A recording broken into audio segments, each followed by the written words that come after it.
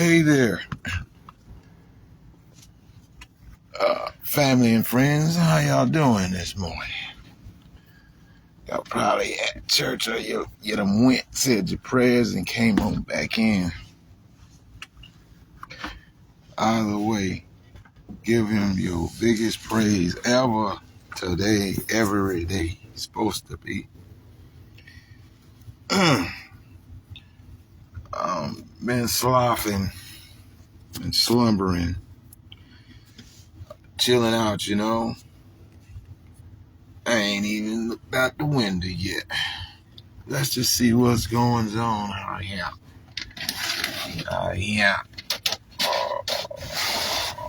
What do we got here? What is this? Oh my Lord. Wasn't this yesterday, was it? Let's just see. What's going on out here? Same place, same old love channel, you dig? Look out here. Look out of here. Look out of here. Look what we got you, man. I don't believe it.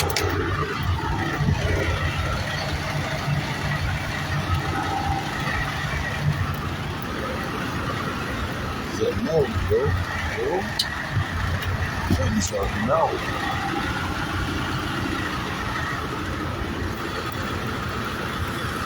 Look up in the sky. Is it a bird? Is it a plane? No. It's Santa Claus. Ain't had no enough yet. What's we gonna do? What is we gonna do? What's we gonna do? What is we gonna do? Make sure to go, cool. Look at that.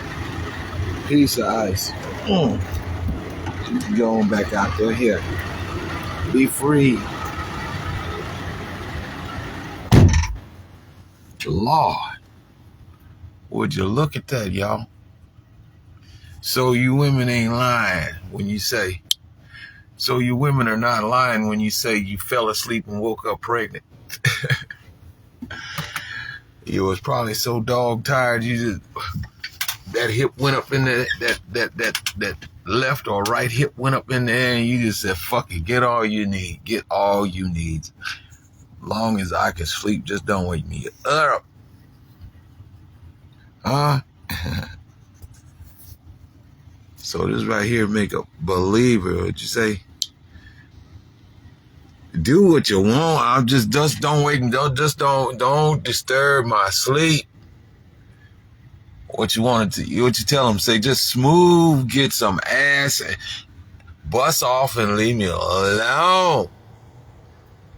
And this is what you get. She said, don't worry about it. I'm just trying to get a towel or wipe the condiments. Leave me alone, damn it. I know how to wash my ass. You just got serum. Why don't make me call 991 on your ass? Not 91, but 991 on your ass. That means she finna go under the pillow. It's an emergency. You done fucked around and disturbed the sleep. She finna do what? She finna get the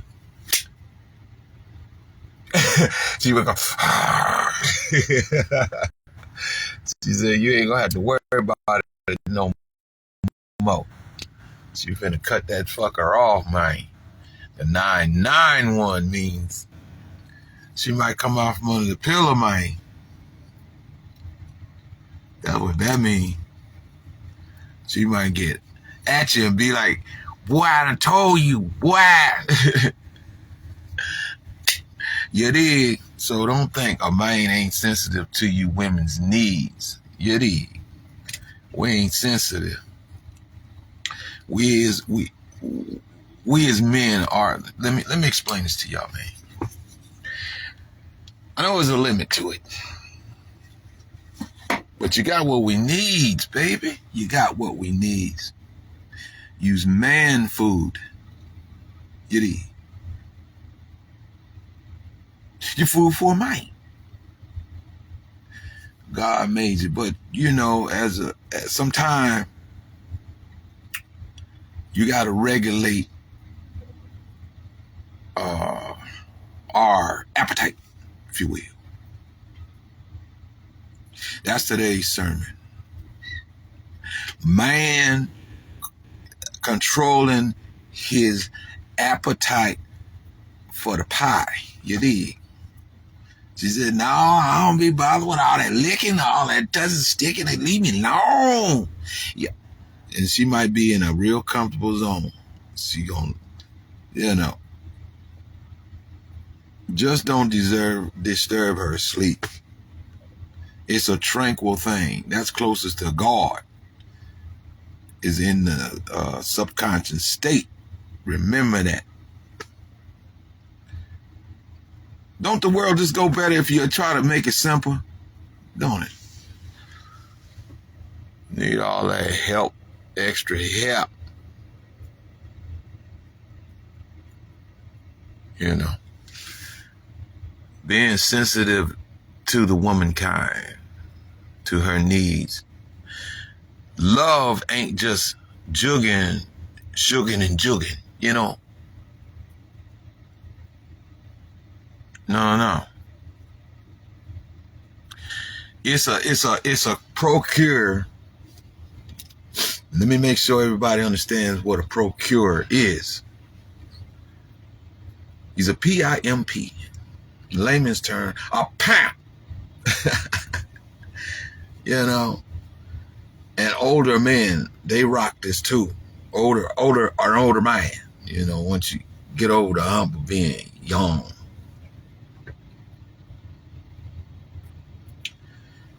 To love a woman. Love is to keep her and hold her down. But even if she does not find favor in you, love extends to just letting her go. Open the door, the window, the cage, all that. And once it was told by me one time, now I wasn't volatile or nothing like that, you know. It was just why she you could go back to the family. They is not going to expose that person back. They be like, I don't know why. And then they just try to lighten the load. Now, it was back in 1980. Promise you, right hand to God, between 84 and 87. Right in between there. So I'm down on 24th and Locust. No puns to it. It's just, it was a place to be. You dig. If you fit in good. Let me put it that way, man. You know. There's an older woman by the name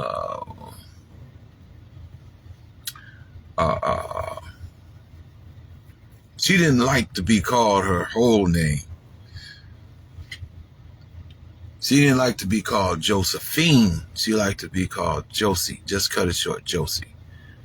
Either Grandma Josie, Auntie Josie, but the sibling straight is moms, whatever. Or Miss Josie, right? Now, I'm referring to good morning, hallelujah, praise the Lord. And don't you go nowhere. You understands me? All right. You don't go nowhere. But let me work. It's okay if you twerk. Run with your brung, baby. Run with you brung. What God bless you to have. It's all right. I ain't going nowhere. You gonna flaunt your stuff. Use a peacock. Show your feathers and let them flutter. You hear me? Ezel. Ezel. Yeah. Now, let me finish what I'm talking about. So it's one, Laurie J. I gotta put it out there. I gotta promote my people, man. I gotta put it out there, man. So, you know, it's all about the constitutional right. You know, don't obstruct nobody. And then in the same breath is self-preservation. All this, you know, it's your constitutional right. Nobody wanna, but you know, is in when a person is just trying, right? Woman cannot be the unpredictable beast. You understand? The woman is unpredictable sometimes. Those are called bipolars. Okay? No hands, y'all. No hands. Hey, yeah, that's that. That's what they call that. Well, here, I'll show you it.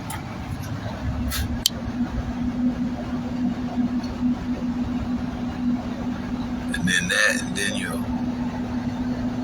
and then that. Now, back over her. You gotta, I wouldn't say it's common. First, we fall partners. Man and woman are fall partners. Fell from heaven. But let me get to it.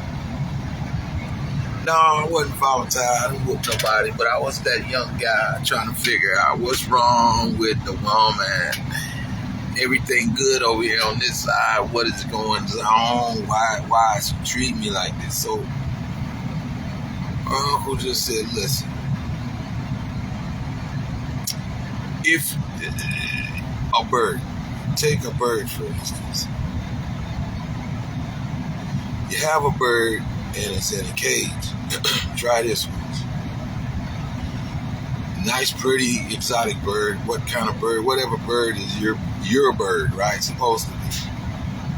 Now, D. Now, he tried to come off like the Mac now, you know. I said, okay, cool.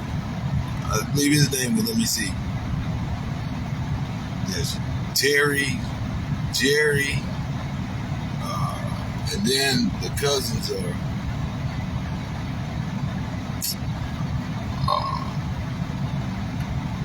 Tim and Tom, Jerry and Terry. So this is Jerry and Terry. These Poindexters, right? I don't know if you try to look them up, and it's the Poindexter comes up from back in 1967, I believe, in Omaha, Nebraska, and Rice, and Case. Poindexter, Rice, and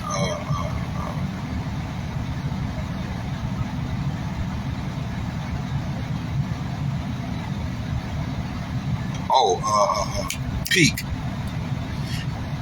Look it up and do your homework. That's all you need to know. I'm not gonna go into that, but go and do your homework. Now that's the lesson. Later on, right? You're right. You got yeah. I just gave you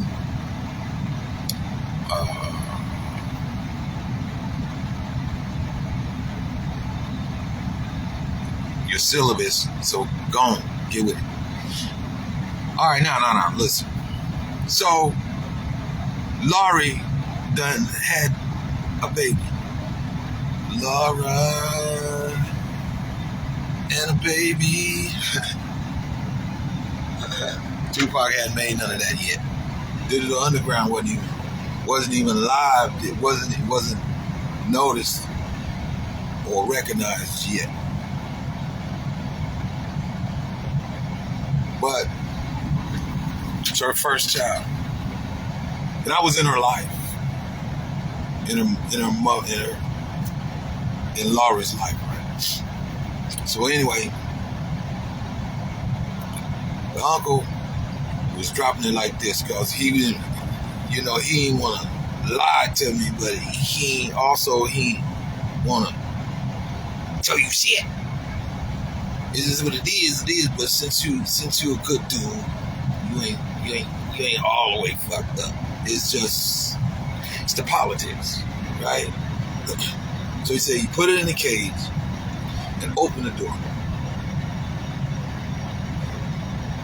Okay, if the bird flies out of the cage and you happen to open your door in your house and the bird or whatever, you open the door all the way out and the bird peek out and it could be he or she, he didn't put no direct on that.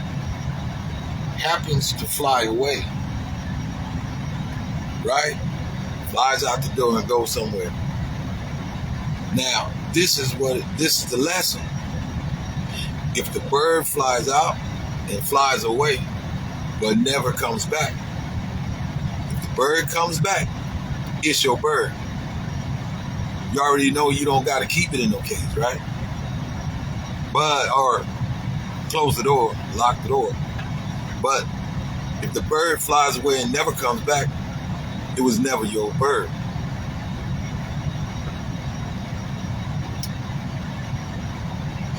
Okay. We young. We ain't even 21 yet. We ain't even 21 yet. Mind you, I'm born in 67. She's born in 68, if I'm not mistaken. She's 1 year younger than me. So, yeah.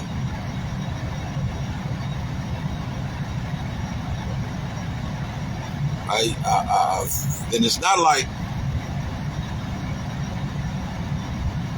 I didn't have some provisions from older cats. I did. And that was way before I got the door that been tangled, if you will, was open to me, right? Just take your ride. It ain't your been tangled. You gonna get out, right? It's her been tangled. Yeah, I might as well share this story. I might as well share a big piece of it. I should write a book, though. You know what I mean? Nah, I mean. Anywho, as I'm trying to explain to you, I let the bird about the cage. The point was to love it is to keep it, to love it and let it go is the same thing. You know, don't get caught up in your feelings, is what it was. Don't get so caught up in your feelings. You can't see the other side. And the older men were telling me the whole time, you don't want to get caught up in all that stuff, man. Look, you're a football star, you're doing good things and all that. And like most young guys think, you know, they try to measure up to the older guys, right? They like, boy, you want to trade, you know, you trying to have all that. It's like, boy, you want to trade? Well, I give you all this bullshit in a heartbeat.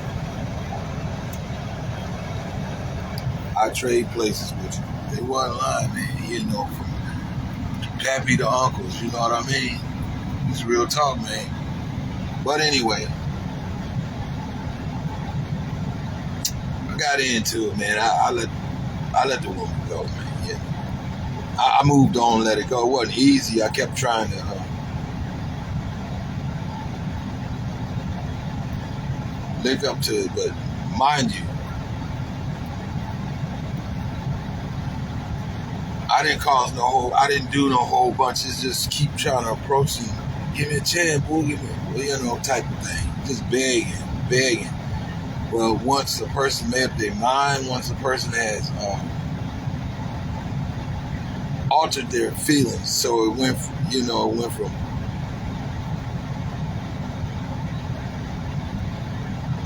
you know, being acquainted to you've been there, done that already, to you know, I love you, but I'm not in love with you.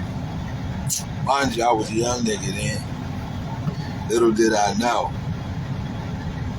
I was a handsome motherfucker, man. I was a handsome, because they kept on asking me, was I my homeboys kept asking me, man, is you a pimp or what is you a pimp or what is you a pimp? I'm like, I ain't really catching on to what they saying. I mean, what y'all talking about, man? You're trying to get me, man, y'all trying to mix some, I don't know what you're talking about, man. Only thing I'm worried about is this next opponent getting on this goddamn wrestling mat or putting on my helmet, getting ready to get back out on that field, get my jersey. You know, back when, you know, of course, like most, they experiment, but I didn't have no habit with no ciggy beats and none of that stuff. You know, other than talking on some weed, you know what I mean? But that wasn't it. That wasn't, you know, that ain't what kept me going. What keeps a brother going is that sport. That's the high. Putting on that nice fresh jersey, nice clothes, and they're clean. And you get out there and you play the whole session. Now, I'm going to step off and step back on for a little bit. You know you're a conditioned athlete that you play the whole game from beginning to end, and you like run that back. I want to play again, win or lose, you know what I mean? And you know, that was my high all day. Real spit.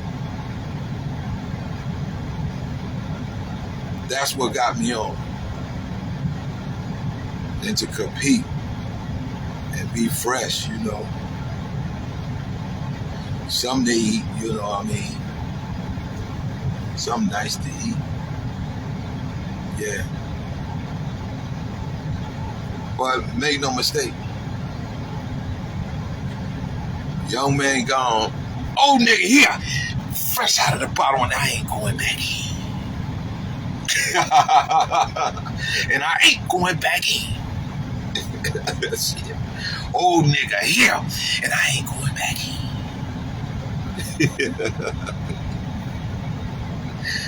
Like me or love me, goddammit, I'm gonna keep right on. 2, 2, 1, 2, 1, 2. I think I can. She got me messed up. Why? Just remember that one a day keep old Kane away. A push up, a sit up, just one. Get up and do it. So yeah. Lori J and babies. Because that's what you got going on. For real, you said just you, me, and my 4 kids and all that. Then when it comes to all the rest of that stuff, man, I let it go. You know, I ain't bothered. Listen, I'm going to reach out a little bit. And after that, look, I'm going to do it, man. That's okay. I don't worry too much. You know how Suge came into the, on The Color Purple. She came in there trying to talk to her daddy. He ain't never say nothing to her at the church. And, you know, still ain't said nothing to her. So she's okay. And just, you know, back out and walk back out of church, you know. That's kind of what I'm doing. You dig what I'm saying? Man version, of course. Get easy. But yeah, moving right along to something. I'm gonna spend some real time with you right now.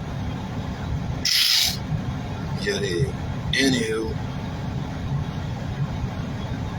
yeah, you got some of your other pages and stuff. Y'all been done this social media and stuff, right? Now it's peeping you out from Portland, Oregon. So from Omaha to Portland, Oregon, all the way over to Minnesota where you at. But I went back in between, say like 1990, was 1992. I went back there and seen Miss Sophia. Josie, brother. Lori's auntie was sitting there and her uncle. He's a Navy veteran. So is Bob and Bud and Ebony. Their moms. Yeah, I still remember all y'all. No problem with y'all, for real. It's just a person that got a lot of friends. You gotta recognize when they got a lot of friends. You know, you gotta just sit back and, you know, don't. As God, I'm gonna say this: when you got a person that has a lot of friends, don't get mixed up. You know, they got a lot of friends. You know.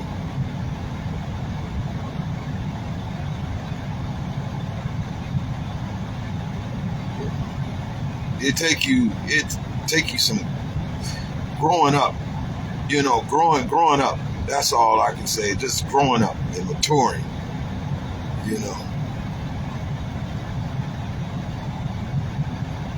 And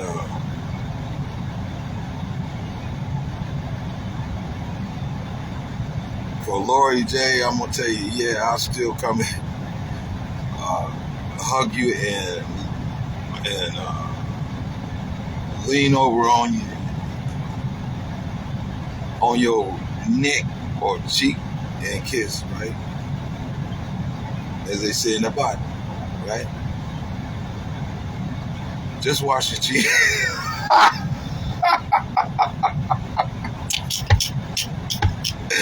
Woo! Just wash your cheek. Don't worry, I'll brush my gums too. I'll brush my gums too. And since it's cold outside, let me show you. Wait a minute. Let me show you. Let me not mess this up. Let me show you. No. Come on back here. No. Come on back here. Come on back. Okay. It's cold outside, right? And it's okay if you have a reservation. You and I. Put a log on. You did. Put a log in the fireplace. Old school, I don't care. And I ain't bothered by that. You know.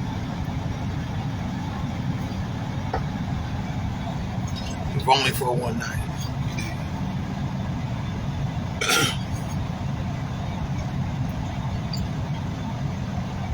And my knees are shaking too. But I'm willing. Ooh, it's driving me crazy.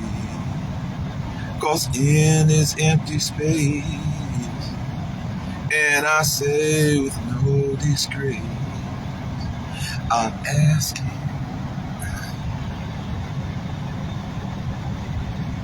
Let Luther finish that. The Vandross, not the other Luther. He's too slender, and he's too slender, I'll put it that way.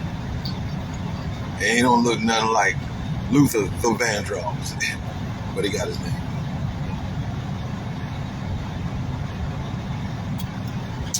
But I'm willing, ooh, girl, it's driving me crazy in this empty space. And I say with no disgrace, I'm asking to let me hold you tight for just one more night. I'm watching this guy. Wait, hold me. Before I wreck that, I don't wanna wreck that.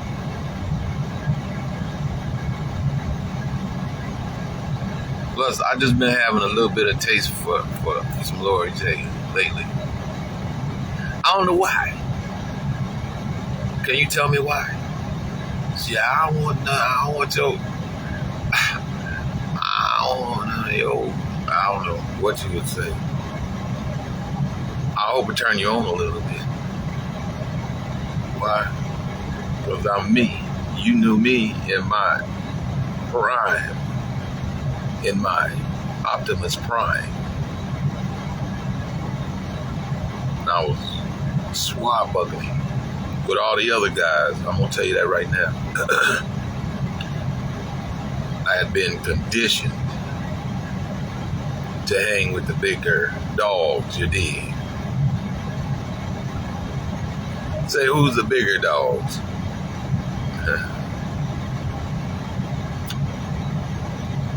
Desmond Hill, Roy Oliver, man, Kickham Parker. Yeah, I'm dropping some names on your ass now, because see, y'all don't think I'm a real nigga. I'm out here, you dig? I've been out here for years. Some real names that y'all be like, who that? Yeah,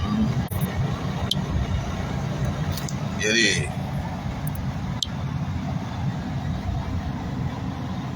And his brothers, Dwayne Martin and Henry Patterson and Jonathan Leslie, Roy Starks Jr.,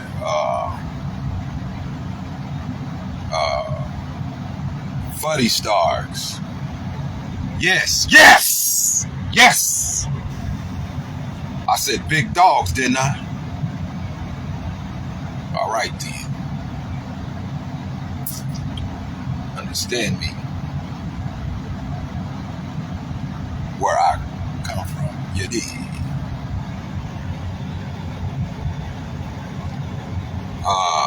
Henry Davis Jr., aka Juju.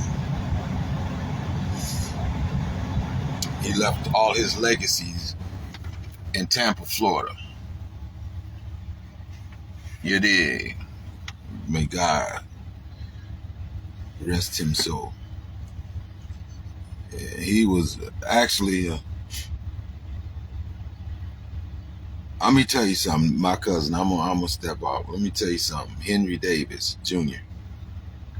For those that don't know where he come off, or don't even know him, or some that just didn't know what he was, Juju was really a porn star.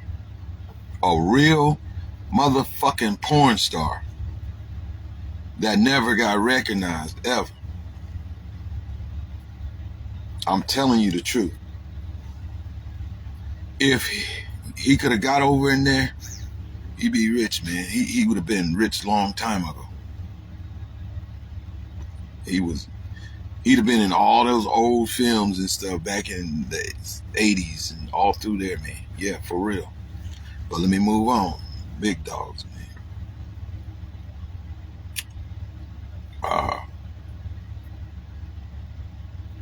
The list goes on and on, man.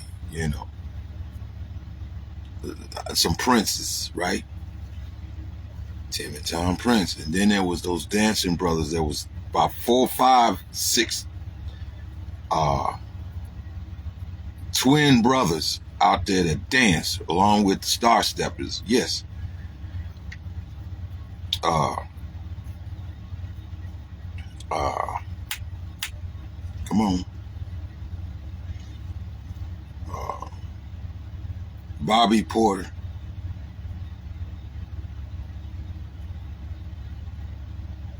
Barron. And his little brother,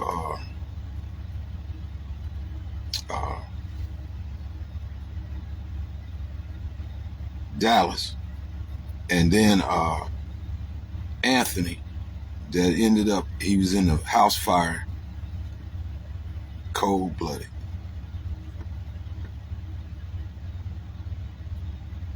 I told you, the big dog, boy. Y'all know Star Steppers, that's the name of the stepping team. They danced. pop locking out like dun, dun, dun, dun, dun, dun, dun, dun, dun, dun, dun, dun, dun. Rock, rock, let it rock. Don't stop. Yeah. Cold blooded. I'm gonna tell you, I recognize. What's the name of that group? They stole every damn thing. Troop stole all their stuff. Stole all their shit, and then that's how they got famous. You see, they did. You could tell anybody that really knew and recognized. So you remember, the movie they made. You Got Served. That's what happened to them way back then. Because they did have some other guys that got with him. I remember that because Bobby's cold-blooded. And he put Baron, because him and Baron is same height and everything. And then you had the two little ones. Anthony was, and don't, if you ain't gonna say his name, don't say Burnt Anthony. I hate it. I'll be ready to check a motherfucker in the mouth. I'll be ready to really check a motherfucker. That's Anthony, period. And whatever he tells you, his alias is, man. Don't come because he could crow real good. He had every talent. He did wrestle, he did football, he did it all. One more good name I'm gonna get off of that.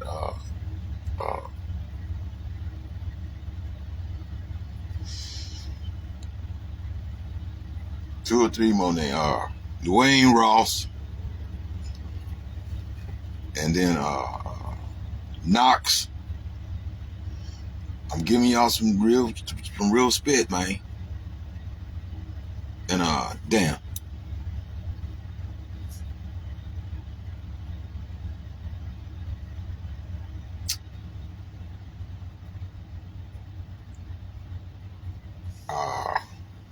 Yeah, I think they're Knox too, aren't you? He was on his way. Nathan Hale.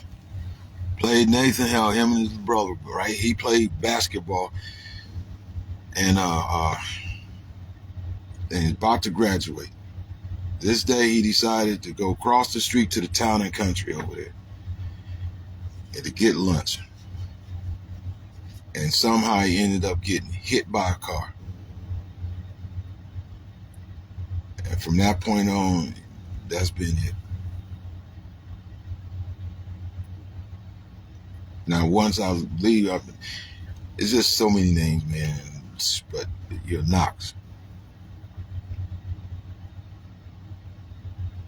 Just so you understand.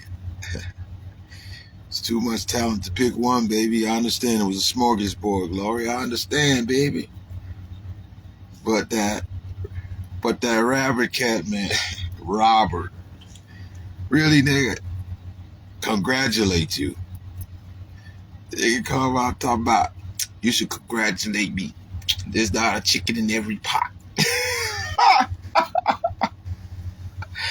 Listen, Blair. Why should I congratulate you?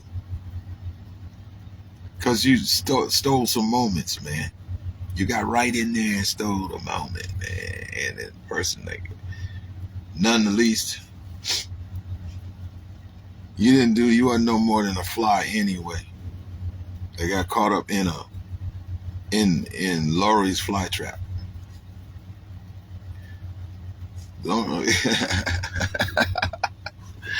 In Laurie's Venus flytrap. Because quiet is kept when you were supposed to be that dude.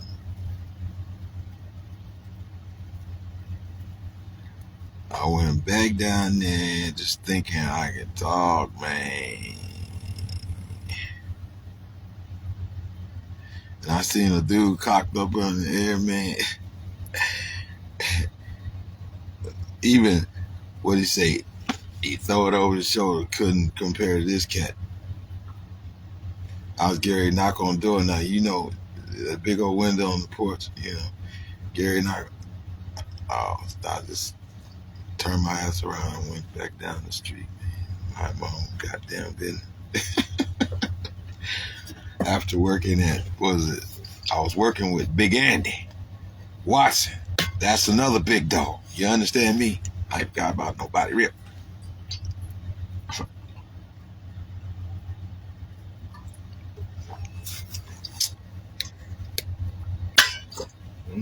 You and your cousin. Is the water warm, windy?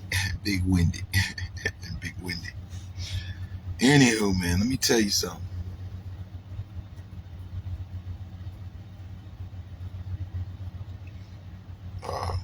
I did ask, because I was going to venture all the way over to Portland, Oregon, come see you, but what came to mind was never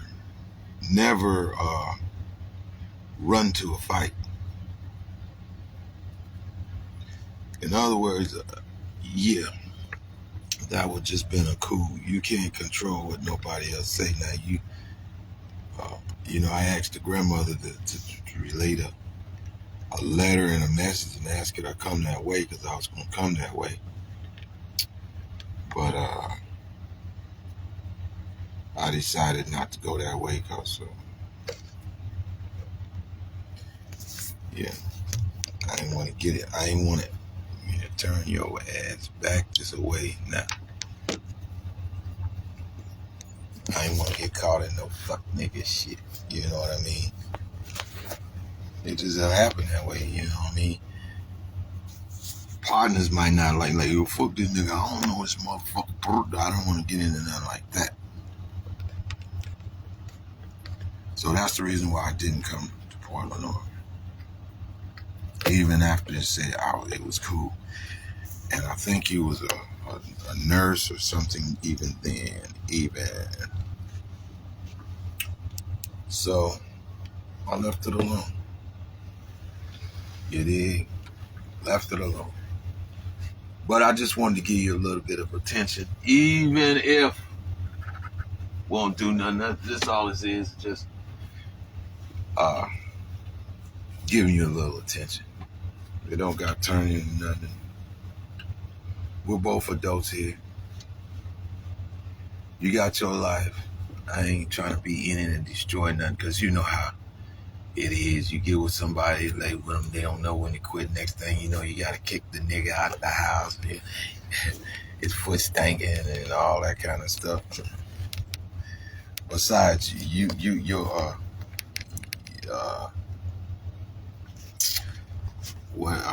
did have a partner. I don't know if you was married to him or not. He passed or something. So, I've been too many places and done too much to be going back on some kid shit, So just know where Daddy Lee is at. Let me check, man. Turn around. I got something gray hair on my nose. But anyhow, that's what it is. Just want to rap to you a little bit, because we were friends before any animosity. And yes, I had to catch the blues that most men catch. But Robert, woo! She went outside, boy, she put a strap on and went up in your ass, boy. Or better yet, here, you want me to show you a little compassion, homie? We both had her. Yeah, we both had her. Sure, we both had her. No. You had her your way and I had her my Yeah. So men, don't get mad at women because they got a bunch of friends. There's man food. Just understand that. Sometimes you gotta fight. It just depends.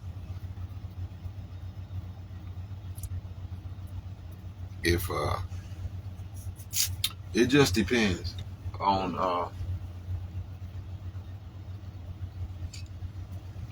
the lady. No matter how much money you done spent, how much time you done spent, let her speak, right? Let her speak. And then you know right on time, right now. Oh, I got a man, and he's standing right here. Oh, okay. Oh, my bad. I was just checking. Yeah. Don't ever speak for a woman. You dig what I'm saying? You let her on the spot. If Anita's trying to play you like you're not standing there. You ain't no man. You ain't standing there. You be more diplomatic. That's for the younger men. Don't. Oh, I'm going to get to Draco, and then your friends start wilding out like that's you good and all that. No. Well, if he ain't being fucked up and he just sniffing, because good Lord, what man? That's a whole man. Ain't gonna sniff the camel toe. He might even taste it.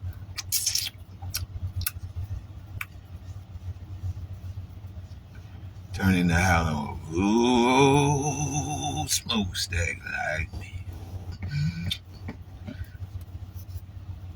My angel, shine like gold, girl, on Jimmy. Woo, woo. Wow, wow,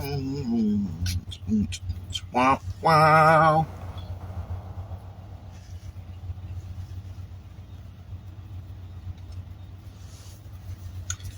Yeah, man. So, yes, you went upside your ass for a long time. You want Band-Aid? You want Band-Aid? Because let me see. You got a boy, a girl, and a girl, if I'm not mistaken.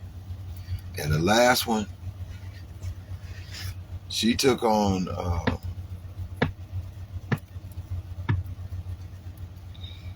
definitely Laurie your voluptuousness.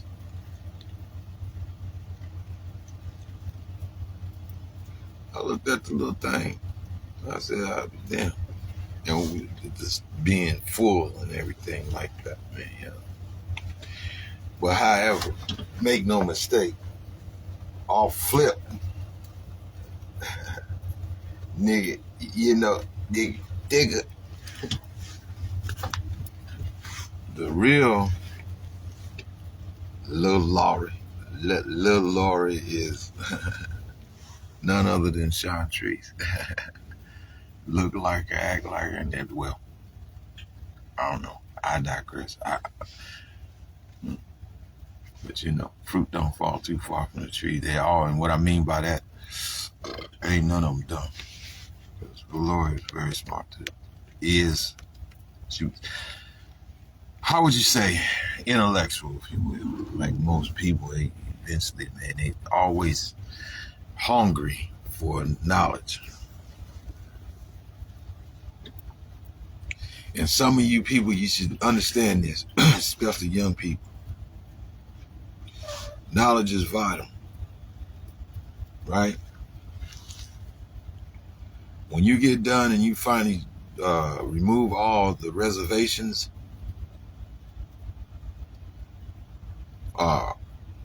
your mind is like a sponge. You'll be eating books up. You'll eat them up. Y'all got to hold on for a minute. And then I'm done riffing about Laurie the Poindexter. Just wanted to show you love, because that's what kind of character you hooked up with back in the day. I'm still that guy, you know, the one you like and love, okay? And just let you know I love you back. Damn the rest of that, you understand? And I said again, and Robert, you need a Band-Aid, my nigga? What? I know that bobcat say, just throw your ass up. Get your ass out there and get a rabbit. Bring home a rabbit today, goddammit.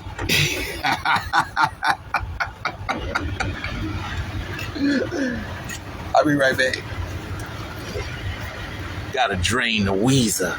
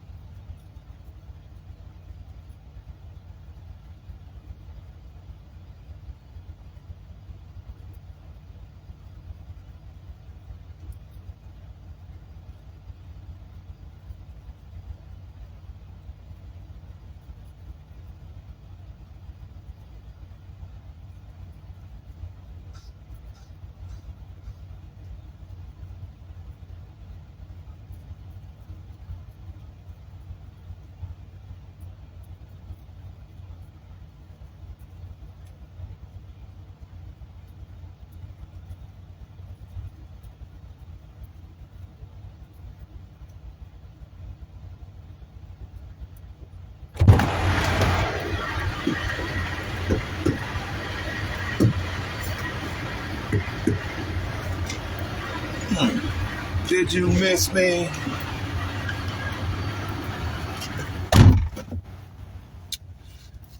All right.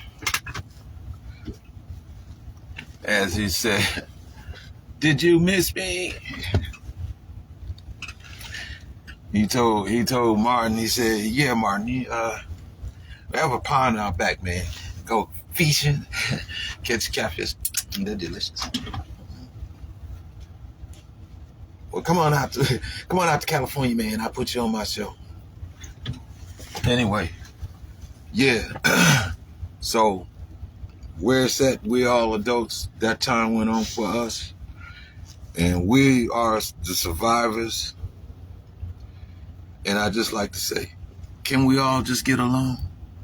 I don't care if you wear red. I don't care if you wear blue. I don't care if you got all the flavors in and on your ass. You understand? This is the soup line. I'm Buggy Lee, 2-ton, you dig? Uncle Pie-Ho, Uncle Buggy, Bugs Buggy. I ain't gonna change. If I ever liked you, I ever loved you, that's what it is. Period. Today we die. We ain't got to be kissing each other in the mouth. We ain't got to be fucking each other up the ass and none of that. We become acquainted from day one. So, just like that. And I don't get on this social media and be putting you on blast and all of that. No, I don't do that. And put out there, I want everybody to know on my wall who I'm pissy at and all that. No. I'll talk to you straight out, but I will say this. Rebecca Holmes, now y'all make sure she get this. I'm done with your ass for real. I meant that shit.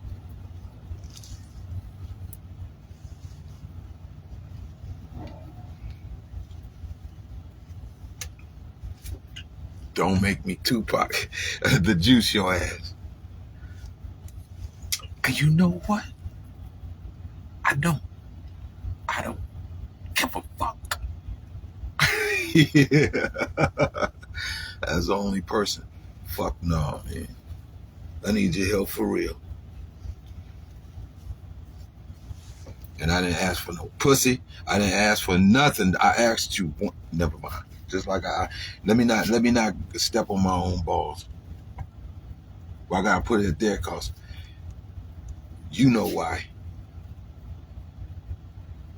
I ain't fucking with you no more. Everybody else down the road can get help, and then when it's really our nigga really need motherfucking help, right? You being sarcastic, you try to drag me, right? Well, that's the tea on that. I'm done with you. You gone, been gone. It's done with you, man. Now,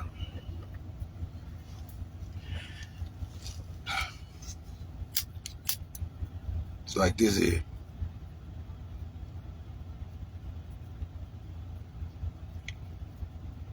I mean, all you motherfuckers up in here and you don't know what's going on. Keisha. Gunna man, you know.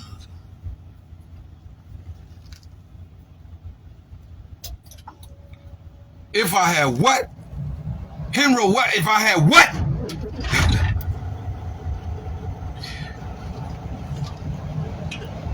Stab you in your fucking hand. Gee, no.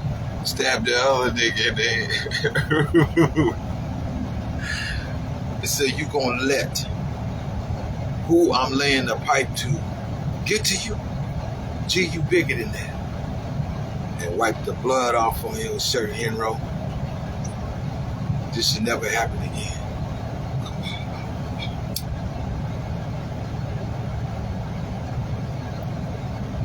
But Henry's my Garland. That's my nigga, man. So if Henry tell you, Dad, my homeboy, he ain't lying. He is my homeboy. And y'all let this get out there. Wherever you at, man. If you watching, you still my homeboy, period.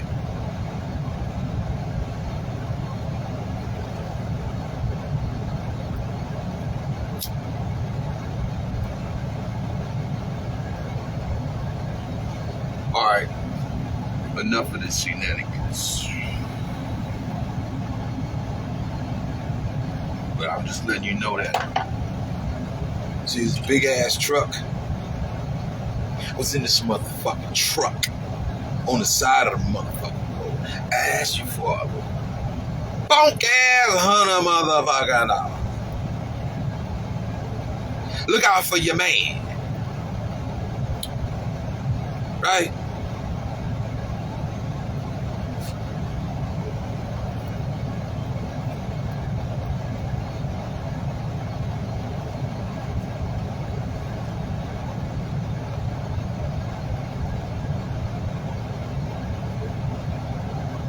Look out for your mans. I'm thinking, you thinking like a real woman. Oh, my man can't be sitting out there. He only asked for 100. What that gonna do out in the road? And send me something like a whole chip and a half or something like that, right? Ain't worried about it. That's my man. I ain't worried about it. It's my man, right?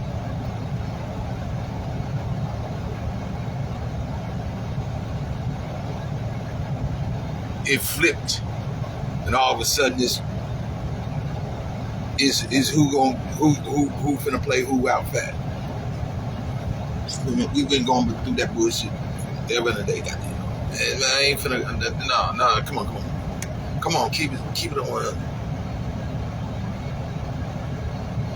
You know, I ain't gotta explain to you. If I was at the crap table, right?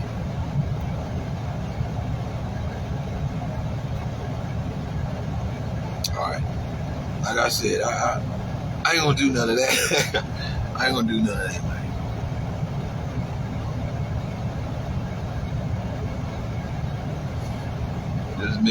Don't mix business with all the rest of it. Whatnot, man. Keep it to yourself.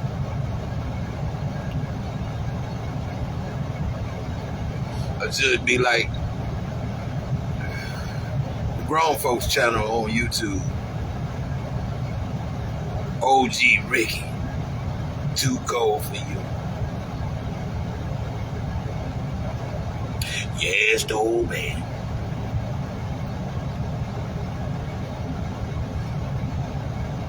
Did I ever tell y'all the story about this bitch that got on my nerve? And people be tripping about me calling her a witch.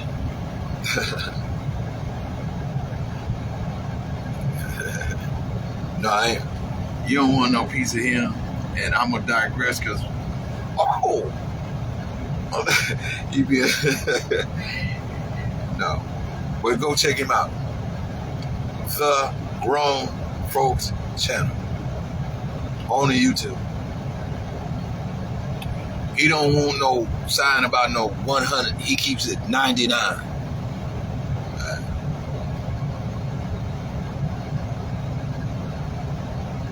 Shout out to him.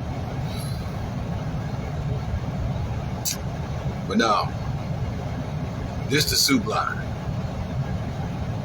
And I got some cooks and culinary artists in my family. Chantel, pour them up a soup. Pour them up a bowl of your gumbo, baby. Go on, cousin. That's my real cousin on blood, in the blood.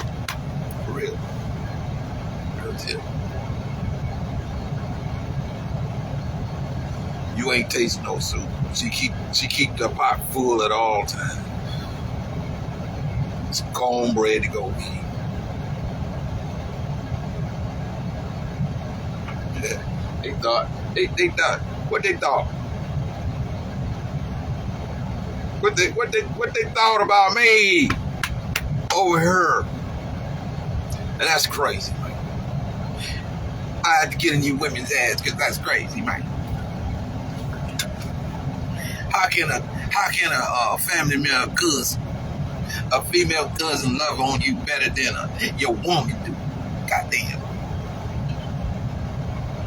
You say I'm short $100. Hit me up, then give me no fucking excuse. From Angela Mota, man, look, anyhow.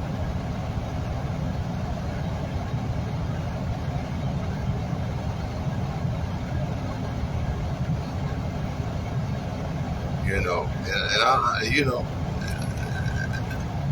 tell her I gotta stomp my Stacey Adams down like Mars the Day, man.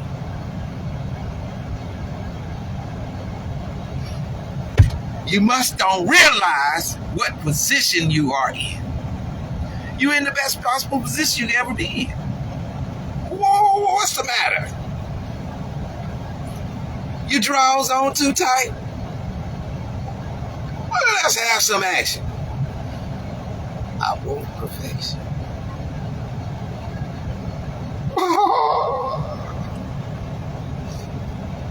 Oh, let's give a big uh, moment of silence for Jelly Bean. He passed in November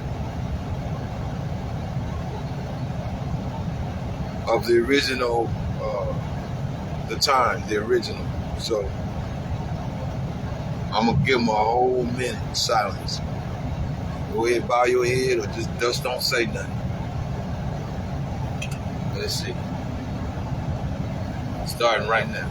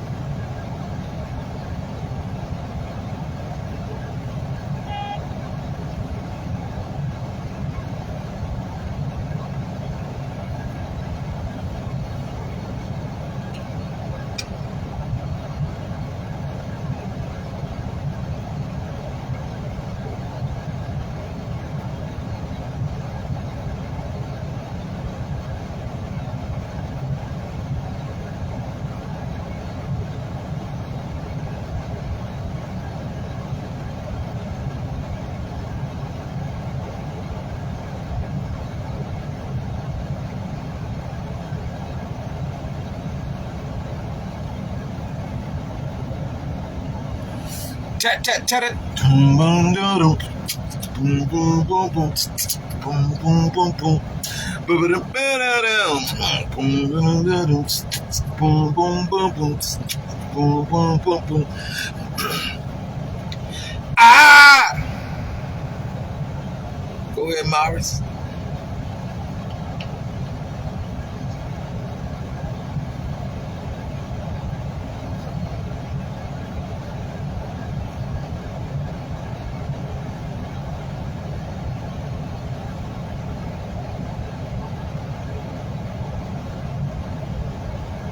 Yeah!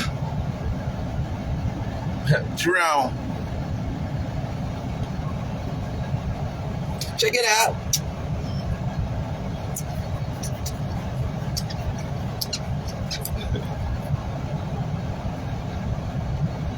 Not the Apollonia baby I saw last night.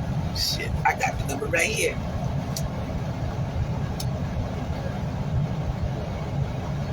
Jerome.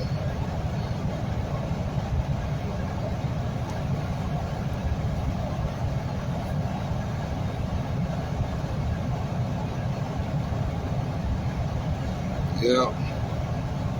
Those were the days, man. Yeah. Yeah.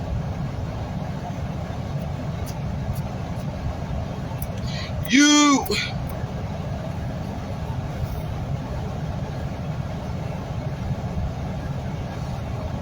only get water beds, cause if you're hungry, take a bite of me.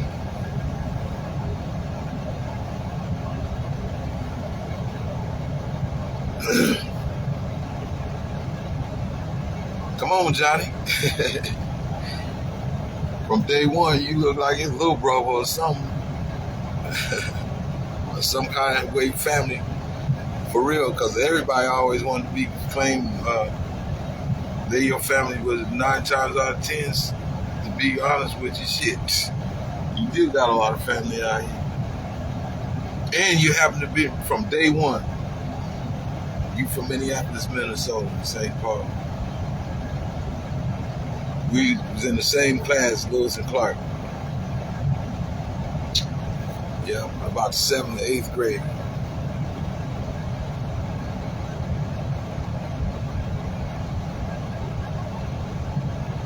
Been homeboys ever since, man. So yeah, Jamie, you see what's cracking. You know, I was talking to you, man. Boy, I'm over the road, boy, doing shit. Doing shit, you dig? So like I said, I ain't gonna tear up your rig. You don't feel like rolling one day, man. You need somebody to. Your other goofy ass big bro right here for you, man. Straight up.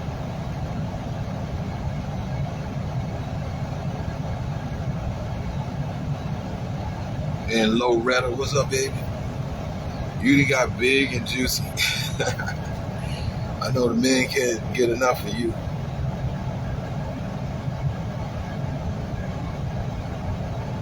If they get close enough.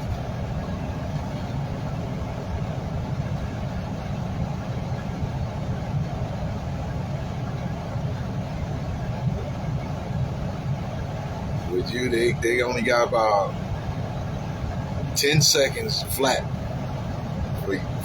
to get some atonement real quick.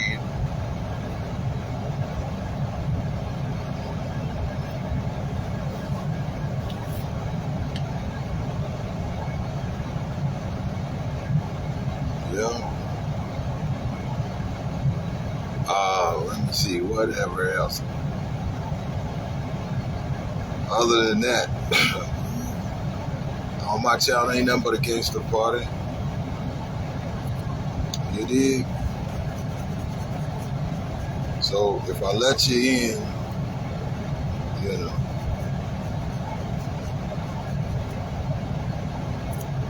some of y'all I'm kind of scared to even ask you to come on in here. You dig? Because then you probably block the whole thing. You know what I mean? I don't want you to block it. You know, I don't want you to block it. Be like, oh, I ain't finna do all that.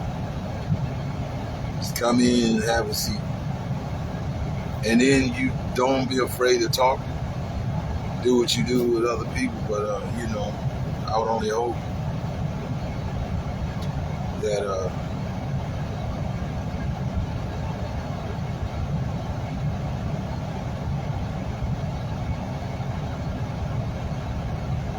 that you talk it out, right?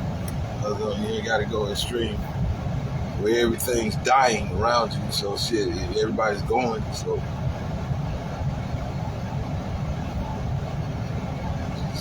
why accelerate? Live out the rest of it. But we all done come short of the glory. And the big judge is the one that you got to sit before. Trust me. On that. Trust me on that.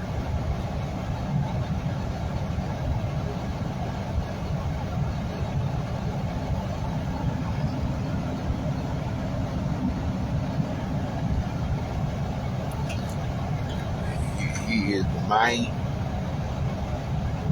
Period.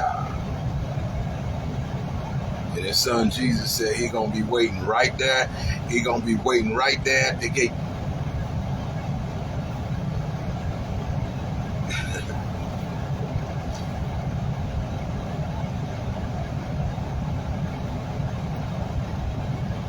You turn around and you beat me down. Look, I wasn't even there. Yeah, you did. You believe the one. You believe in the same thing the mother one did, but niggas beating me down.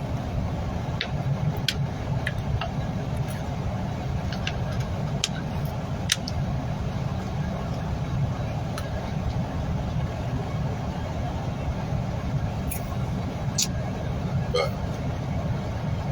digress that too. Understand?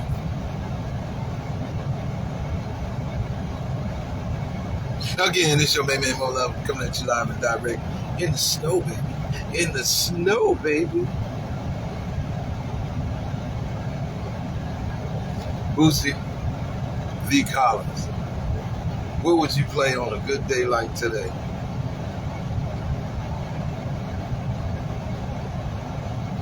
He said, I don't know. Let me. He said, I already got in my mind. I'm up here digging in a bowl of greens with some ham hocks and some cornbread right now. And since you asked,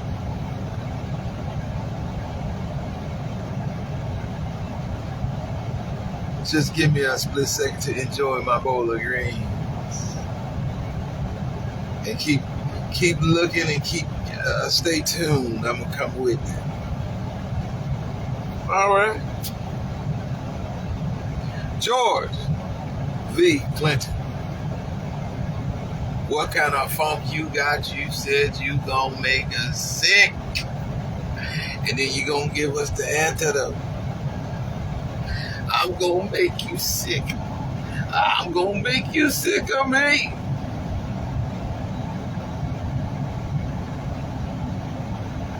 And then I'm gonna give you something to make you feel better.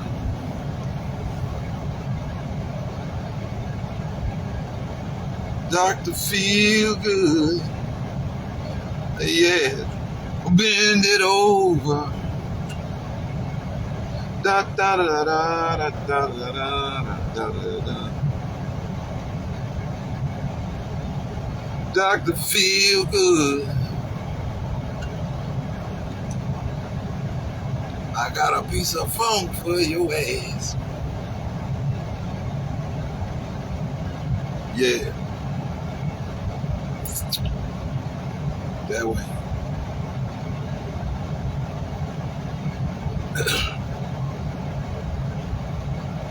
All right, Bud D. Crawford. How you living, baby? Yeah. You said I ain't going no damn where. They try to get you up out of there. Then you was that bass, the big fish that broke the line. Snatched that sucker like you was a big tuna. Snap.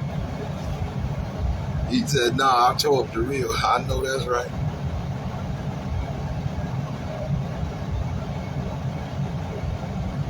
He said you pulled a whole reel off, and then the eyes, they just came right like a switch with like the leaves on a switch. They said, took. He said, I'll get that hook out my mouth later on.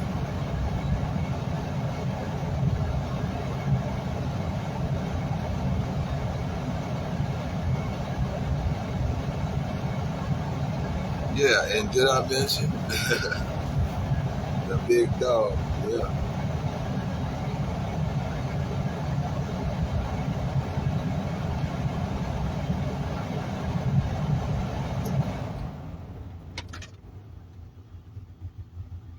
King of Nebraska. Proud of you, man. And team. Love y'all, man. It is. Hold it down.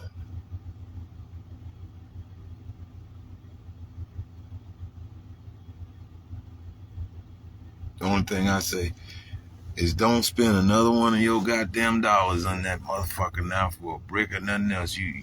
Everything that's there, you fixed it. Chop. Now. All the rest of your purse belong to you. Don't spend not another dollar in that motherfucker. And you heard it from me. From the time you won this last one, yes, sir, you did the right thing.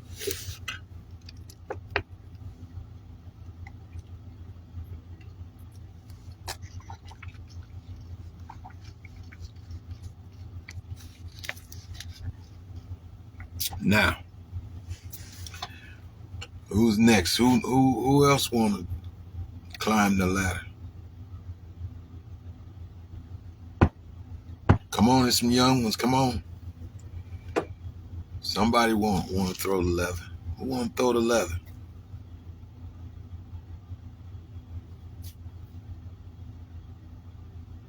Even if it's a girl. You's a girl and you want to throw leather, you want to be out there banging too? Well,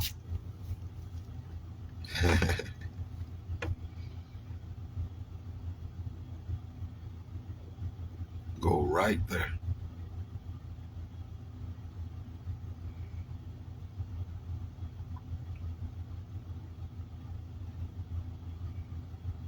Because now, I'm going to be honest with you. I've been going back watching fights of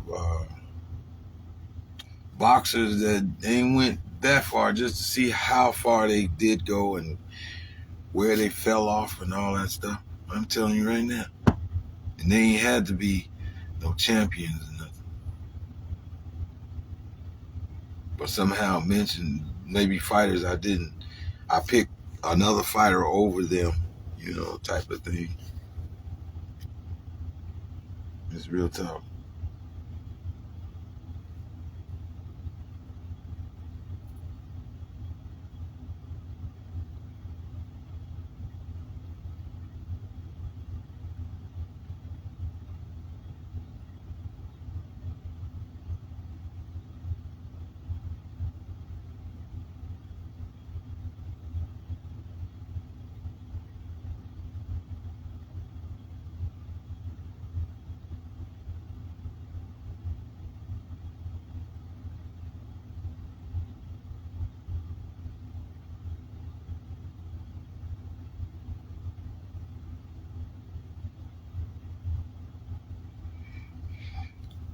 Yeah. Let's see what they plan on there. I don't want to hear no Kendrick Lamar talking about no Drake no more. I can't. I don't even like that song. The beat was fat, and I thought he was gonna do something. Then he mentioned that, man. You ruined the whole shit. In my opinion.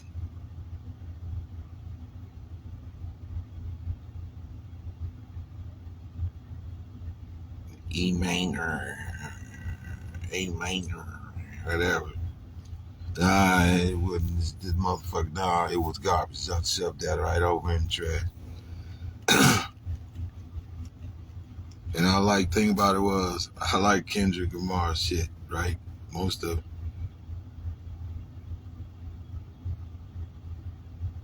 Bitch, sit down. Bitch, sit down and don't, bitch, be humble. Sit down. And, we gonna be alright. Homie, you fucked up and I'm fucked up and we gonna be alright. We gonna be alright. You hear me? Can you feel me? You fucked up, homie. I'm fucked up. We gonna be alright. Shit was banging. Tell you what, fuck that up. My opinion. Everybody else is love. That was some bullshit.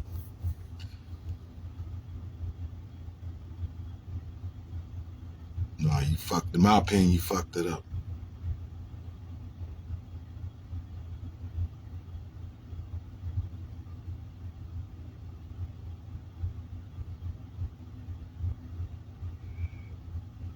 Not like us. Not like us. Nah, some bullshit.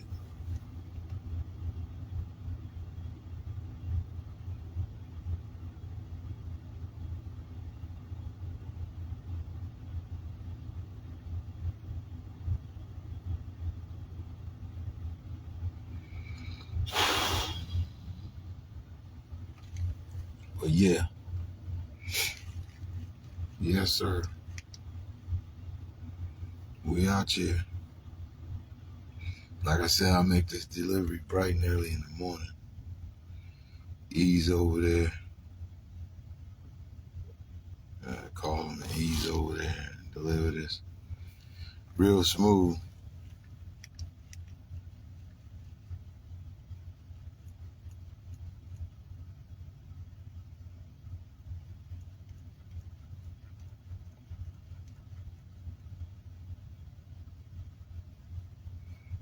You know.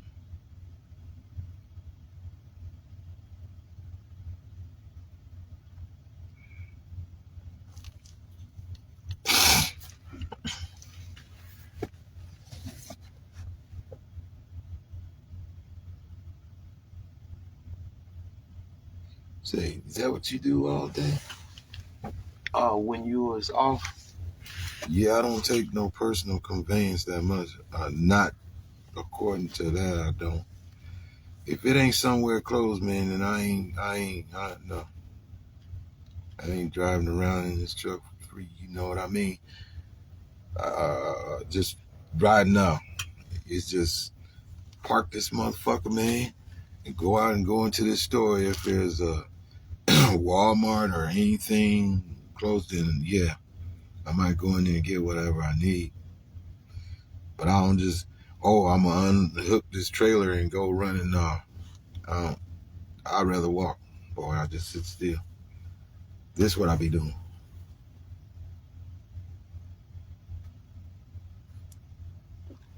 I be playing chess. Let's see.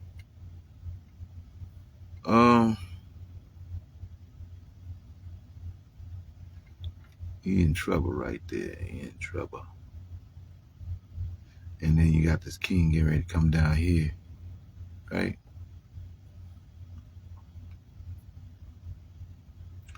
But that mule can come down over here and put that queen in check, and then you can take it, right? But that's what I did. It was over here, and then I try to switch over here, you know, to carry the ball over here, which is that right there. So you got to use all of these to protect that. See, you would figure, take this queen, go over there, right? But you got that right there, which is a pawn. See, either you can come down here or come down here. I switched. See, if this horse comes down here, see, that's where the queen is ready to come over here and bang out.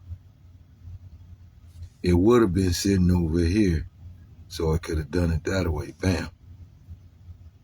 But see, I messed that up right for him. But please believe me, that sucker is trying to be plenty of steps ahead. So that's why I put it down for a minute.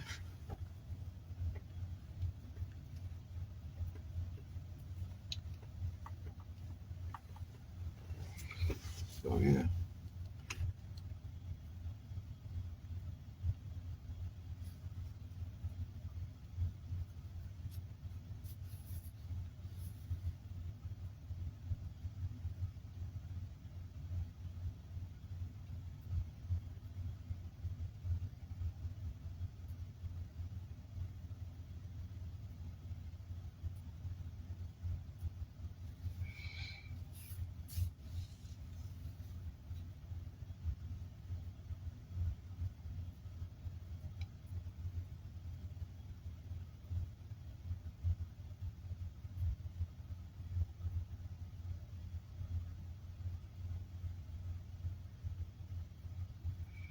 Mm-hmm. And don't worry, I'm gonna fix a way so y'all come ride with me, man. Come and ride with old Dusty Mo Love. I stay plenty dusty.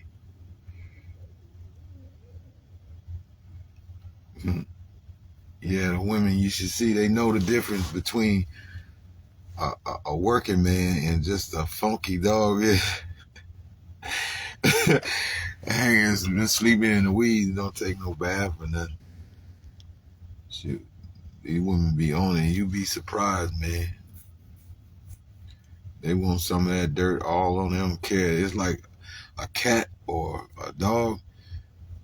Once you give them a bath, they go find the dustiest dust and go leap in it. Dust, a cat don't go. First thing it does is go find a dumpster somewhere and go gets in it and crawl around there. You could have just gave it a bath, man. But that's the way them women are. That's the way women are. They know the difference. They that's gold dust, baby. That ain't just some regular dirt. That's a working man. And you figure, oh, I'm dusting. They don't care. Kiss you all up, man. Be fighting at the zipper. I'm gonna tell you that right now. Yeah, knock that down quick. Ain't that right, women?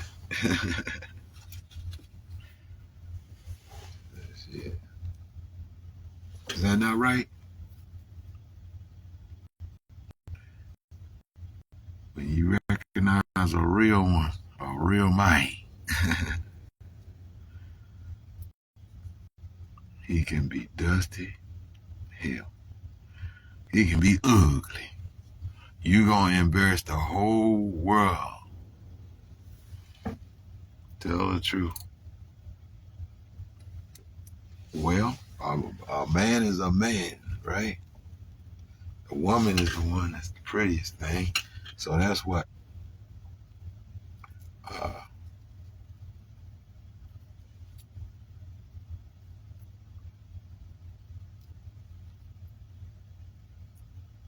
Beauty and the Beast, right?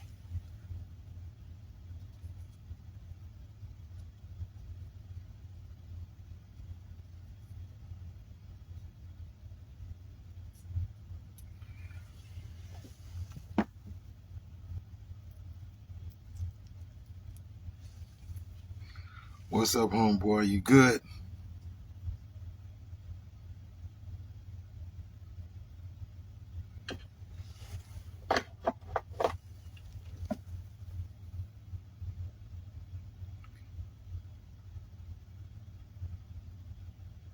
Man, I'm wearing the exact same glasses. Imagine that. Oh, yeah?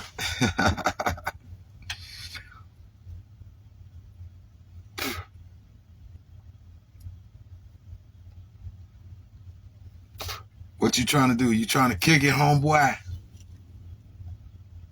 Let's see if this works. Let me try one time.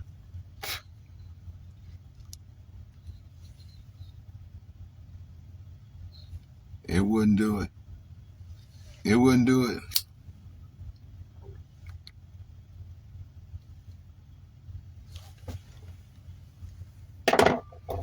How you been, man?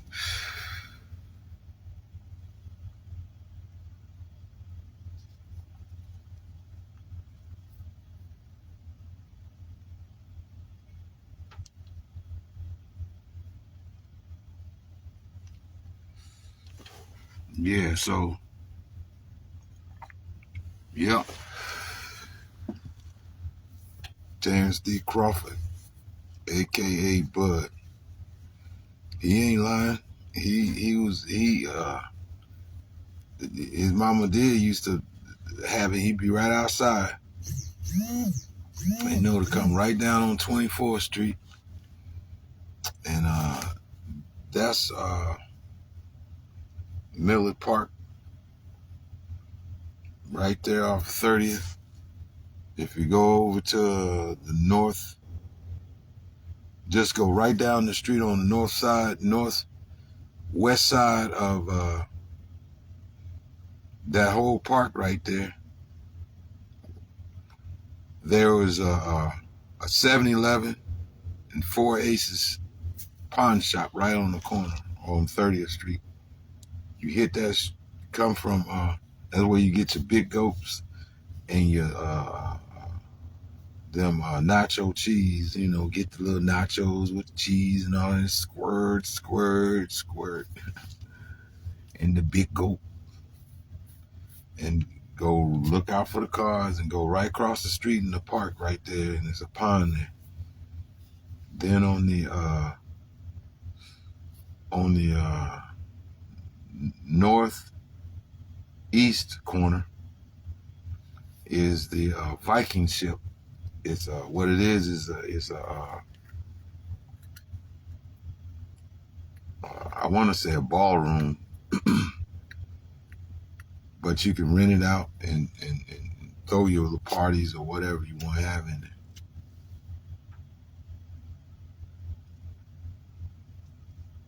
The Viking ship is what it's called. So keep the Viking ship alive. They tore down the Elks Club. If I was y'all, I'd put that sumbitch, I'd put that motherfucker right back and put that big ass elk horn right back over there, and the big old mirror that was there, and the big old bar, and put the Elks Club right back there.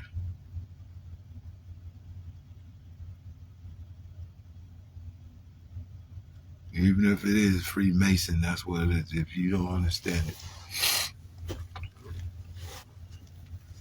it. And let me say this too, because every time I get on, my intentions were sometime before that to mention them. Coach Dunbar, how have you been, sir? How you been, Coach? It is I, Two-Ton, the infamous Big Dummy, still out here.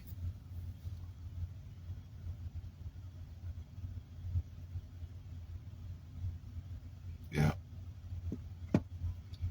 And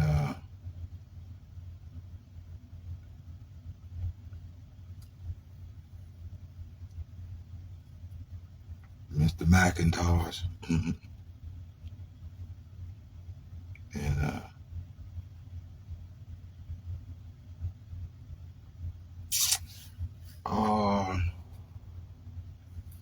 I want to say, what's your goodness? As soon as I get off here, I remember all these people's names, man. I don't mention until I be thinking, damn.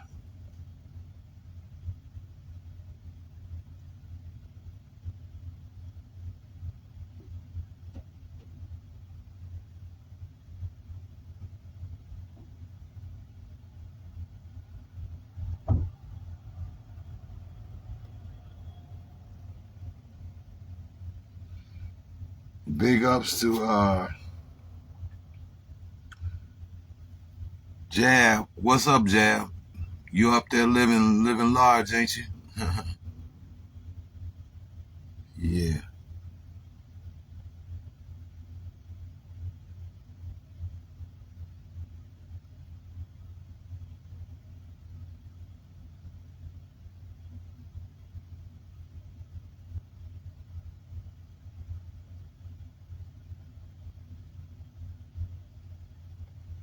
Larger than you ever thought you would down here.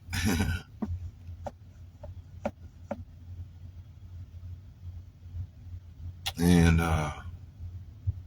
Alex Gatson. Yeah, Jab Turnbull.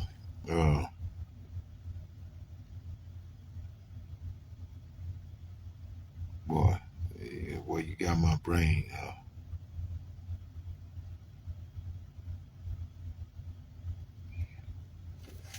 Rusty, man. I don't want to use somebody else's name, but your brother's name. I'm gonna use your name, but they call you Jab. Let me think of you, man. I done got old. We done got old. Let's see. Bertrand. I mean to say Bertrand Turnbull, a.k.a. Jab.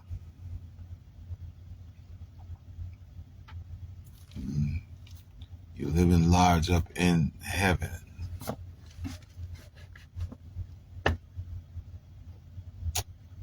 Let's see. Yeah, he's the big dogs, and Alex gets the big joker. Man, we had some laughs on that damn bus, man.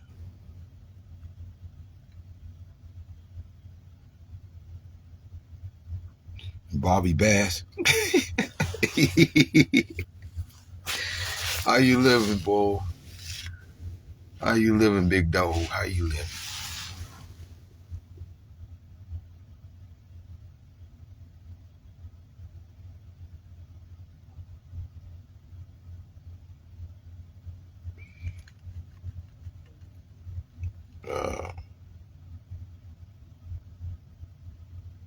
And everybody else that was, I don't need to do a whole bunch of name dropping, do I? Yeah, but just to keep it real, I mentioned them names there, but man, plus, trust me, man.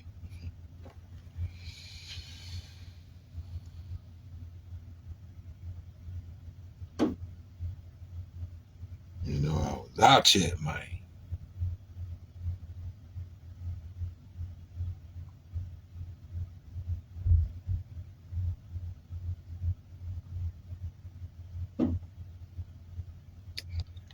Yeah.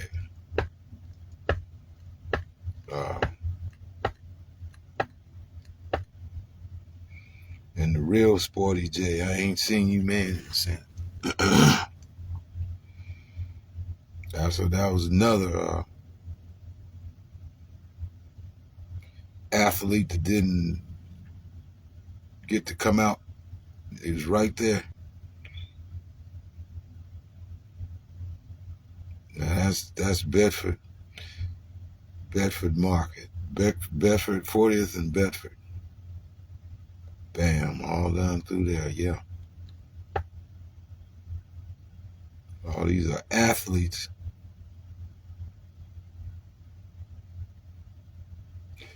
My bad. I mean, Dixon earlier got ran over by the, I'm sorry. He got ran over by a car from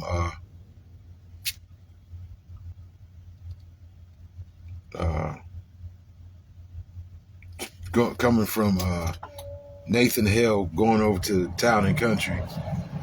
Ran over. You know, that's where everybody was kicking it, the clubs and different stuff like that later on once you start driving cars and stuff around the high school.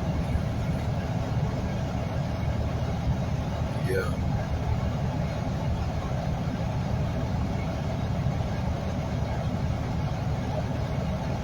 My bad, Dixon, man. My bad. No.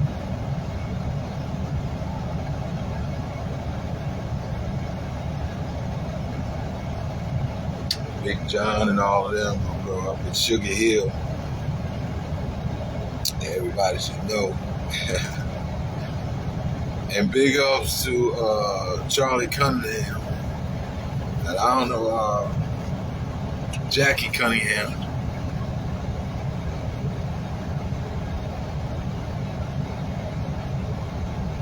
Yeah, I know Charlie passed. Somebody told me he did. Yeah. I don't give a damn whether it's right now, yesterday, earlier this morning, later on tonight. You and nobody gonna stop him.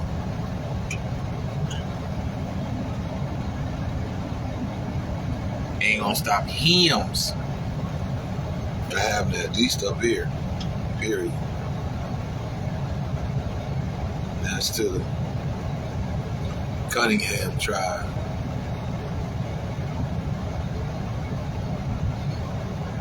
Yeah.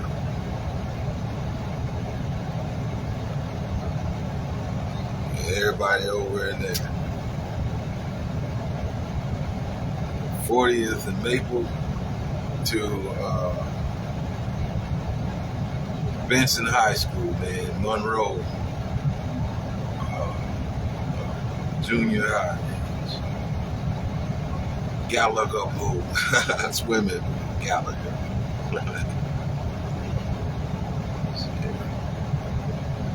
Clean out the Northwest Hospital. It is. Redman.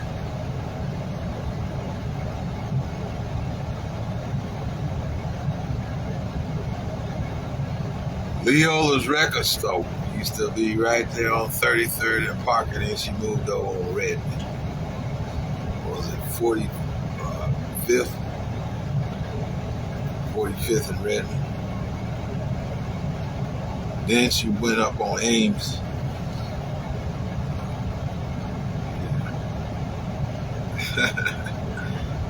Yeah. Sledges.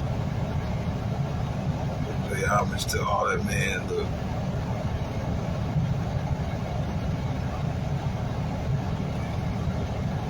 The way I see it, some of y'all, some of them places, they really are landmarks. And they should stay there, and if they ain't there, put them back there and make landmarks. In a big way, you know, in a way that, you know what I mean?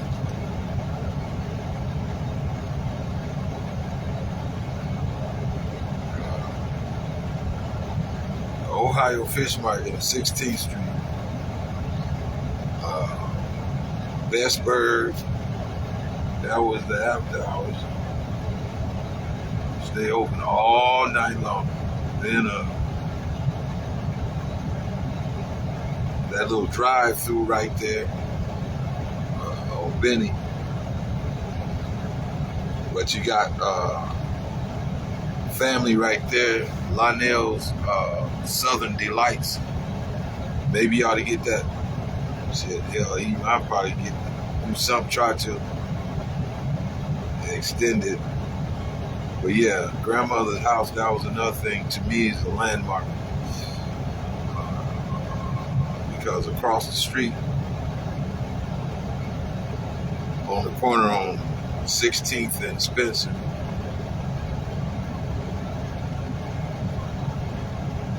those two houses over there, all those houses right there from Lionel's Southern Delights, all those houses are really landmark houses.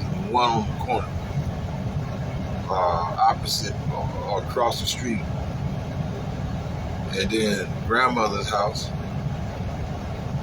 and all those houses made just except for the one that was on the corner, on the southeast corner.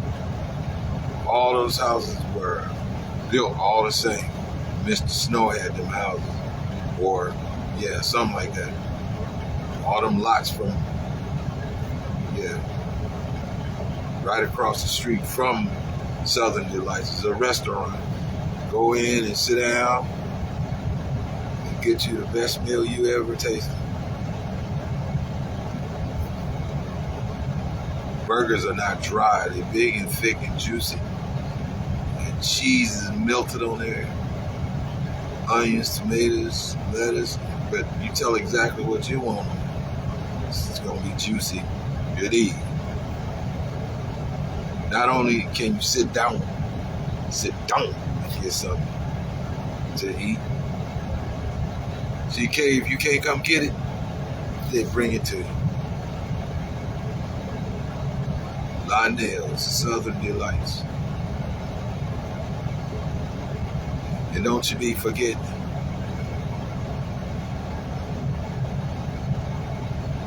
if Mr. Youngblood's barbershop not still open, you men can go down to the Red Hot Barbershop down on 24th Street and let them taper you up, man. Stick with them to have your hair right, man.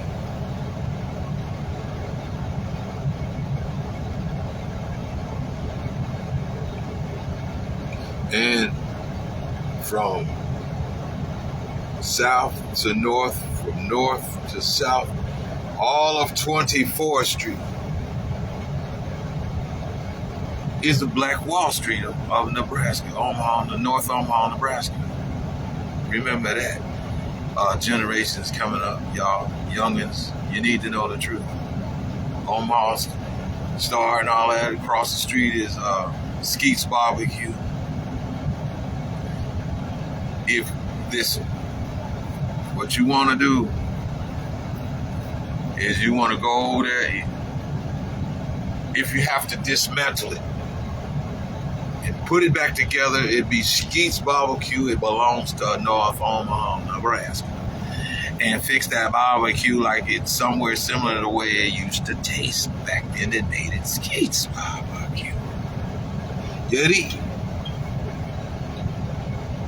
So when they come in on Omaha Native Day, it'll be packed. Because some people, especially around my age, they remember what Skeet's Barbecue. Let me see. You can get a Skeet's Barbecue sandwich, man, with some bread on it, or one bone on it, and put some of that barbecue sauce on it and package it up right in that paper package, right? And get home. When you get home, man, that beef rib fall right off and chew right up like silky. That barbecue sauce you'll be sopping up with that bread, man, let me tell you something. Y'all better explain it to them. Yeah.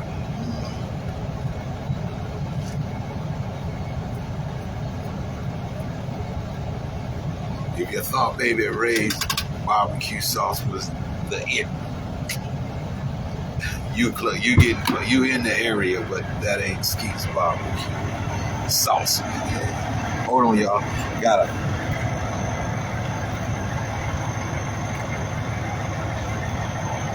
Hold on a second, right there.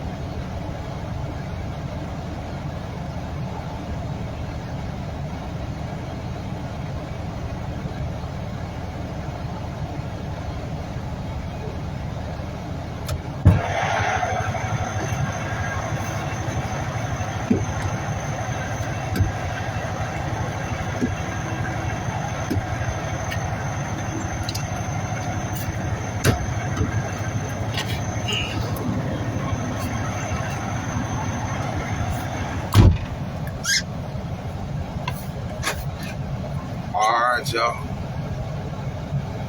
You can't say that a noble ain't out here keeping it a 100.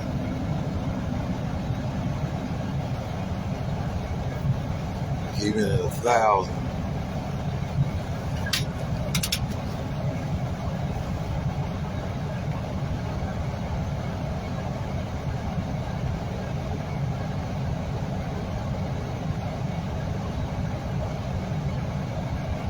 Yes, sir. Yes, sir. Yeah, that's just some ideas, man.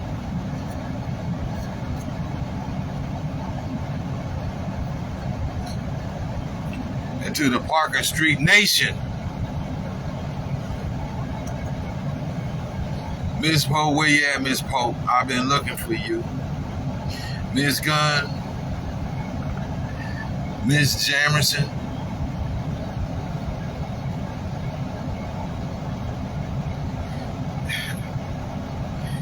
neighborhood bald head, hard headed ass boy. I'm still here kicking.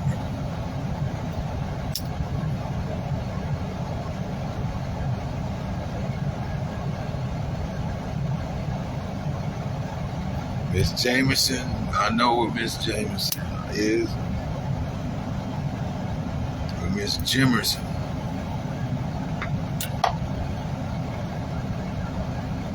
And Miss Hoffman. And Wagon Burner's mom. She always wanted to ask. Was Big Rock Kesey from WWE? Is that your family? Is that your brother, Miss?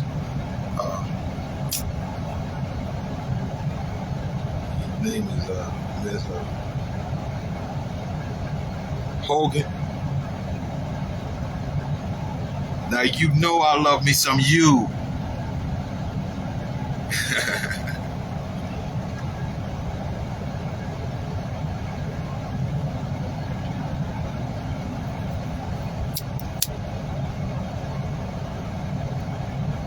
As well. And all the others in the neighborhood surrounding, all around there from, man. I'm even thinking about going back down there. Lord, every time I turn around, my nose be dripping. Hold on, let me catch this right quick. I done cleaned my nose 1,000 times.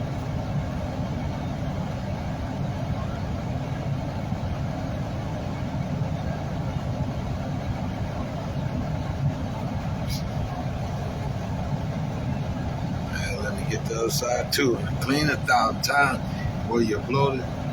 Watch, hold on. I think I just wake up like this, man. I do.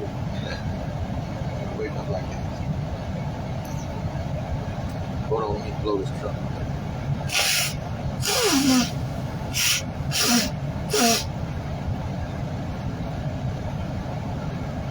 Weather had to do it. So your nose be sore and be raw. The women say so. I can't give you no draws. It's so.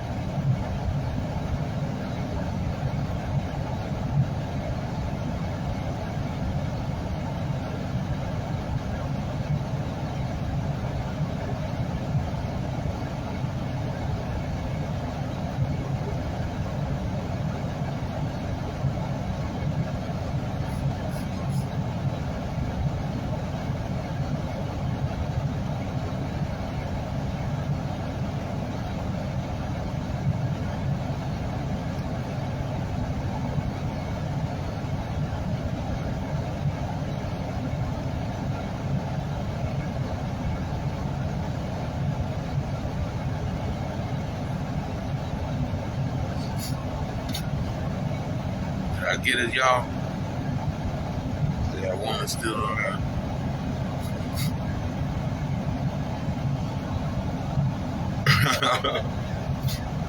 Oh well. Like I said, Big Dusty. Anyway, how about this one?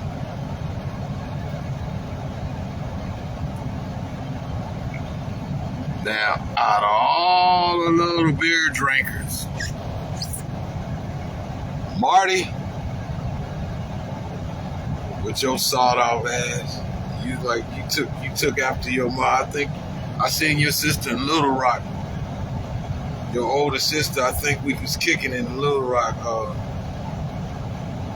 Back in 2009, I believe, because she looked too damn familiar. She kept looking at me like she knew me. And I looked at her too, and I looked at her too. I was like, damn, you look familiar. But out of all of y'all, Jimmy, you probably still running around there, walking around. Lertoff.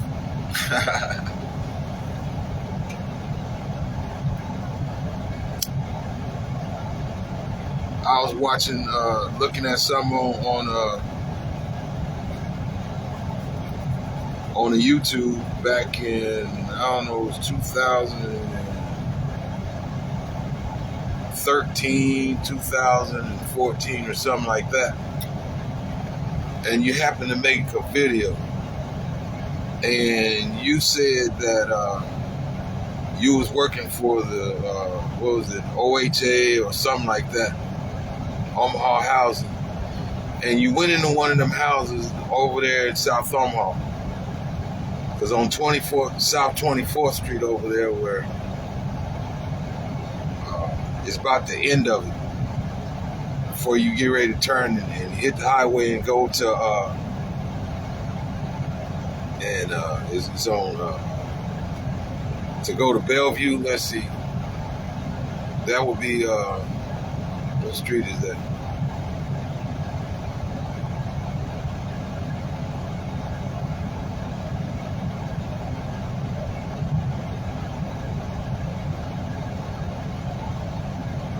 It's gonna come to mind in a minute, because if you come back east, you end up on 72nd on the south side of the racetrack, on Nebraska, or Exarban racetrack.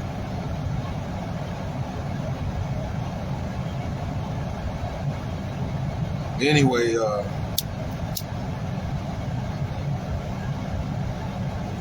he said they was cleaning out one of them houses, and he said that was the first time he ever smelled death the way it was. Death. He said somebody had died in one of them houses, went in the houses, and he was in there for quite a while. And I had checked with family and them. They said no, that the family member had died in one of them houses. Come to find out, he was talking about the family member that died in there, fucking around with some kind of, trying to mix up some kind of mix of bullshit. Which, anyway, that was a relative of mine, which is Irving Moore. You have Dixie, Irving, and Retha. And that was around about the time I was up there, but I was doing my thing and whatever, and it was around about that time that he was talking about. And I was thinking, let me go swerve and see if I can't find Irving or some of them. But when I asked about him, and then the bottom of him, Dixie, I ain't seen him in I don't know how long. Aretha, I don't know, I think I ran into her, but she's like shit. She really wasn't trying to talk, so okay. She's been promiscuous all her life, and that's okay. Ain't that part of the game ain't nothing.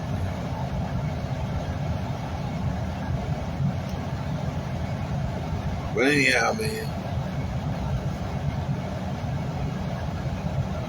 Then a lot of things. Then I seen another one of my cousins, right? The one was on there. She was going to get the boy. He lived in there.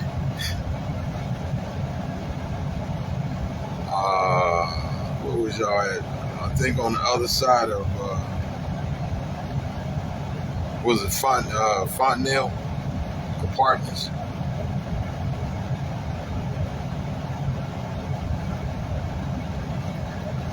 Back there. All them folks over there that this video I was seeing, they was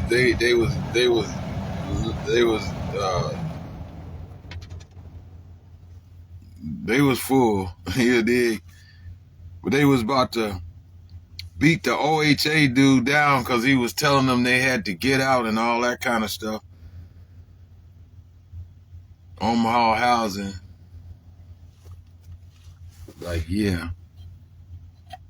And then they was running their video, and that's why I seen DeJuan come over there to come, big old tall DeJuan, come over there to get her man or whatever.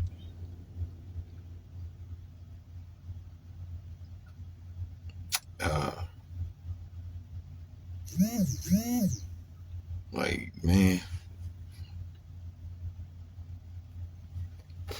these random videos, you'd be surprised, man. You have to ask the you know, go and search it up and come up with different things, and then it might start showing something. All these little hood videos and stuff like that, Omaha, North Omaha, Nebraska hood video, or wherever your interest at, talking about hood or the ghetto or something like that, then these videos come up. I just started getting into it.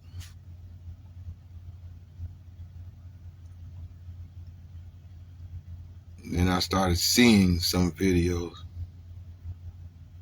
And then that's when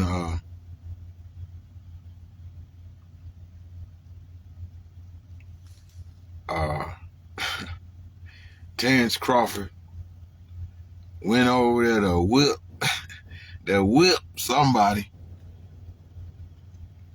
because his children's mother had beef with some other girl. Wasn't the one that normally going back and forth with, which that is a family member. It was totally some other girl, and they went on and on and on and on and on. Just a little hype, a little something to just keep up on shit. Had the girl scared to get off work and shit. Or the woman, these young women. Somebody, his children's mother was beefing with.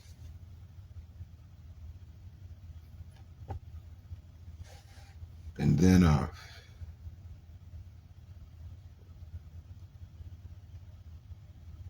I think it was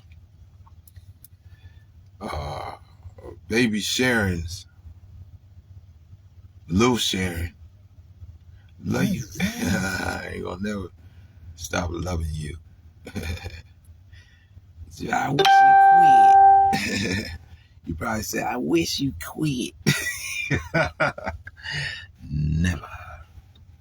Always gonna love you, some of you, like you need to be loved without being touched even.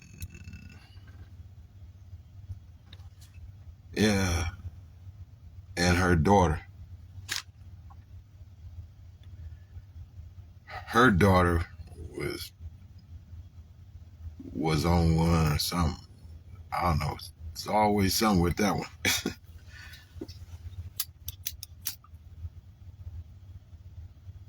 Then, yeah, that's another one. Yeah, I had to take my hat off to Punkin. Yeah. You won that one, boy. You won that one, boy.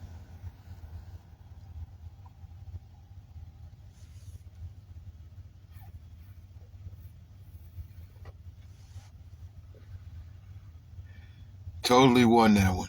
I ain't think you did, but you did.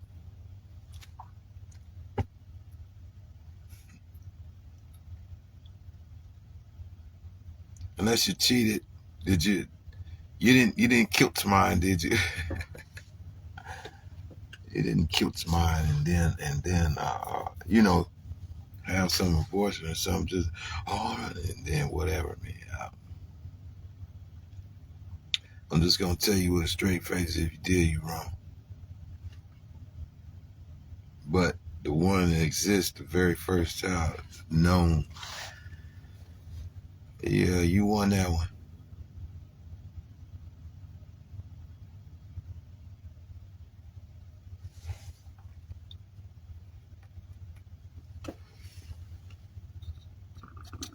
Yeah, you won that one. Wow.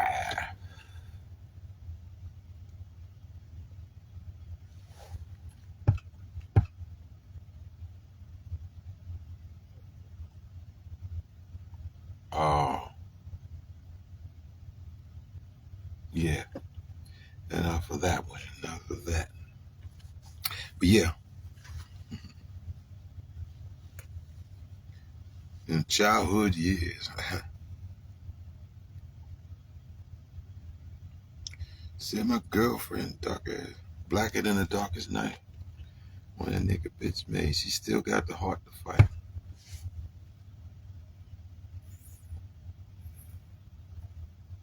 Oh.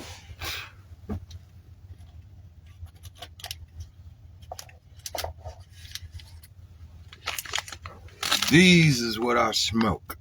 What I'm smoking. And I tell you, it's hard to find. You gotta find a nice old country ass fucking store, man, in order to find these.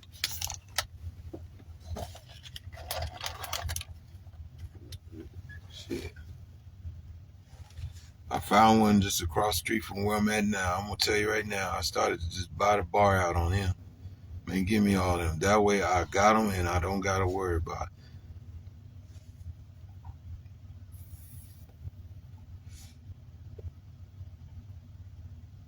Because when you go around, you ain't gonna find nothing but a little skinny ass Black and Mild.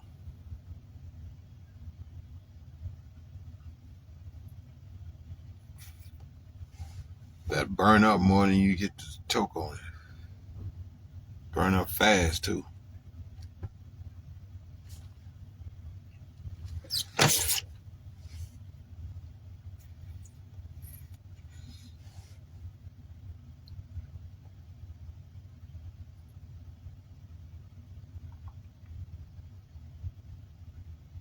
Y'all see the fishing queen?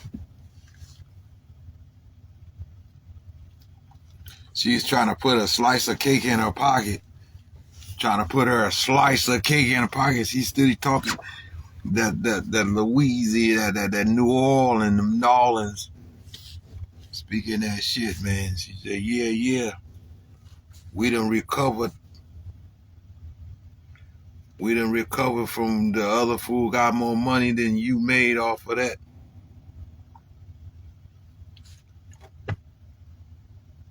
When you hijacked her whole thing from the beginning.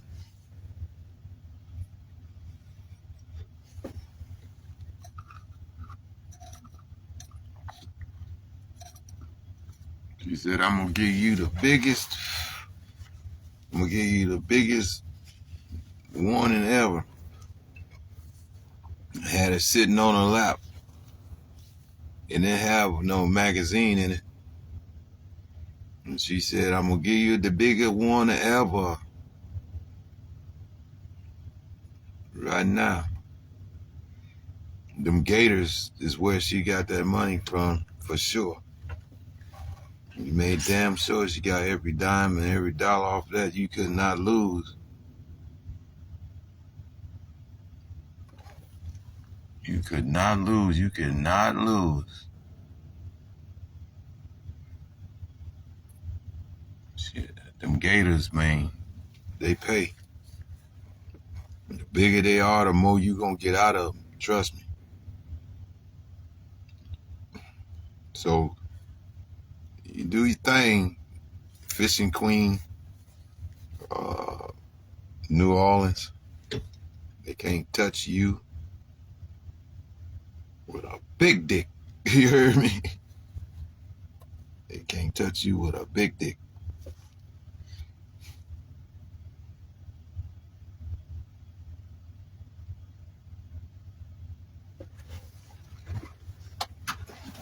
They say, what you be eating?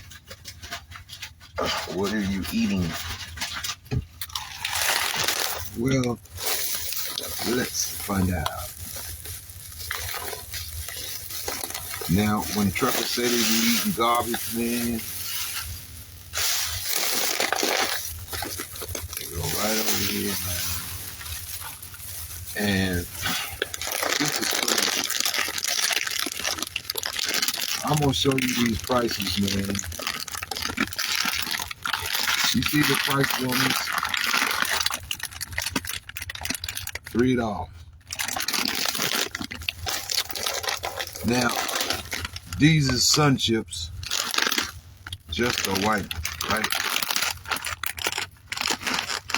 Corn which you call maize, which we call maize, corn, which we call maize, right? The ones with the flavor on it cost you $6. When they get done putting tax on it, this goddamn bag it'll cost you $10. I shook my head, man. I'm like, look, now y'all went berserk. You ain't still handing out no stimuluses. So slash all them prices back down where they was at.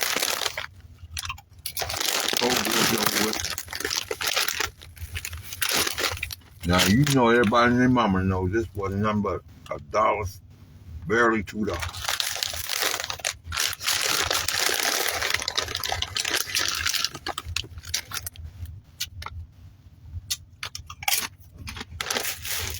Yep.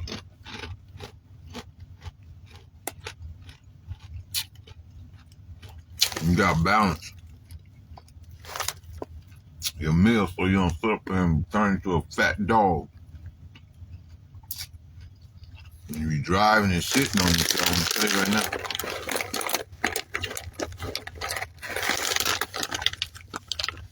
And you know how you got a nutritionist.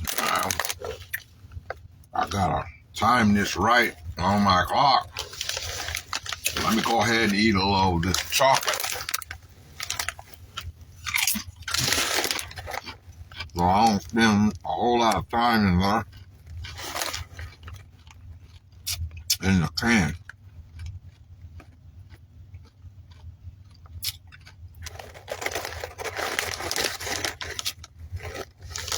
And then you're driving and you're grabbing some of that chocolate. But he's trying to make it smooth. Because for me, I'm lactose intolerant. I gotta look out for milk. I love milk, but I gotta pick and choose when I drink something with milk in it, dairy in it. Otherwise, I'll be driving this truck shitty as a bull. Think I'm playing? Go and watch. Go and look at any bull riding channels or anything with the bull. You see all that green and stuff around his tail hole and all around his flanks and shit. Yeah, that's what that is. Chewed up grass. Green. And shit. Shitty as a bull. Like that. I'm not kidding. You go and you try to take you a leak. And you think it's just air.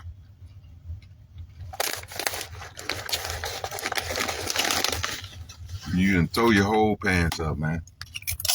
And you're like, oh, man.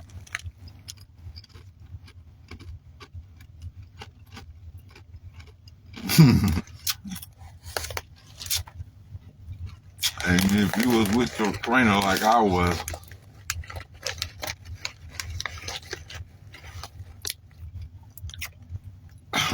and you know, and he knows, you can't stop you in real, man. You can't pull over. You can't do none of this and just stop. You gotta leap your ass out when you go get fuel because you're trying to get them ground, you're trying to get the miles out the way, man.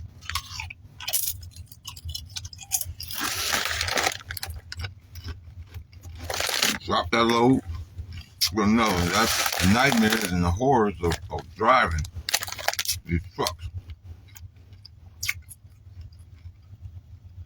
Govern your water intake so you ain't gotta piss every 5 minutes. Coffee and all that stuff. Just enough to sip, man, while you're driving. And you're like, don't you get your Depends? Hell, well,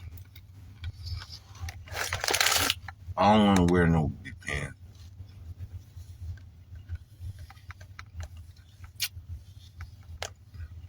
just in case. And all it takes for you to do is stop taking it in. But when I first started, that's what it caught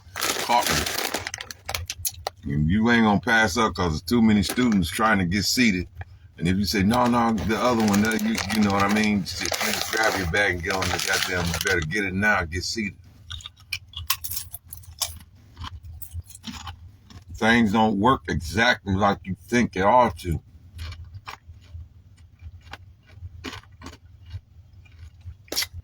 Especially timing.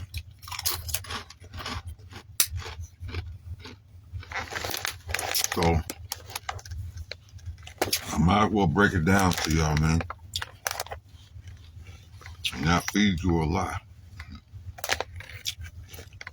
You know, you read all these books, you read all of everything, and you got the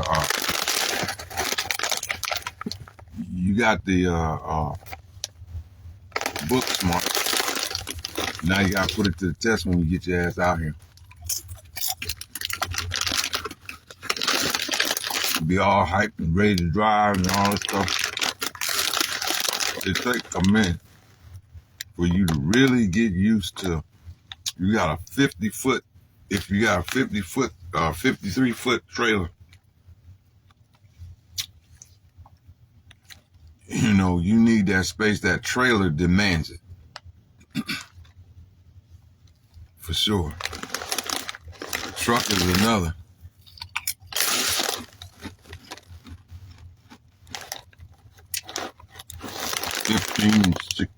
$15 to whatever foot.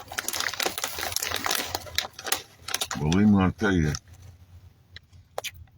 this truck has a split axle. Box trailers, any other trailer. This here is a flatbed.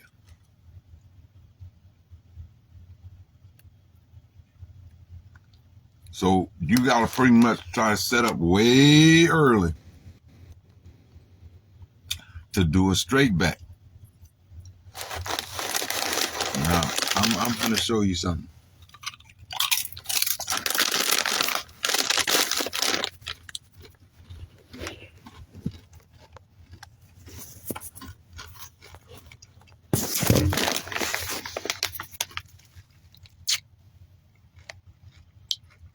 Now, you see these trucks, right? You see this space. Do you know you need all that and a little bit more when you trying to do it with a flatbed? I don't give a damn what nobody else tell you. Flatbed is different than you can just buy everywhere you go, pull it off just like you did at the school.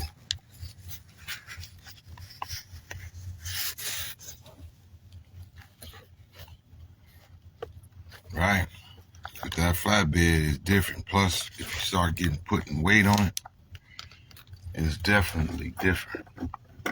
It won't just sit still. And that split axle is gonna be it don't you be dragging or pushing against it. And so folks folks might be trying to laugh. You don't give not a damn about that. Just know your equipment and what its capabilities are. Oh, he can't even do this. He can't do it, man. Here's another thing. You be seeing them little spots you want to hit it real quick and get in for somebody else doing all that shit. Nope. You need space and set it up so that you can just straight back or to the minimum, just correcting it. Left and right till you ease the way back. Ease in there like that, you know, and snug back up in there. Otherwise, all that trailer is here and it's You need to come forward to turn the trailer, and you got the tractor here. Here's the trailer, and you trying to follow it back. When you come like this, the whole shit'll start just like you got a fish on the goddamn. All right.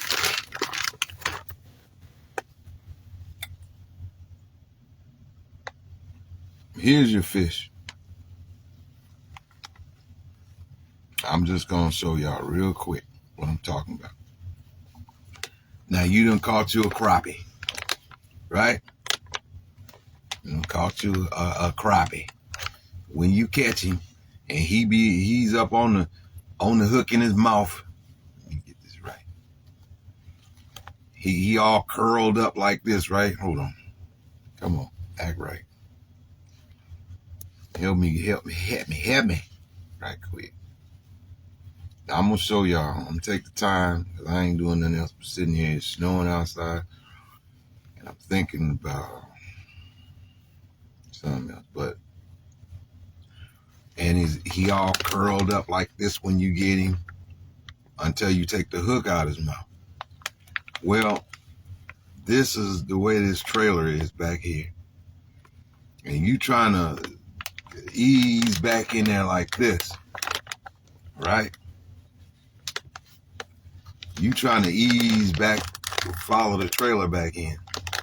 What happens is when you got it cocked like this, right?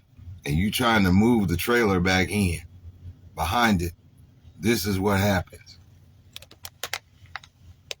So if you can't see something, right?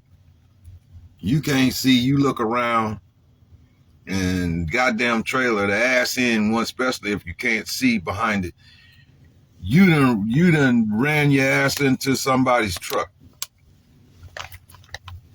No. Catch on to that quick. They still want a jackknife. So little spots like that will go by.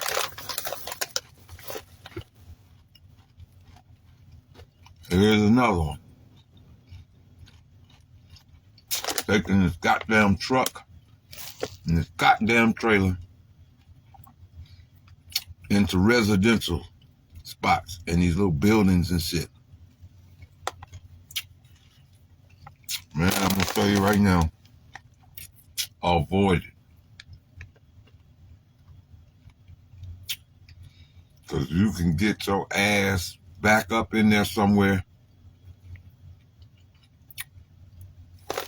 and you ain't got nothing but this much damn space. Don't do it. And you ain't never been there before, ever. At the end of it's a dead end. You only got this much space to turn around. When you got this big sumbitch and you trying to do this and turn around, you be so jackknifing that motherfucker, man. You be done toe up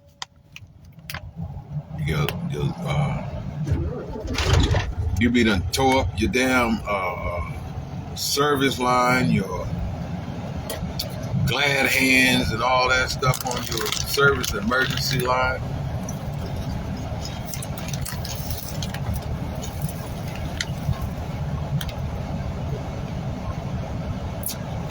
You need elbow room. You need space.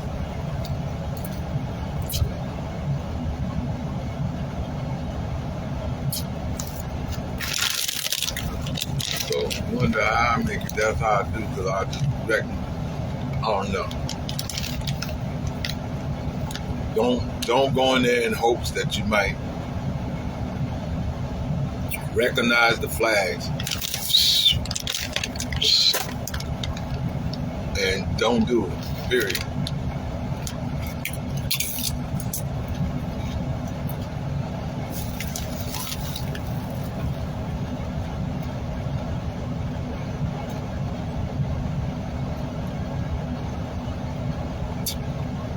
You, that big funky truck and big funky trailer, stay your ass the fuck out of somewhere too goddamn smart. Look at this wide. You think all you gotta do is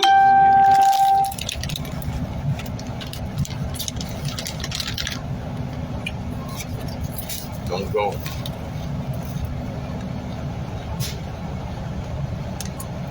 You know, I've been seeing this up here. I've seen my niece on here.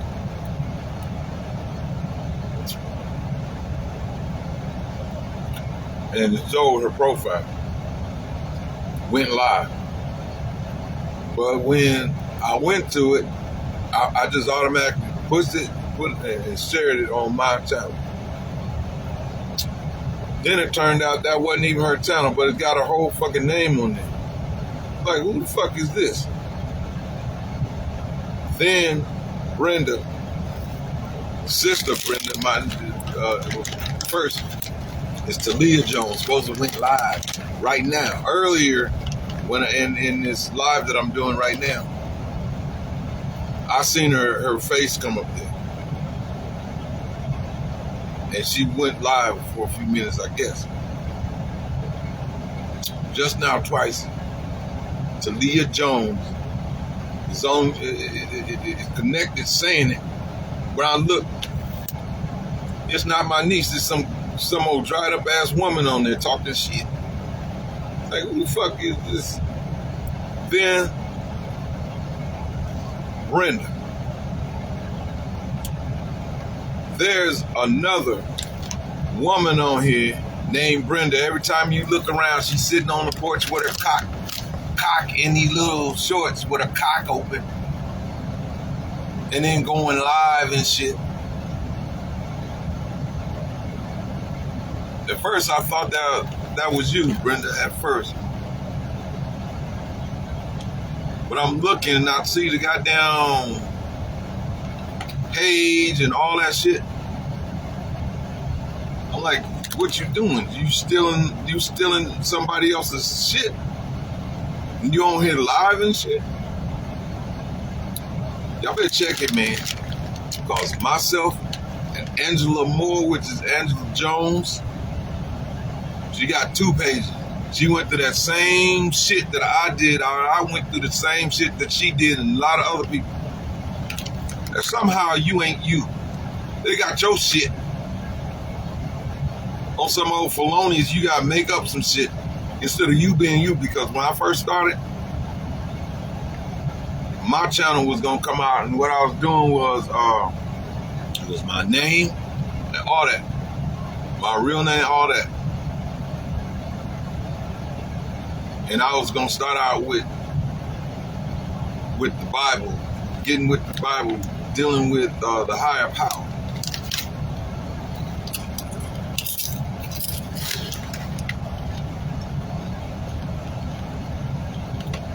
Then all goddamn sudden, I can't get back into my fucking page. Like as if you gotta keep changing the goddamn password.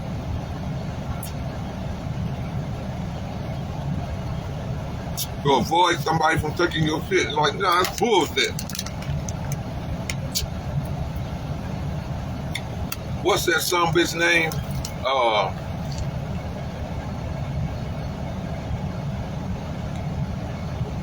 With this meta now, whatever, he started out with this Facebook shit. And they wasn't supposed to be giving out your information and none of that stuff to other people, and then that's what they were doing, invading your shit, taking your shit and then making you go make a phony ass goddamn page in order to be on the motherfucker.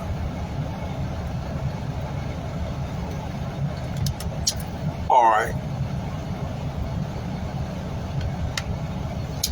Him and that Facebook became liable. And what's crazy is, $100,000 billion and all this old bullshit, right? Of course you gonna send them, yeah, and yours was one of them, is a class act. This bitch, the only thing they give you when they finally send it to you is a goddamn $1. I wanted to kill that motherfucker. You gotta be kidding me, bitch.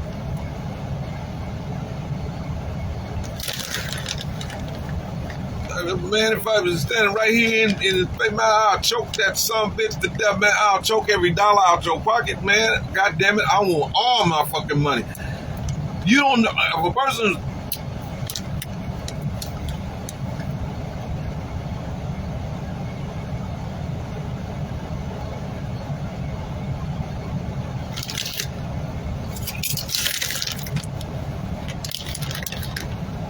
Knowing your worth, you gonna handle somebody a fucking dollar.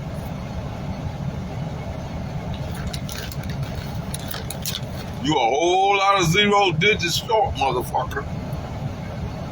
You like 10, 9 to 10 digits goddamn short. What you mean?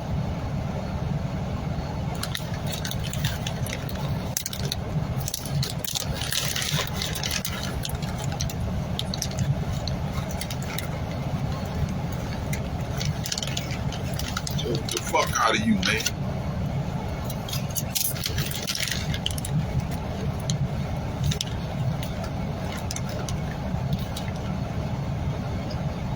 Son of a bitch. Person started out doing something, they wasn't looking for money or nothing. It was their people. And you just wipe out their whole fucking, you deface them.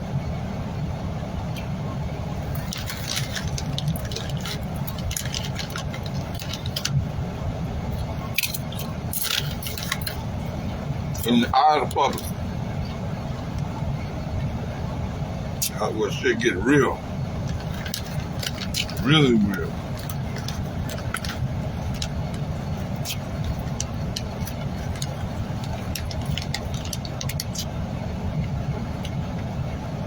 How would you like somebody to take how you living now? How you been living?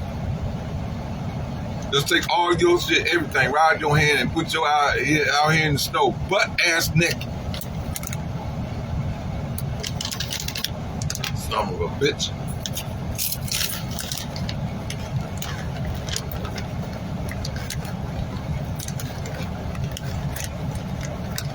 Fuck that excuse.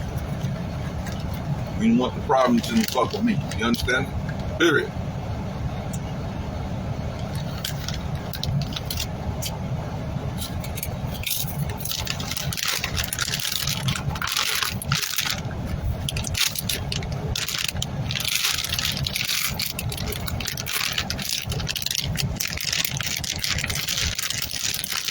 You shouldn't have been bothering nobody.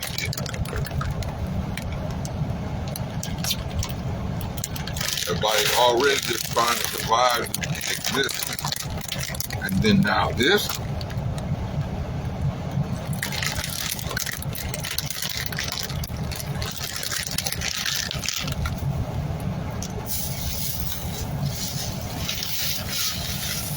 That was a real motherfucking look right there. Got me fucked up. Get tired of playing with you, bullshitting with you. It will get real.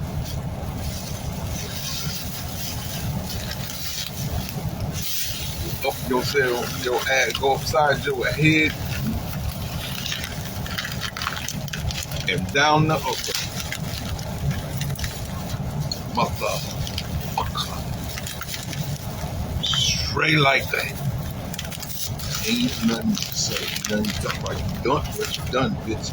And it's on like that. This ain't no studio flip out. This is telling you how the fuck I feel, and it's real, damn it. Motherfucker being worked hard to be the person that they are. Besides the person that's in them. You know, not acting on some, you know what I mean, mistakes or otherwise, just lack of knowledge. And then now, you come along with your bullshit.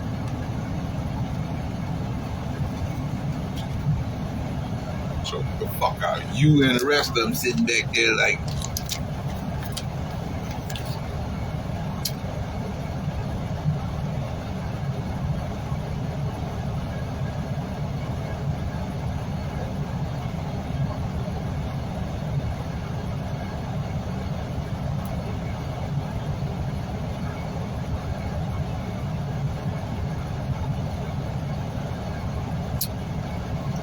dusty rats waiting on like a back there waiting on goddamn bird to bring a worm or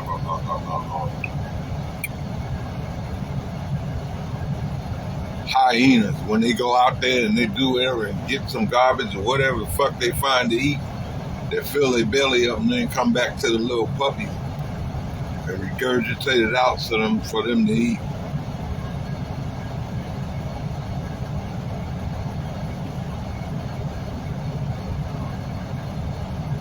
Motherfucker.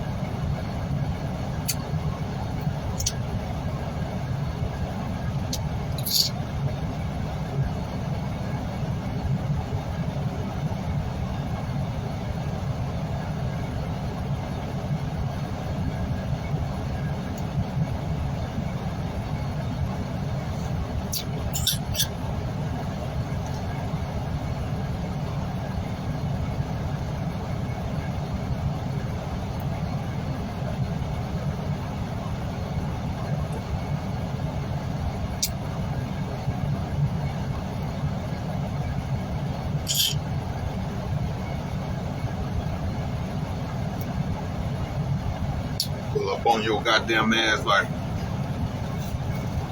ha, aha. I ain't seen you in a while, boy, where you been? Hold up, wait a minute.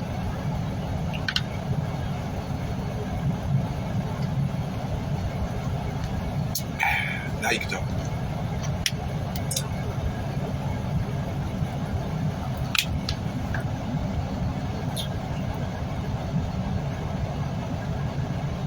Speaking of which,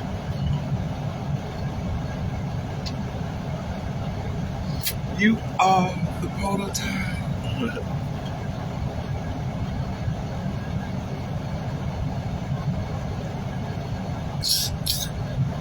Speaking of which,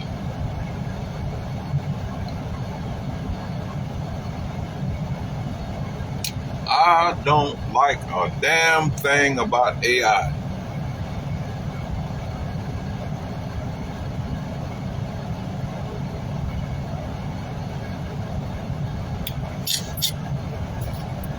Nothing. And the reason I don't care nothing about it is because you're gonna look around, fucking around with AI, and you're gonna have the same situation about claims. Now, if you get into this AI, right? It's called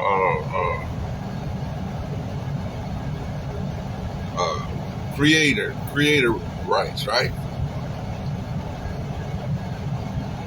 Right now, people that's getting into it, they just really taking a chance because what it is it's an experiment to see how people like it and they get into it.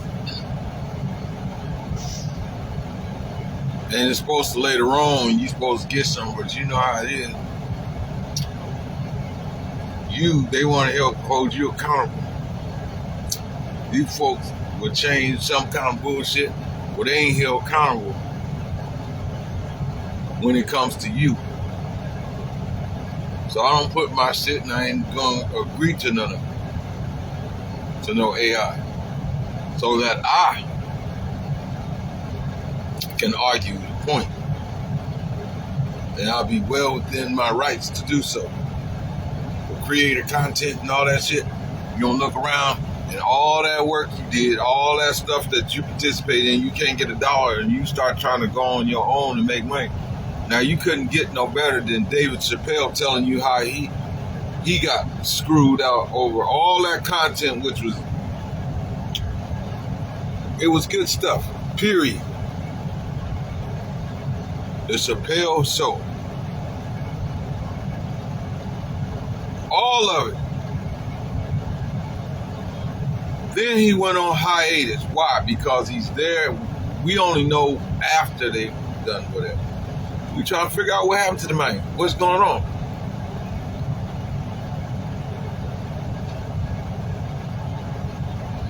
They try to build him up, which he ain't need no more by just saying, oh, he's good, blah, blah, blah.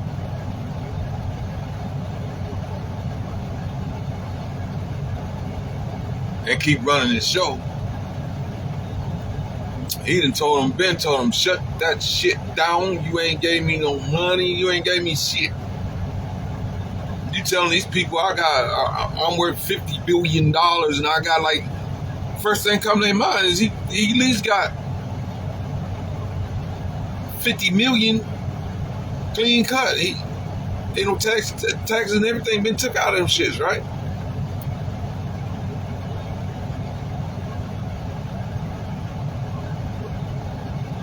Now, just because he's a comedian don't make him not real, all right?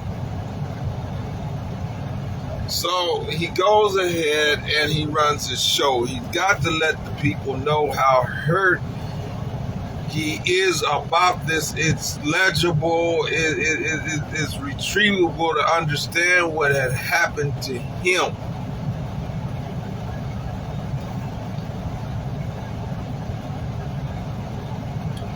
Robbery right here, right now. He didn't wait to tell you. He telling you now.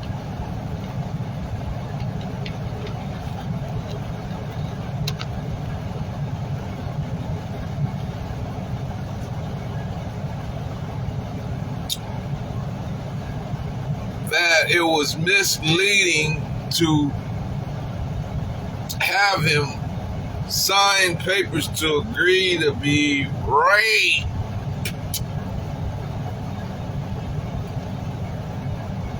for whatever residuals and monies that's supposed to come to him. He got to go out on the road and ask for advance and beg for the money that's already supposed to be his in the bank.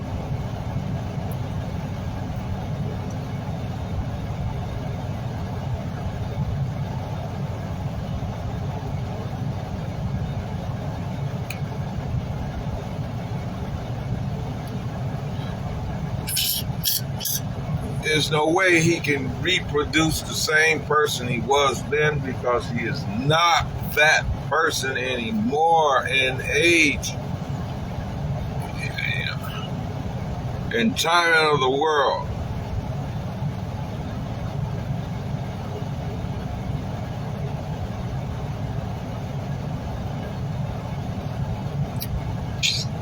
So now he has to go to his children, anybody that's close to him, and if they're interested in any of the social media and all of that stuff they got up there, it's just bait on a hook to hook you in your mouth. They hope to swallow it and it comes out your rectum and hooks in your ass, because regardless, you'll never be able to spit out that hook, even if it was just merely in your lip.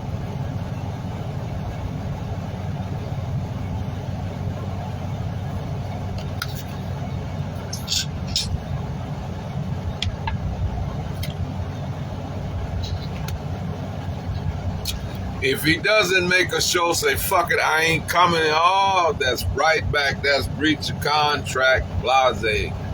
Whoop-de-whoop and everything go with it. But yet, you're the creator. You're the one who's making all of this happen. And there's some type of loophole that says, look, all of this shit belongs to them and not you, but you produced it. They didn't give you a script, and then you're supposed to go and live off of it. He made it straight out of all of his own. Do you understand where it's coming from? Well, that's this AI bullshit. You look around and you agree to be raped.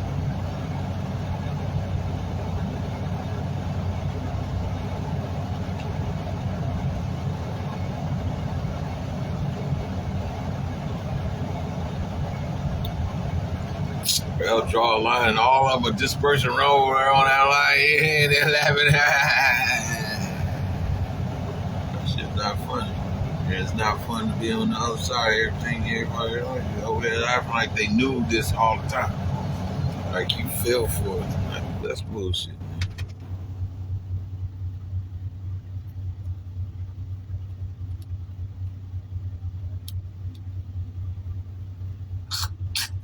Last time I checked,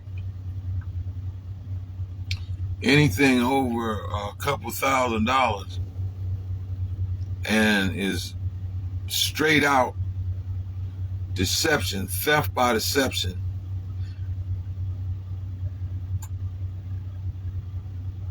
is punitive in a court of law, right? For punitive damages, right? Punishable.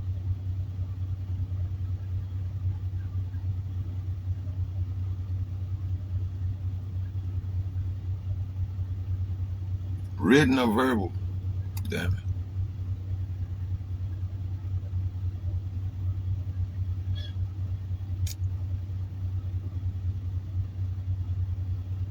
By a court of law, right?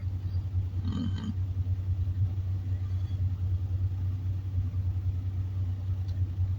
So if you fucking with the AI shit,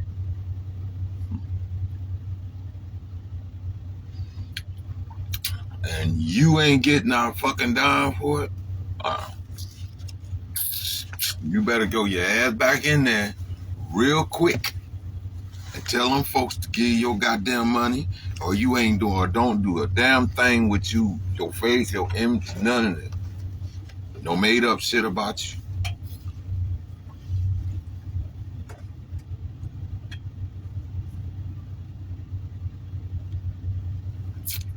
Cause they'll gas and cheese you up with that shit and all the goddamn time. You'll just forget about this and drag that, then you'll be back on trying to do something. By that time, the audience gone. Anybody that gave a damn, or people that just that wonder what's the hiatus, what is this bullshit, or you all on that. And then the person comes back being they self, then what?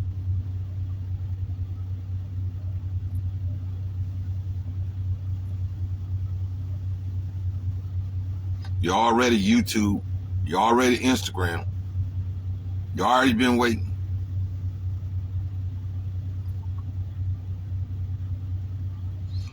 They monetize your damn, like they did my YouTube. They monetized the motherfucker, was good. All I needed was, and I got that. Out of that whole thing, I got $300 and they stopped paying me. And then come to find out that they demonetized the channel. And I was like, well, wait a minute. How you going? I'm waiting, and I had like 60. Look on there. Look on my YouTube channel. You will see. I had plenty of people that had a breakthrough. And they started paying me. Then it just stopped. That was in 2023. I started getting 2 or 3 checks from the time they stopped. Was that, and that.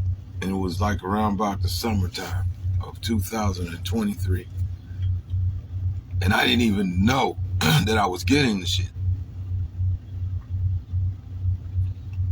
Went back to go and check this shit, man.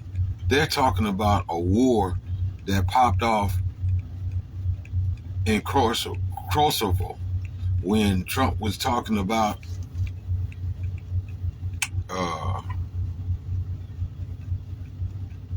quid. The people was talking about these quids and all of that shit. Blase, right? I'm like, wow. I don't live in goddamn Ukraine.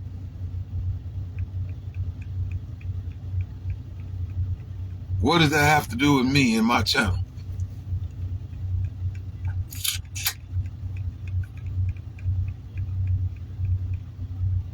So go back to AdSense and all that, and then they want to ask you about all this other shit. You know how you go up to the, and then this, you, whatever, a whole bunch of whatever that it is, all lined up, and give them that, and then go through a whole bunch of bullshit. Bitch, y'all owe me, man.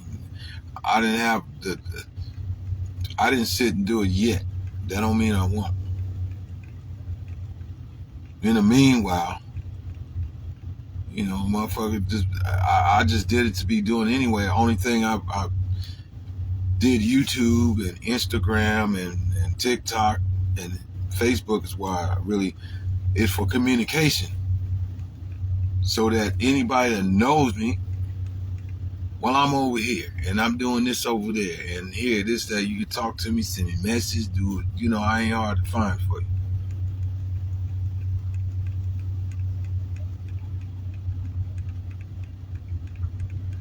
I don't care if it's Lori J. I don't, Lil Lori, Chantrice, aka Lil Lori, whatever y'all got. You know, there go the old nigga. You probably think, this nigga really don't give a fuck about me. You know, when you spend enough time around other people and not whoever else, you know, you become brainwashed. You depend on them anyway. That's one thing.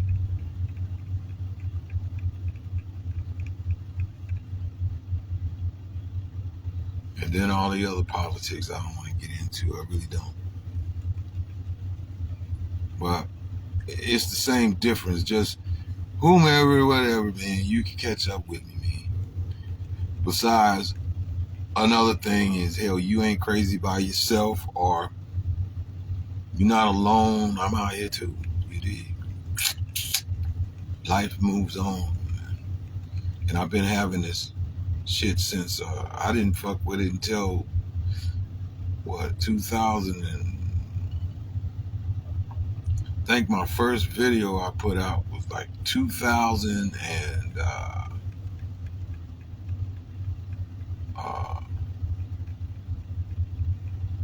shit, probably 2013, 2012, 2013, 2014, somewhere in there. I made the channel, but I didn't do anything with it. Then finally I put a video on it. That was just to get to the, it was free, just do it, put your little YouTube channel together or whatever. Very first one is just an introduction, and it's talking about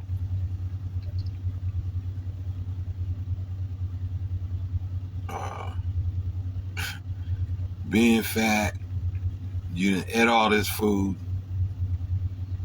and it's just like gasoline. Now you gotta burn it off. So don't go on the deep end and I'm just gonna kill myself and all that stuff. It ain't. You set up. You done got fat. You're greasy. You done ate. You done got fat. Ain't nothing else to it. Now just go work off and give you the mechanics of it, because whatever you eat, you're gonna see it later on. You don't see it now, but it's gonna eventually, because the body goes through its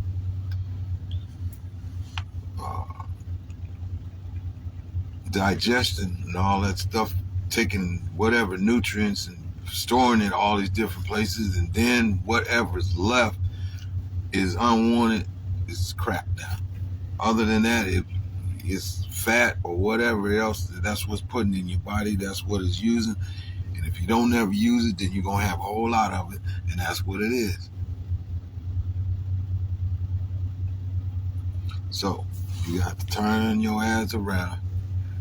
And so don't think you're going to just go cold turkey, food. Food.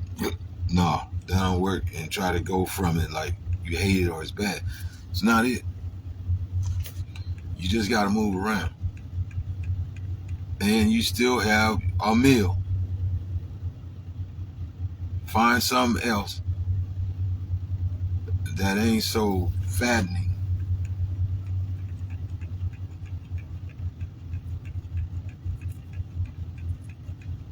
You dig? It's gonna leave all that weight and shit on you.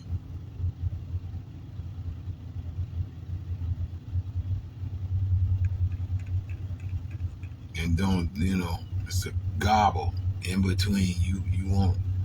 Yeah, you gotta change that about yourself. That's it.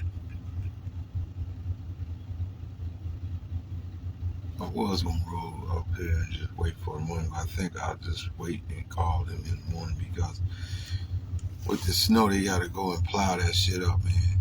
And then you don't even know if they're gonna make it there or not. So in the morning to this business. So I think I'll do that.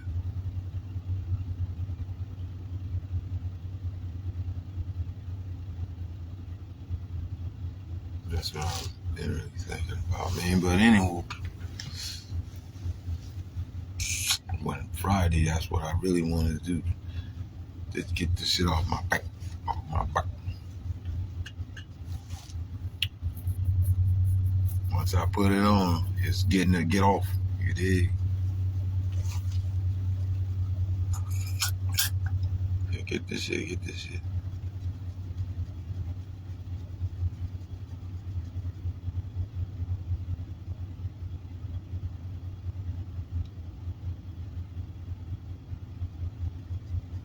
Cause it's snowing out tonight. And the advisory is for real for these trucks and otherwise, get somewhere and to a safe place, man, and sit down for a minute.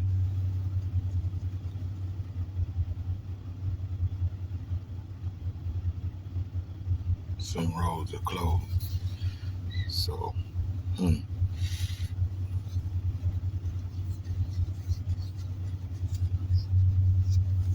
But yeah, y'all, that's just the way it is, man.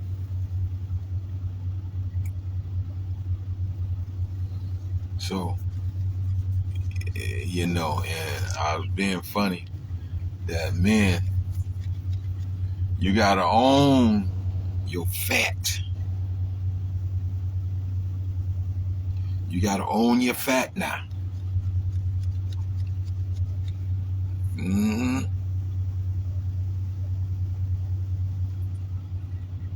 Cause right now, you're all up in the bed, greasy. The woman is bringing you plate after plate. She making it real good to you.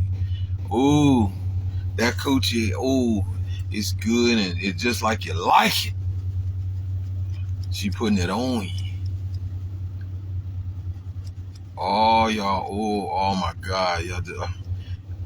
You open the window, open the door, and slam that door, and go running right back up in the bed. Especially if they done tell you ain't no work today, ain't no work. Man, she don't think I don't know what the Garden of Eden is about, right?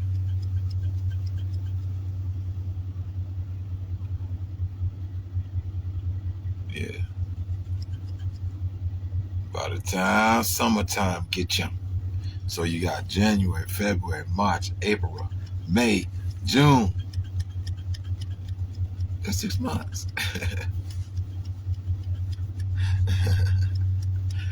Yes, sir. Yes, sir. Yes, sir. Mm-hmm. And then she all of a sudden she getting on some nice little stuff, right? Everything matching. She done bought from Temu or something.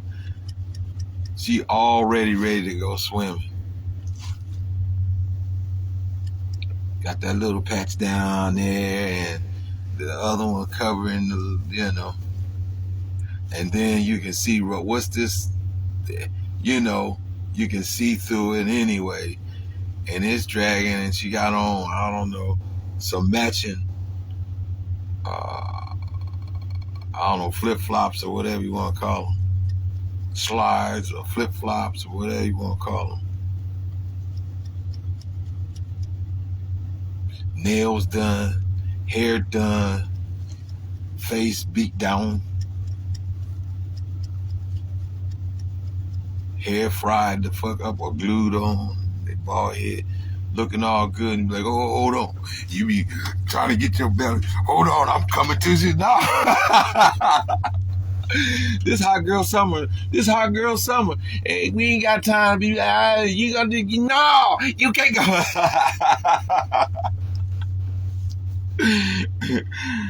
We talking about, I will go to, yeah, you go out, I will go to,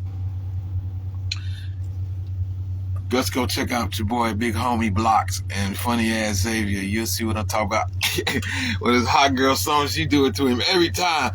Get the boy fat. That's that old school. The women get you fat, and then everybody looking over there at your fat self. And then all of a sudden, it don't make no difference whether. Listen, I've been there, boy. I've been there, boy. You so fat and greasy, man. Even brand new clothes don't look good on you. with the tag on the motherfucker, it's still you be like, damn. Ain't nothing help. It seems like the more colors more vibrant you put on, the more it accents your big greasy. Ain't nothing.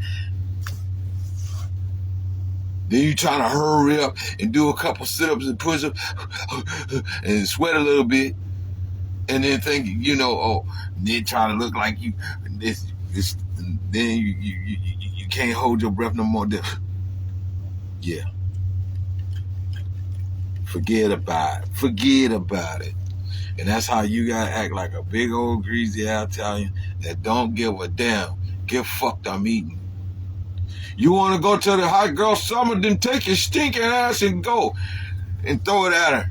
Get the fuck out of here. You need a couple of dollars and throw a couple of dollars. Yeah, I'm tired of your stinking puss smelling up the fucking place. Get the fuck out, I'm eating. He don't care.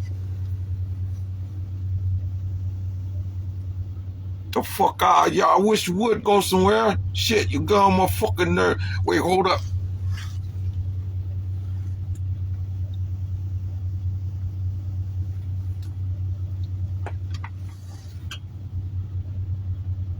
Fuck, you pay me.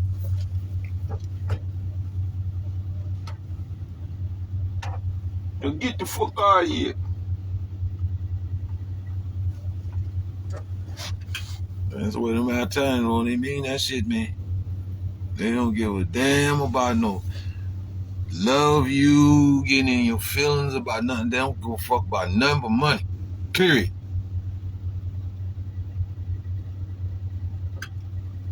I have to agree about that shit. So, take that camel toe wherever fuck you want to take that yourself to. Go on. Because you'll be back. I got a couple of them knocking on goddamn door right now. I ain't fucked up about you. Shit. They lined up when you gonna get when is the nigga gonna quit acting all whoop on that one person. Knowing they know they all finna, they all know she finna hit. She really just trying to be greedy. She could have got her little $2 and went on. She want to enjoy everything and then leave you over there looking like a fat dog, a fat slob.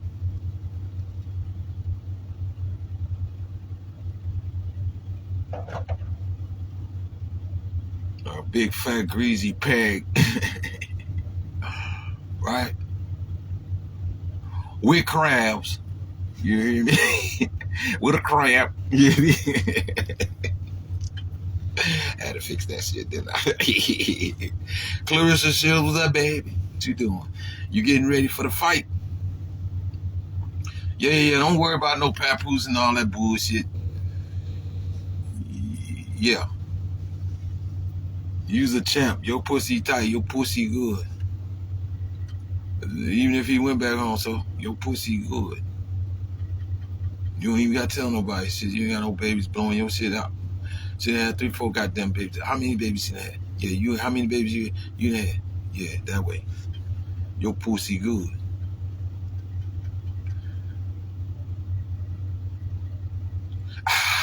Pussy. Pussy good.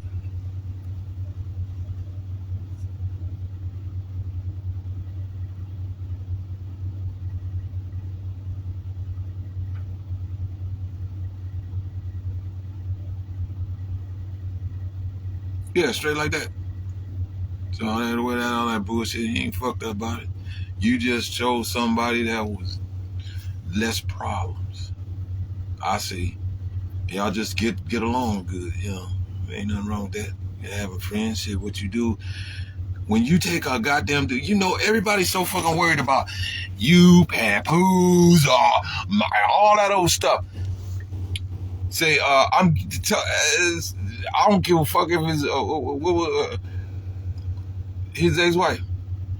Take a shit and see, and say, and you on your mineral.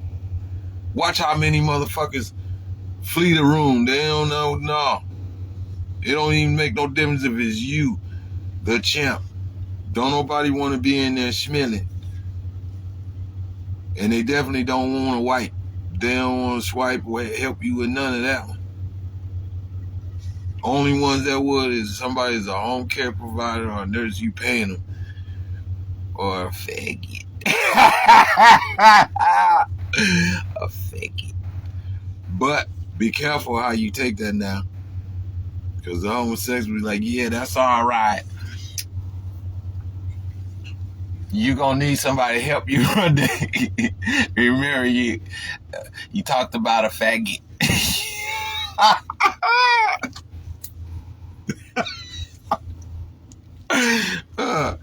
Yeah. So careful how you don't never know who be last give your last drink of water. So don't pun that. I'm just saying. Don't nobody want to be in there.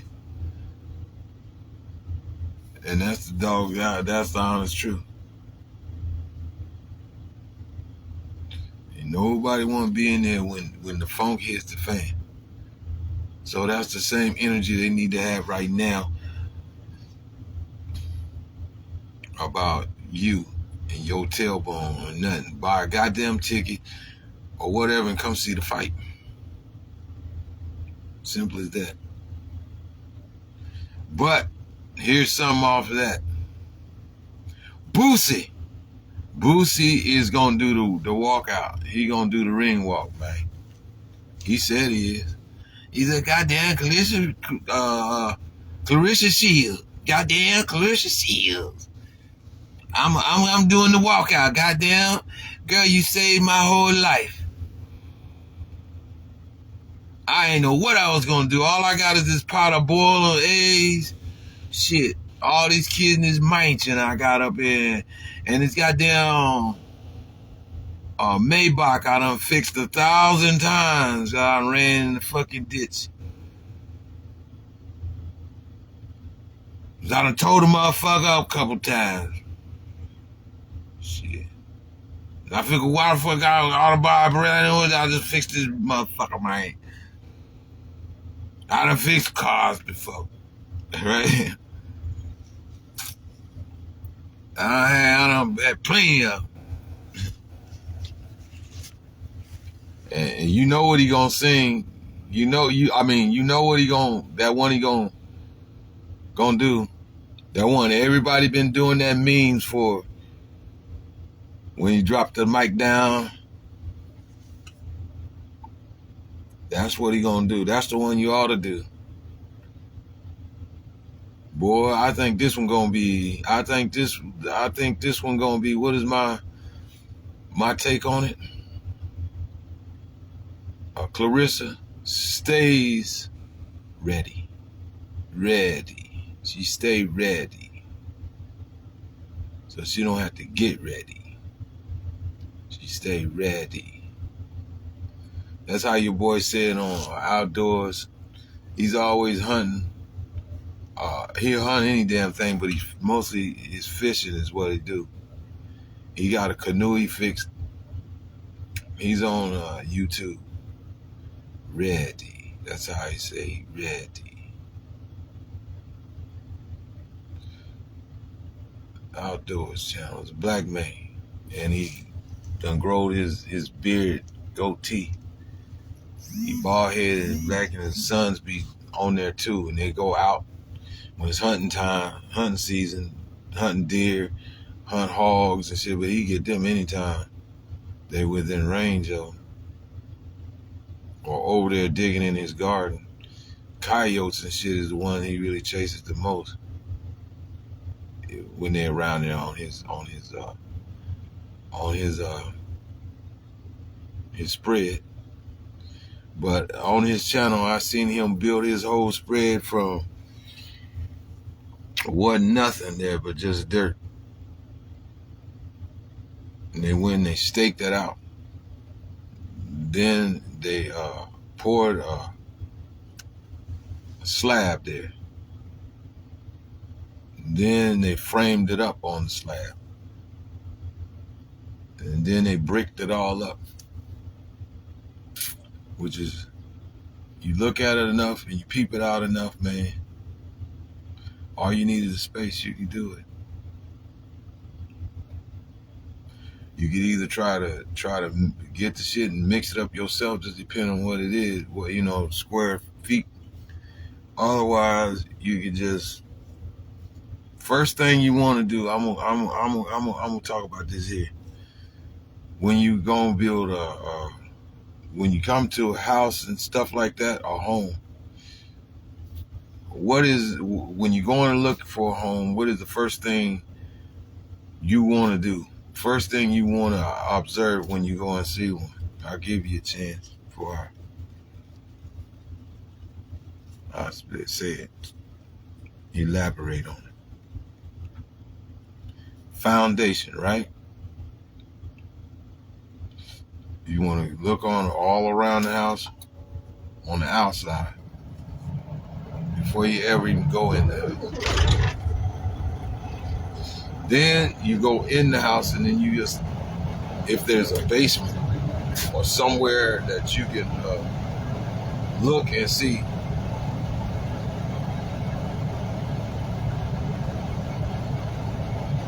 the slab or whatever, by that time you done build a lot of shit over. You identify and see if there's any, like if it's a basement, a lower level is a basement. That's under the ground. On top, you stand on top. You want to look and see if the walls and shit got cracks and shit in it, or has it been repaired and somebody tried to, you know, fill that. Anyhow, you build the foundation. First thing you want to do is on the foundation, where you want your sewage drain to go. Where's all you know, like you're going to have water supply, and then you're going to have, it's got to have a way to go out. Where you going to place that out? And then, you know, drains in there, and then make sure that it's up to specs, the city codes. Have the city come in and inspect it. They tell you whether it's good or not. And then you fix the grounding and everything around there for it to be poured over, so it's final, and they can go ahead and pour the concrete in, put the proper grates and shit in there, and then you go from there. Then there's a time for it to cure. So it's the perfect timing when you want to pour this concrete.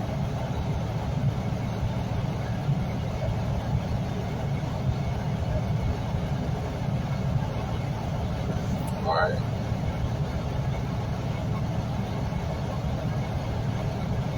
Pour this concrete so you have an idea. I want my bathroom here. I want my kitchen to be here.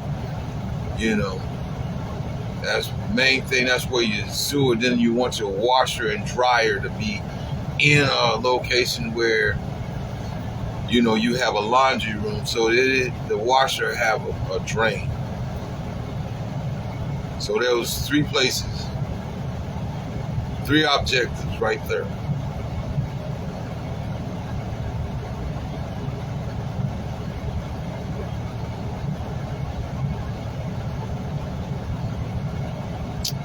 Then you frame it up all the way square, and then you put in, you know, you have to measure it out where you got equilibrium throughout the house, because now the square needs a top.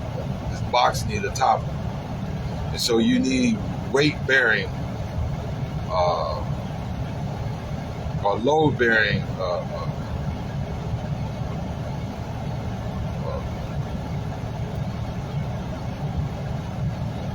what you call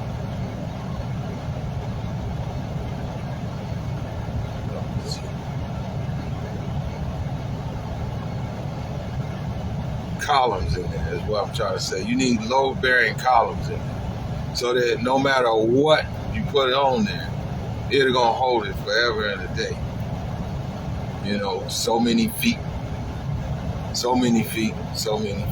throughout whatever. And you got these load bearings, you're gonna have these ends and corners, and then you have the center. So no matter what, when you bring these trusses across, you know, across the square, it won't be no problem of holding it up, no matter what you put up there.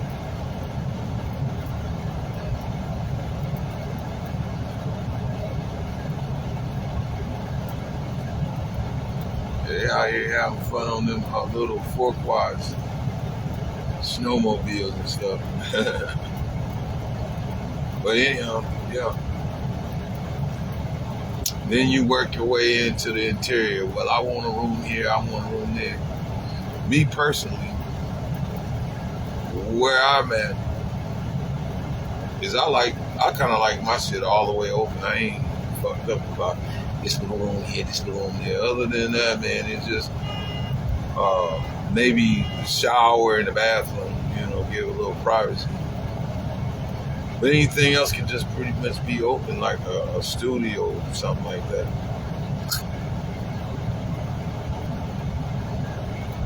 Livable, just everything home. You know, be full net. Say you just got yourself and one person, but even if it's somebody else that come there, like you could have a guest room too.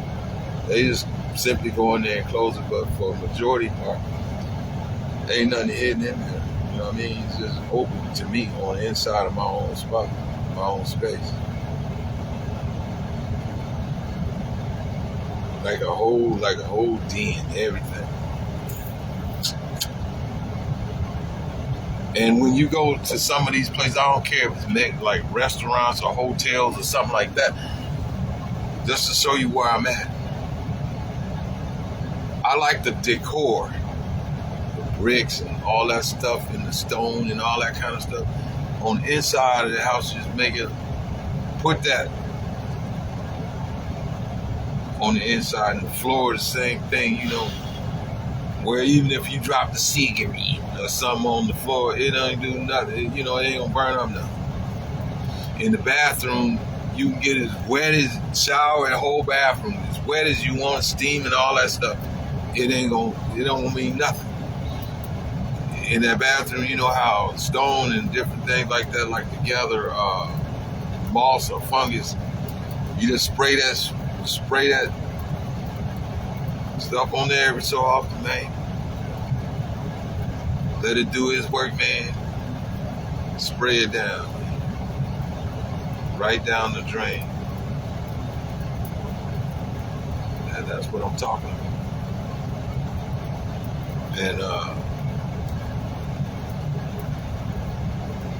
it was another thing that I saw. It was unique to me in Little Rock, Arkansas. Little Rock, Bangers, Arkansas, right?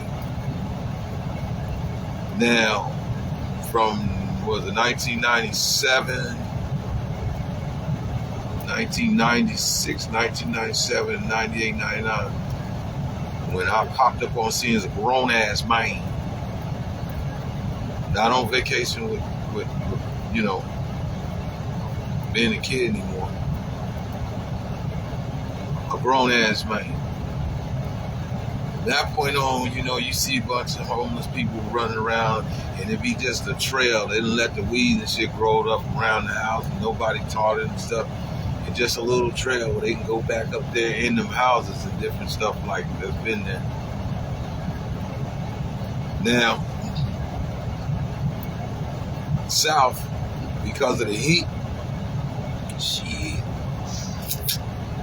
it beat them roofs up, man. By half the time, you know, half the years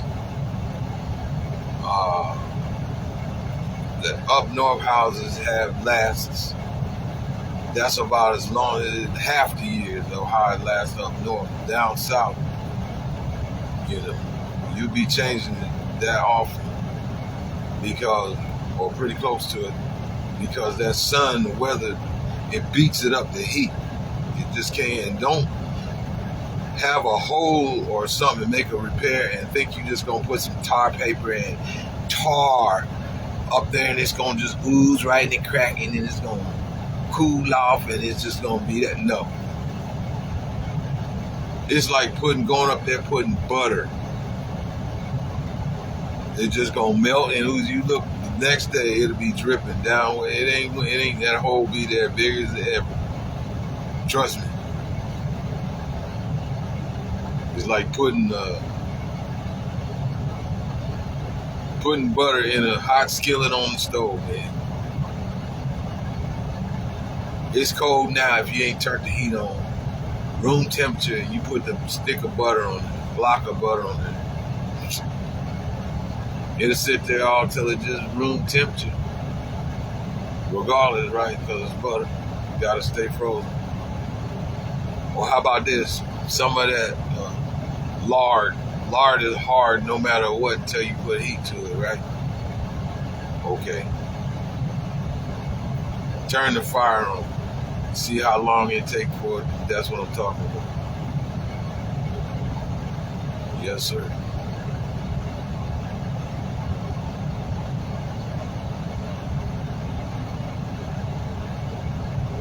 Straight like that.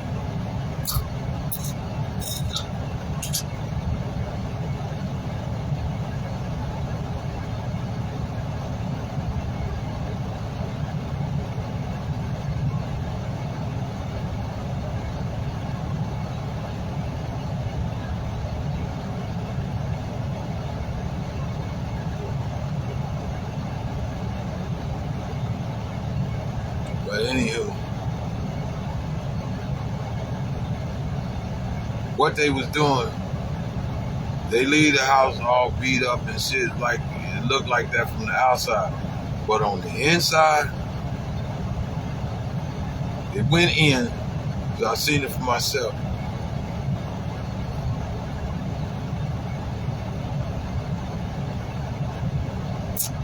And built a whole house on the inside, just left it looking like it was that raggedy from the outside.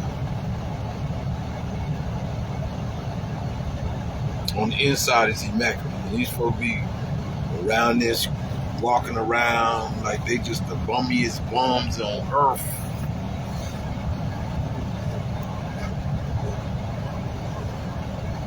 And they, gathering little stuff, but they go walk this little trail, don't know about, not even a raccoon want to be in that bed. You understand me?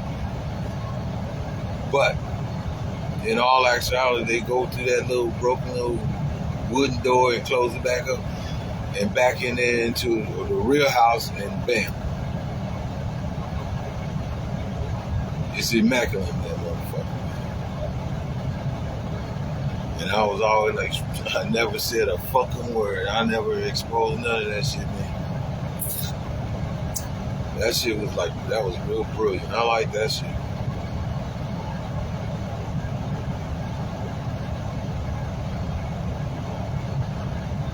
And we took everything they needed, went inside and built the motherfucker and left that as a shell to make it look like it's a tore down house. It ain't worth a damn.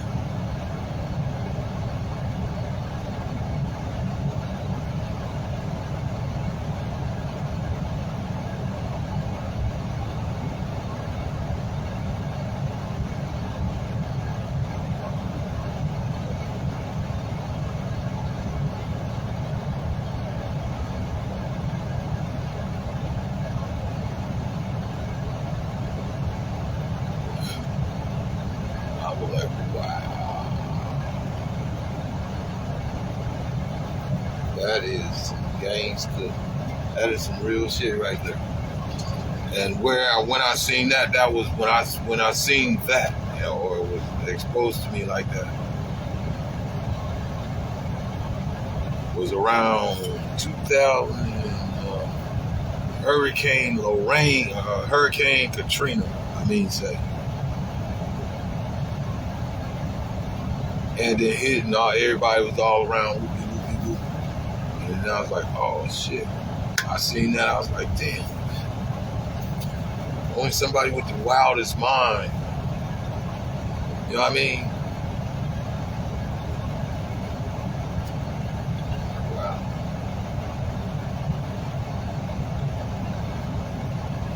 Abstraction, if you will. Abstract.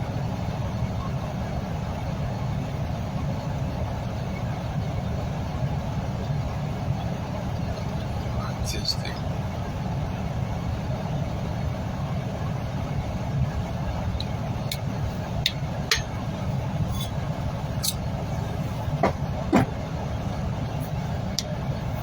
Yeah, man. You know, for me, I always like brick. I love brick and stone.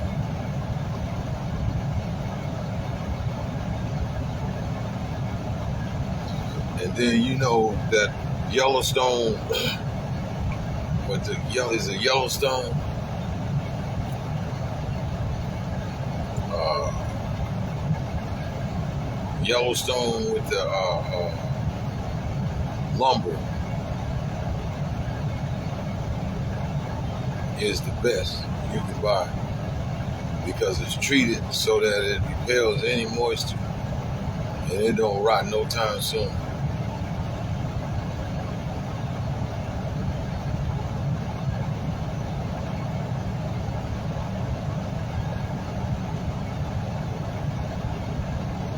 But that shit up there is forever. That pressed wood don't fall. That's, you know, plywood. Plywood. That's what you need.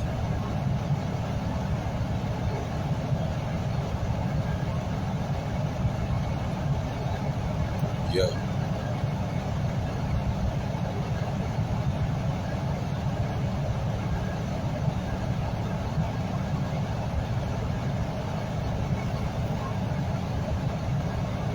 Yeah, I think this is what we're gonna do because that company is over the weekend, so ain't no plow or nothing been there. And call them next show. Yeah, plow that shit, man. Give these folks the city time enough to do whatever, and highway folks to do what they need to do too.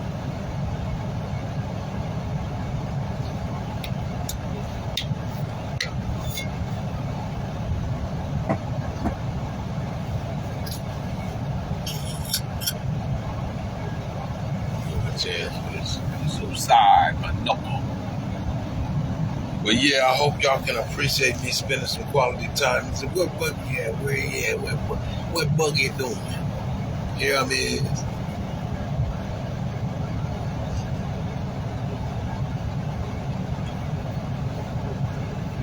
Chilling with y'all right now on the Facebook. And I'm gonna share some of this on the YouTube. Because right now, some of the stuff I be putting on here, some of it do go to Instagram because the Instagram is hooked with Facebook. But I ain't been back to my channel in such a while, man. To that channel, such a while. I go back someday. I don't know. I ain't been having time to be playing with no social media and shit like that right now. Nigga trying to get out here and get some bread. You know, I can't get it all, but I'm trying to get some roll. You dig? Nigga ain't trying to, pockets ain't trying to be just busted, broke. They been busted and broke. You know, you could be I could drape up and dress up and look nice, look pretty and and look at the other me, like me now, right? It's two B's and I'm talking to me. Nigga, don't DM me. Nigga, don't try to talk to me. Nigga, you shitty. I mean, this nigga's out of order. Why this nigga why I gotta be all fronted up? Cause this nigga's a bummy. You'll find her on Nick Cannon's Wildin' Out, man. That little slender Puerto Rican girl. She always on there talking that shit. She be mimicking some of her her family members for real. She started out dancing or something around there. Crumping or something. That's what I think she was, crumping. Then she went to that comedian shit, and then she did another little video or something where she was on her way to go do something, and the girl was braiding there, and she said, "Ow! Hold on, what you doing? What you doing? You ain't gotta braid my tail. This shit already script out over there. It's script out. You can't see it script out." It's there. Oops, you did this shit again. Next time you do it. Then she's up there patting her eyes. I don't know why y'all so. I got places to be. I don't know why y'all be so hard on my head. It's because I don't know why. Can you tell me why? Then she said, "Oh, I don't know what you want in that little water bottle. But that little water bottle ain't nothing. I got somewhere to go, right?" Y'all be like, "Damn, you are." Yeah, I'll be watching this. And then she said, then she just, "Oh, you did it again." Oh, and she jumped out that chair. Let's get it. Which reminds me of a relative. I don't know whether I should say your name, put your name out there, because if I put your name out there, shit, the man's is going to come looking for you. And I don't know if you got a husband. Yeah, I think you got Murray now. The man's gonna come. They're gonna be rushing at you.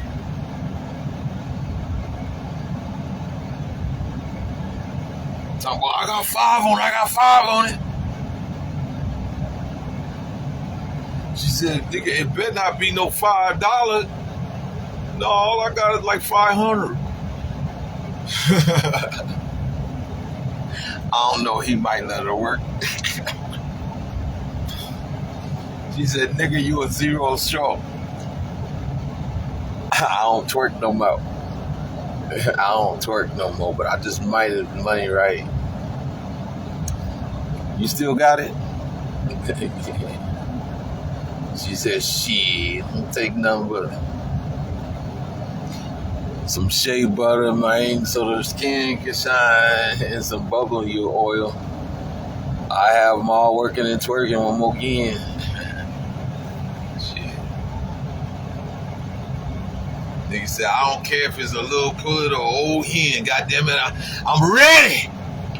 Shit, I'm ready. I want me some."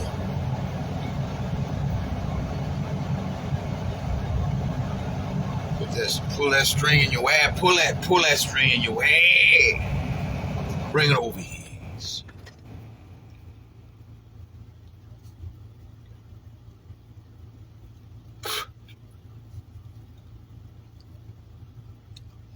Mm-hmm. Niggas go crazy for older women now. Don't get it fucked up. They ain't just looking at them little young ones with their hair all scripted out from fighting each other and put that wig on there. Shit. Please believe me. So older women, don't be giving up yet. I'm telling you, still on the menu. Oh yeah. Oh yeah.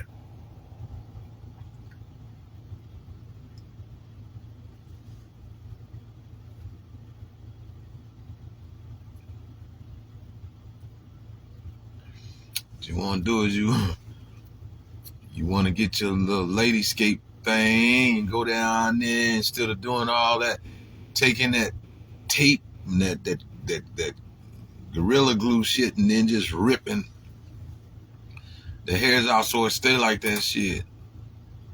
Just take the time to manicure your stuff. But I've seen some older women with the prettiest pussy, man. You hear me? Now they didn't got old and gray, but that you look at that pussy, you couldn't tell this was a 90-year-old pussy.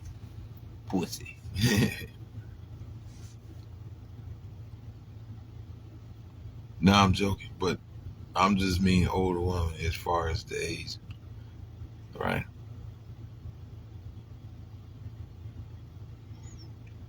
I'm exaggerating, if you will. You like shit. Here, man. Go yourself to the woman shop and go up in there and see what the fuck you can do with it. Nah, I can't front now. I'm just telling you my style, right? But I'll put it this way. Let me just keep it 100. So, I'm in Little Rock, right? And I got my female family cousins, right?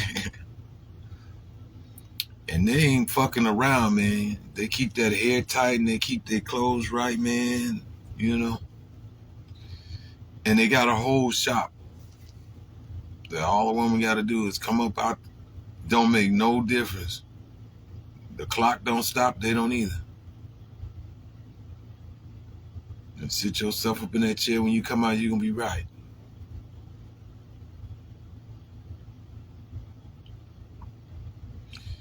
Give you a little clue up on 12th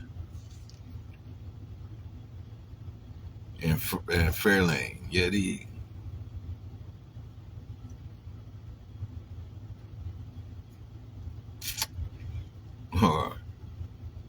or Grand, if you will. Yes. Going there, they didn't really want no men allowed around in there. What you want in here? What you want up in here? Oh, I'm just trying to talk to my cousin. Wait, she in here? Yeah. He said, what's going on? So she go there and she do that walk she do because she don't talk a lot. She ain't no loud mouth. And if she hold her mouth, if she breaks silence and the shit ain't right, she definitely can speak and let you have it. You just don't understand. So couldn't be like, and she walk over there with, and I give her a little bread that she asked me for, right? Because she was taking care of a nigga, man. She let a nigga sleep on her couch. You did. When I was doing bad. Thank you, Cutting. You looked out for me. Any of the rest of them would have too. But I try to keep it nice and sweet, man. You know. And keep it 100.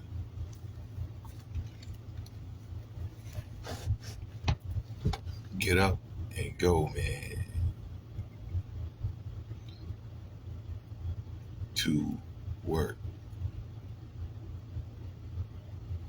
And when I first went there, when I first got there in a touchdown, man, I worked at a place called Davis Trailers. And what they did, they were welding up dump truck beds. Yeah. You see these dump trucks, real dump motherfucker truck. Yeah. That's what I was welding up. You get busy, man.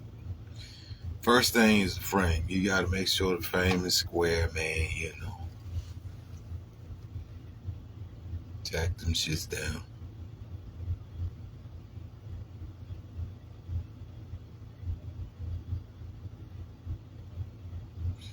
Then once you get that, then you want to put a bed on. Go up under there and put your tacks or whatever, man. You gotta know how to weld though, because you don't want to warp the metal and all that stuff, because it'll be, when you get finished, it'll be all twisted and all kind of ways, like, you know. So you gotta know how to do it, and where to start, so that you can limit the movement on it. Distort it. You don't want it to be all warped and distorted at the end of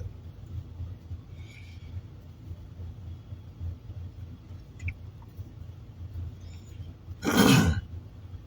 Then you start putting the panels up on the sides of it. You're going to have the front that go up against the cab. Then you got the sides and panels. And then you're going to have a gate to go on the back of it.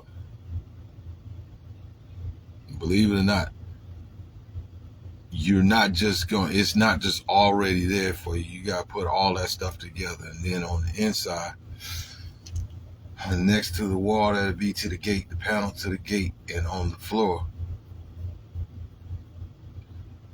is what they call a dog house. And it's right in the center. It's for the hydraulic pump to work. Come down in there. So when you lift it up, you know, and you lower it, you know, it covers up the hydraulics cylinder that's on there. You come out from under there and then lift the dump bed up. You know, you got a button on the inside, remove the locks, and then whoop out, man. But you putting all this shit together, and that was the job. So that's what I had when I first came there. Davis Trailers. Then I went back. What was it?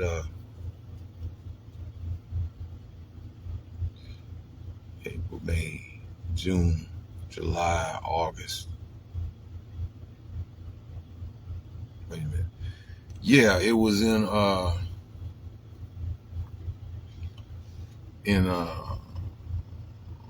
April, May,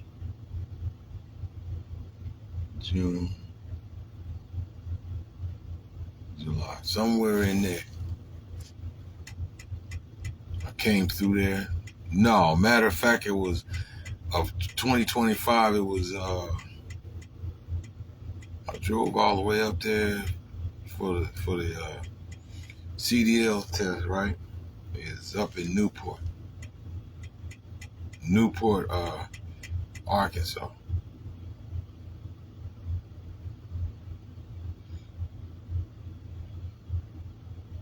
And that was around, Newport, Arkansas.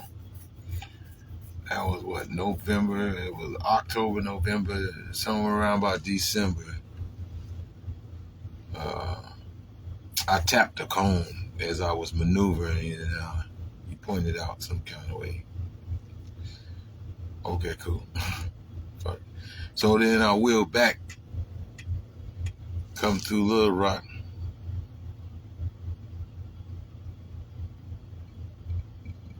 No, I take that back. It was on a day, it was Veterans Day.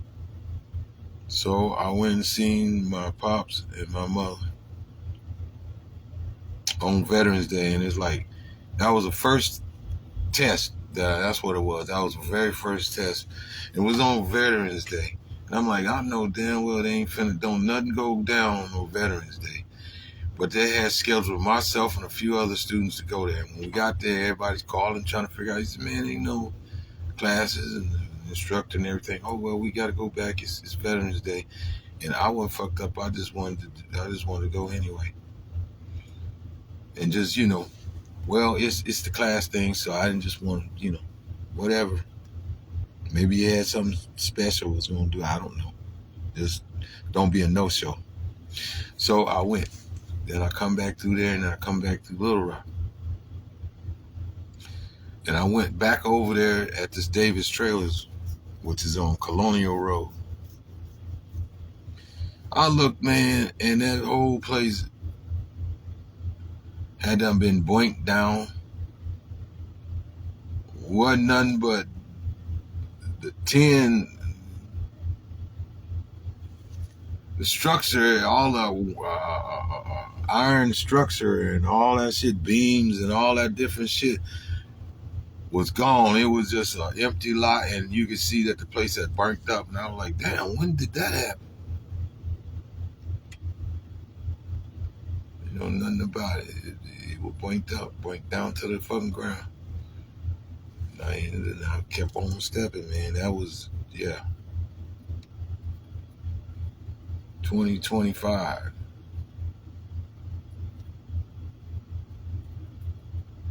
2025, 2024, my bad. 2024.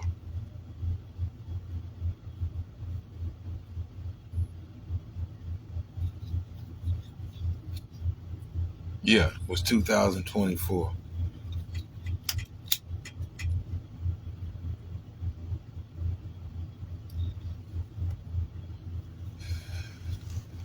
Y'all,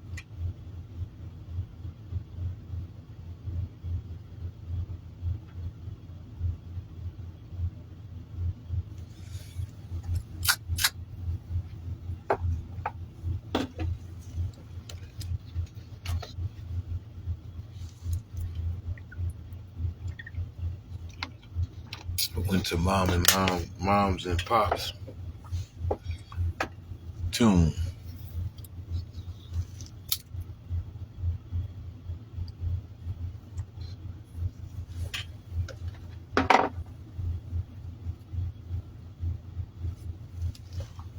Yep.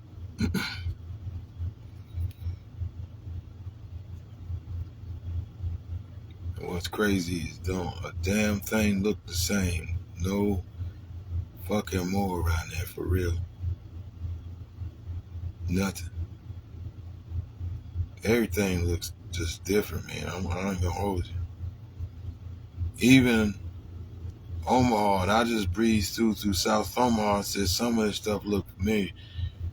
When I went there, you come back like you gonna hit 24 before you hit 24th Street. You just coming. I said, damn, this look familiar.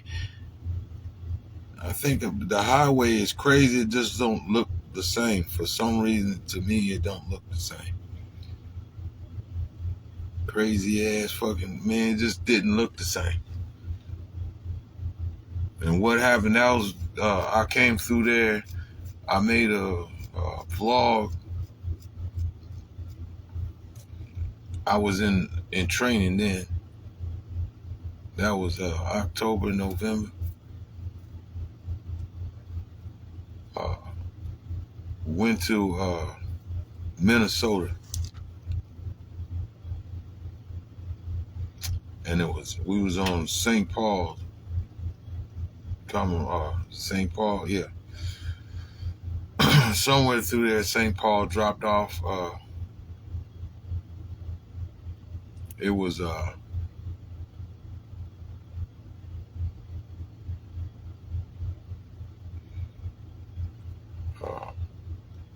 some heating and cooling, big coolers, and then the cabinets and stuff that go for the electrical cabinets and stuff that goes for them buildings. Then went from there. Did we pick up something or drop it off?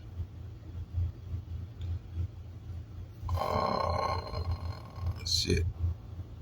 I be damn near remember. Let's see. Then we went from there. I ain't even realized it was in damn was it South Dakota or some part of North or South Dakota.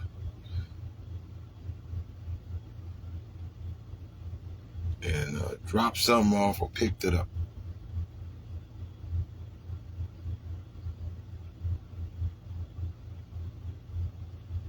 I think we picked it up, went through there, and man, let me tell you something. Snow was incredible. There's a lot more than it is here now. That you seeing. It was snow, man. And I'm like, boy. And I'm trying my damnedest to get through this, man.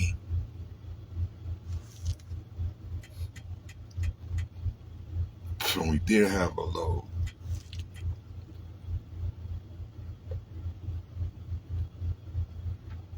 And went to dropped it off in what was it?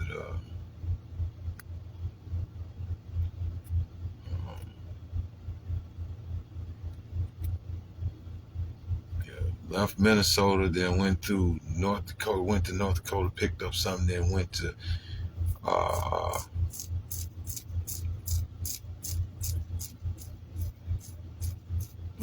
shit.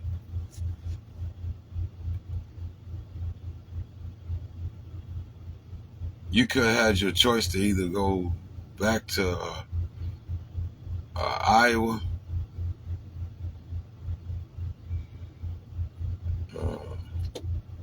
goddamn name of whatever, Nebraska, and that's where we went to. My mind keep wanting to say Hastings, but Hastings clean on the other side of goddamn Lincoln. Not Ross.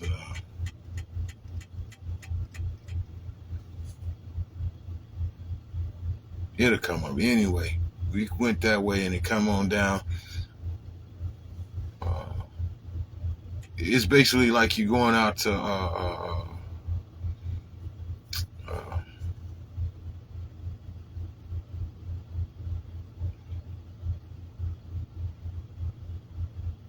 it was my bad, Waterloo. That's what it was, Waterloo, Iowa, or Nebraska, went on there, whatever the fuck, right up in there. And all you had to do was just, you could be on either goddamn side, either on Iowa or you could be in Nebraska, and just come on down through Nebraska, and that's how we came. Ended up coming down and ended up on Nebraska side, and then came on down through South Omaha, and then hit that highway that takes you through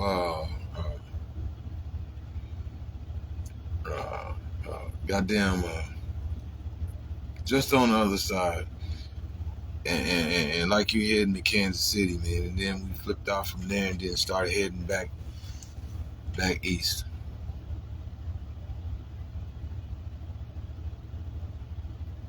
Yeah. I'm like, well, shit, we didn't have to hit none of that. We could just got on. We were gonna do nothing in Nebraska no goddamn way. It was gonna head east. All we had to do was get on the Iowa way and then head back to a goddamn Iowa City, and then just go that way. We didn't have to come all the way down here and then turn. I wasn't all that excited about going through there. No way.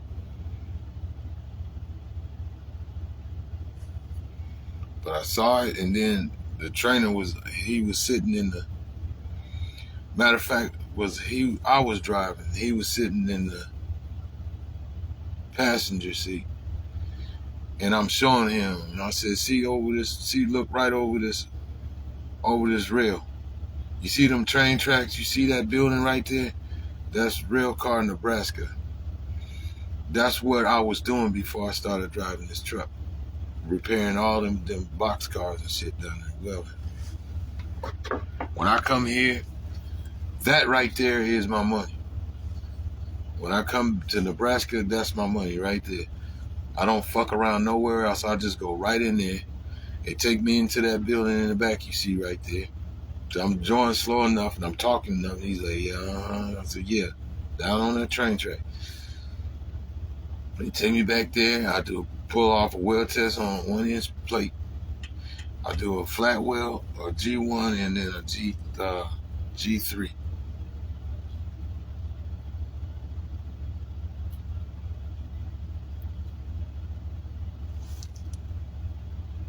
And then you think, oh man, that was the worst motherfucking weld. And that thing, he calling you, asking you when can you start? Immediately. Shit, well, when do you want me to start? Immediately, because the only thing you do is write something on the back of your application and give it to you and say, take that back into the office. You don't tell you nothing, whether you got the job or not. They call you. And they call me every time. And they tell you, can you pass the drug screen? I say, yes. And then he said, well, go over there to that clinic. It's off of 24th Street, South 24 when you head that way. Then as you'll see a high-rise building. You come from downtown Omaha, Nebraska, North Omaha, Nebraska, and you come to the south. You see that high-rise once you go over the little old freeway and overpass. You see the ironworkers, Union Ironworkers, over to your left, and you see across the street, it's a car lot where they sell cars or used cars that they want too much for anyway. Then you go over the little viaduct, little train track and all that stuff, and then you'll see, then You see to your left as you get over on the other side. I think it's some kind of temporary job service, and inside there also is a laundromat. And then on your right side, you come up a few blocks from that, about 2-3 blocks, and then there's a high rise where everybody's in this building. You take that right turn, and go down to the bottom of the hill, and that's the clinic. That's where you go and take your drug screen. And why I mention that, I used to take that route going to work every day. Because then all you got to do is just keep going until you get to 28th Street, and boom. Go down the hill and around the corner and down to the bottom. I go that way,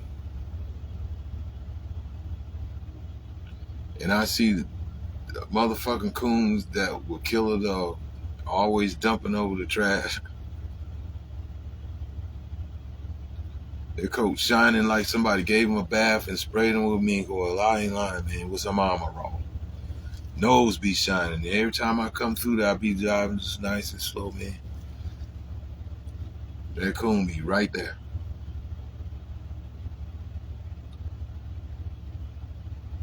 Big old fluffy something, man. Then he go back across the street down 24th and then down this hill. If you went down this hill, which would be back east, I'm heading south, coming from north. Due south from north, right?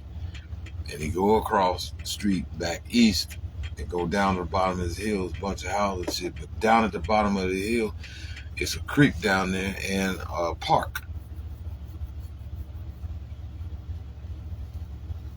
Then if you come down out of there and you come out the creek, you keep up the hill and then out of the creek, out of that park, you still headed east. Across there is a golf course. And if you go left to the right, if you go right, which take you further south on that road, you eventually gonna come back on Grover. Now that was the street I was trying to tell y'all earlier. When I be talking fast, you forget all these names and different shit, man. But anyway, that's the name of the street, Grover, that I mentioned earlier in this video about some hours ago.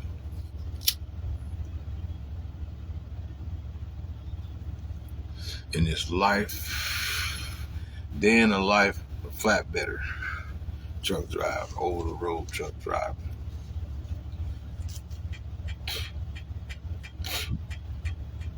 Not stuck, but in the snow, you dig.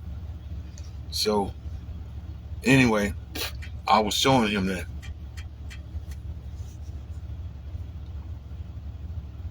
And so that's where we came from. So it was Minnesota, then Dakota was, I believe, man, because we went up there pretty far. And I think we went and we made a delivery or picked up something. We made a delivery, picked some up in North Dakota, then came on down through South Dakota. And then that was to not Waterloo. Waterloo is still over there. It's over there headed toward goddamn Lincoln. It's between, yeah, somewhere, yeah, but that wasn't where we went. We were just on the borderline of Nebraska and Iowa, to North and South Dakota. So y'all know pretty much what I'm talking about. If you are Nebraskan, you done been up there, I don't know how many times. And it's funny because when I was in the reserves, U.S. Army, I go up there. That's what a dog racing track is anyway, back up there. And that's actually where I was at, man. And coming down that same fucking highway, man. Fourth Tad is what the name of the Fourth Tad. And next to it is that was a military base for the reserves, and then next to it is the Air Force base. Can't miss it. And don't nothing split them up but a chain link fence. That's it.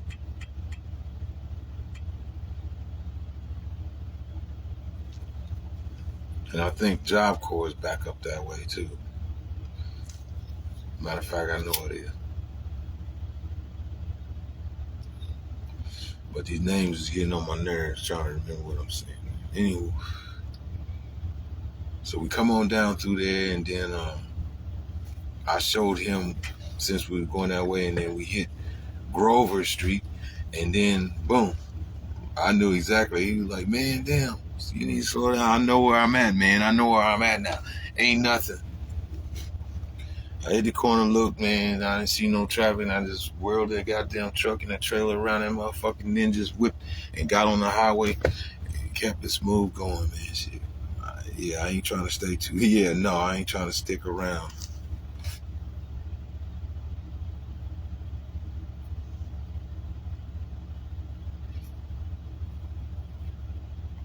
And went on down through there past shit.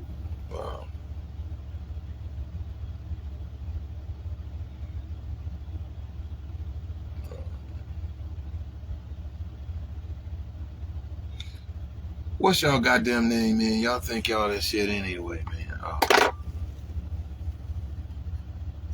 We didn't go very far anyway. It took us, yeah, it did. We went on past there.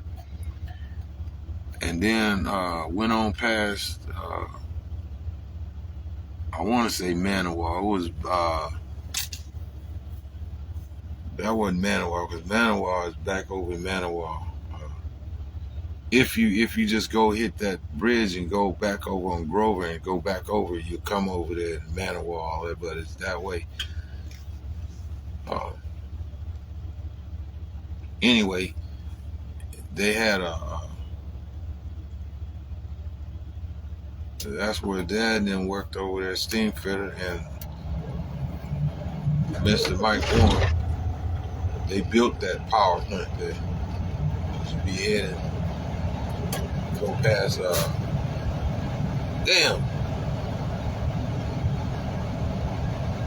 come from South Omaha, get on the highway and start heading south. You're going to see it. So you'll be going to that little community that's over there. Everybody just love going over there. It's a mall over there. Yeah.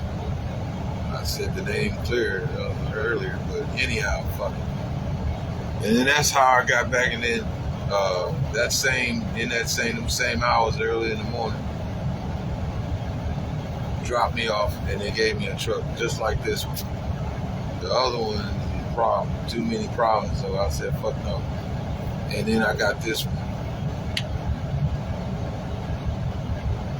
By that time it was broke. So that was at the end of November.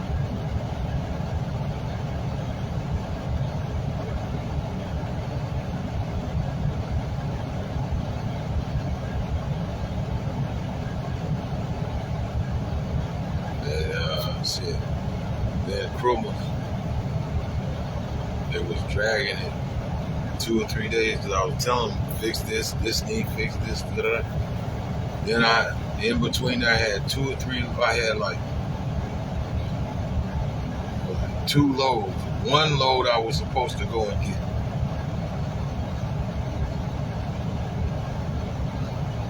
So I started heading out with the first truck. I didn't want it in the first place. But he kept like, that's all it is, and talking like, yeah, if you don't do it, this and that. All right. And I started heading with the damn truck. And I had to turn around. Is that me?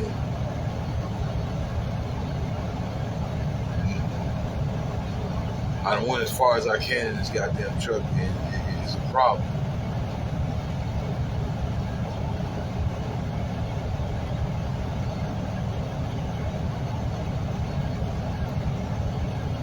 So I stopped in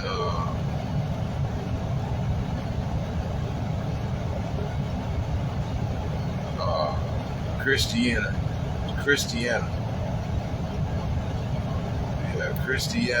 Tennessee. That's where I was at. And I went to a Love's truck care place and park the motherfucker and try to get him to get them to look at it. Like, no. I said, and then, you know, I just told him the truth. Well, I ain't, man, you ain't gonna make me fuck that. It's a problem. I'm telling you, it's a problem. I don't want to be stuck on no side, no road, and all that shit. And worse than that. I ain't moving nothing first. So he went and he called the wrecker to come and get him. Yeah, that's what you do. So then,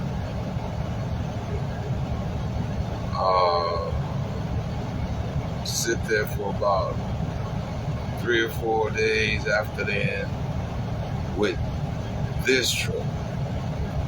I keep trying to get a Cascadia, right? But they keep saying, no. I said, man, you got all the Cascadia. Well, those ain't for flatbed, those for drive-in.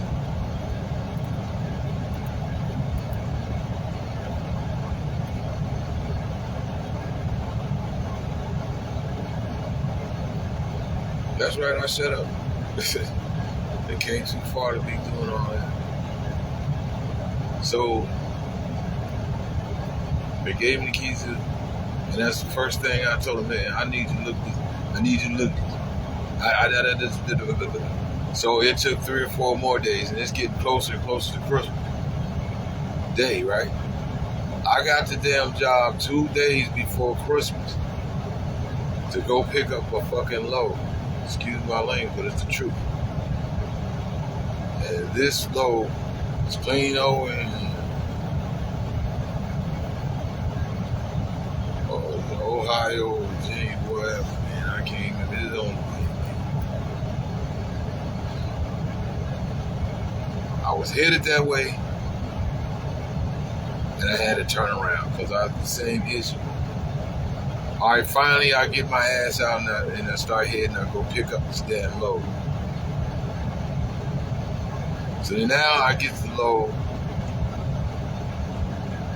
and it's eyes to the sky. I got 2 of them. I got 2 eyes to the sky, 2 coils. No, matter of fact, it was 4 of them. And each of them had to have 7 straps in them.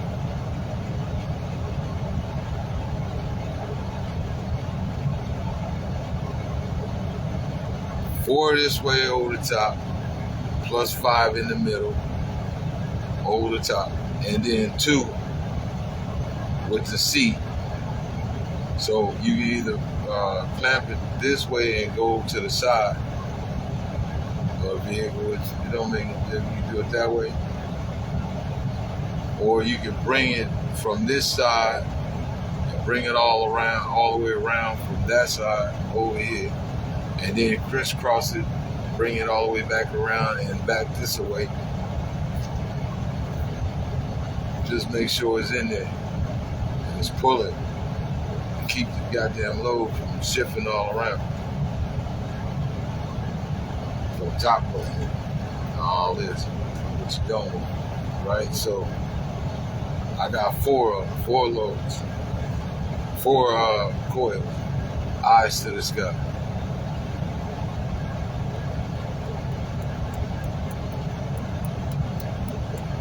And I've been rolling ever since. So then I got all the way where I got the coil. I couldn't get the damn coil until the day after Christmas, which was on a Monday. Well, it was after Christmas. And Christmas was on that day, but I still had to sit and wait until the very first Monday, or whenever they opened up. And I've been rocking and rolling ever since, man.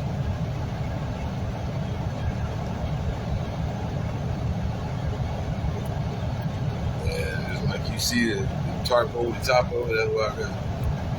Although I do it every time. Most guys, some of them, like, you got a choice to do it or not. That's up to you if you do it. If you don't, then don't. You know? But it'll tell you, if you don't tarp it, then that leads to termination.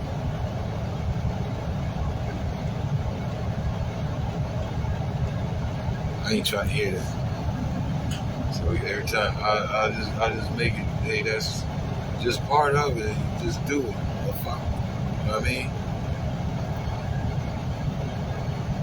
You knew that from the beginning. No, that's no problem. Whatever I got to do, man, pull a goddamn top over, strap that son bitch down, man, and get in the way. Big part is strapping that shit down so that it won't come off. But yeah.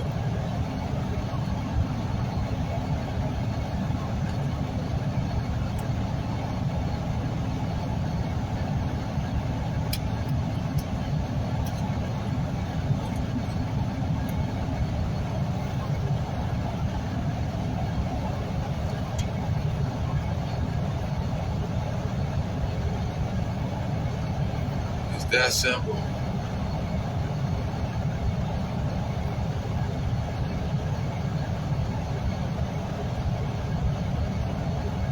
You're either with me or against me, so bring it in.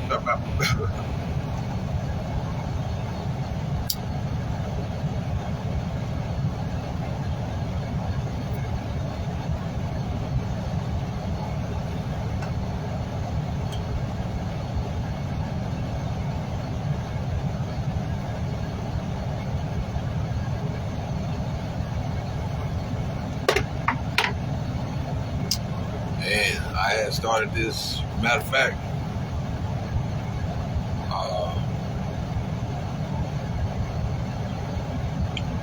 so I'm at the shelter. And I was working at the same place I'm telling you, Rail Car, Nebraska, but by the time it was Greenbrier, GLNX, right?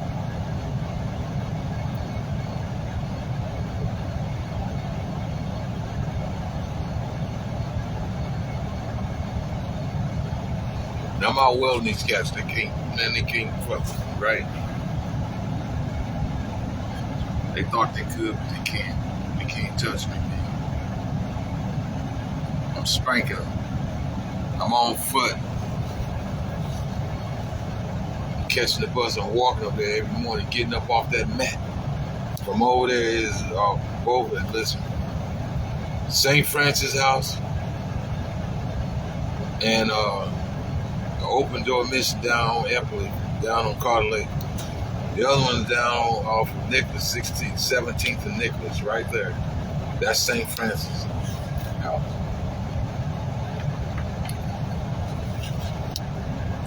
Get a motherfucking mat. Throw that. Well, you go in, you gotta give them your ID, take a shower, get in line for dinner or whatever, right? Now look, you might as well know I'm a real motherfucking hobo. I'm a real motherfucking certified hobo.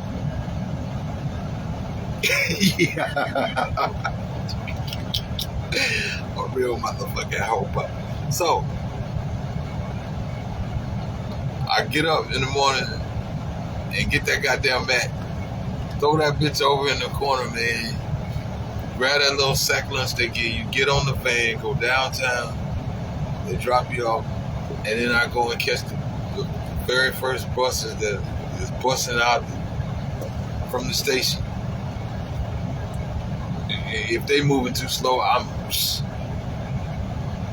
jogging, man. I'm getting there, right? I don't give a damn about no car. I don't give a damn about I ain't gonna sit around, oh, you got no car to get way over there. I cut that shit out years ago. My pappy had to tell me, man, you telling me you not working and you not taking these damn jobs because you can't get it. All you got to do is put one foot in front of the other. God gave you feet to walk. Get up early enough and just go. And then he give me, being a young nigga, right? You know what I mean? Like shit. Then he gives me the story of how, you looking now, it's not easy being me. It ain't easy. So my sisters and them don't know what my brother and myself do know between daddy and sons. He raised us. as a man. He didn't raise us no little punk. What the fuck?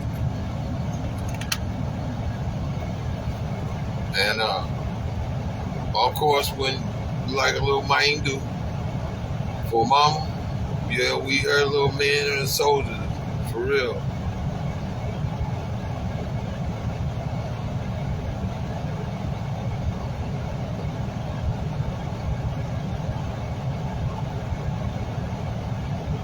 Break your motherfucking neck. You understand that?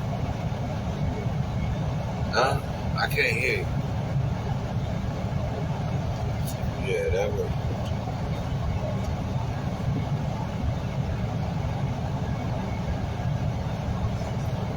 Don't ain't no difference who you fucking are. You can get it.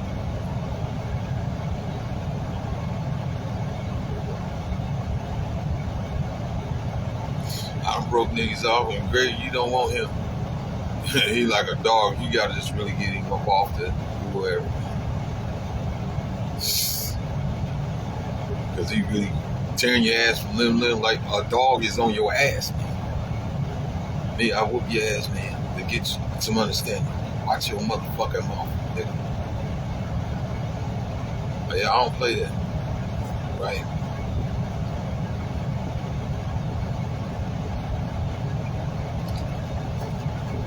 Enough of that one. Anyway, you know what time it is.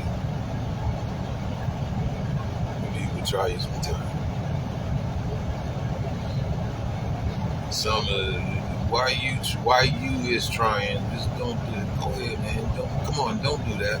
They be steady, don't do that. Don't do it. They be trying to get them, don't. It's just beneath them. They gotta hype and be along with the giggles. Like, yeah, alright. You just have no clue. Some of them else do, man. Shit.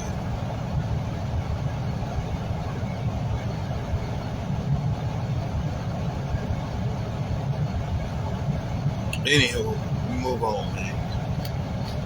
I got my ass up off of the motherfucking floor. Cause I didn't bug, and you never heard me out there go, oh man, they threw me out the motherfucker. And then here you is got diarrhea at the mouth about every damn thing. And I never done none of that shit. I just got out here and put one foot in the fucking other in front of the other. Shit.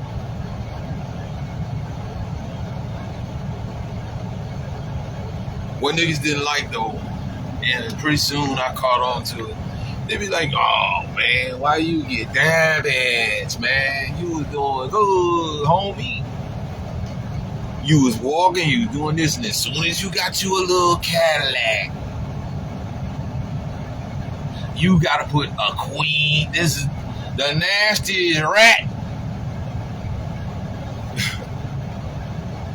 on the deuce in that motherfucker. Like, god damn.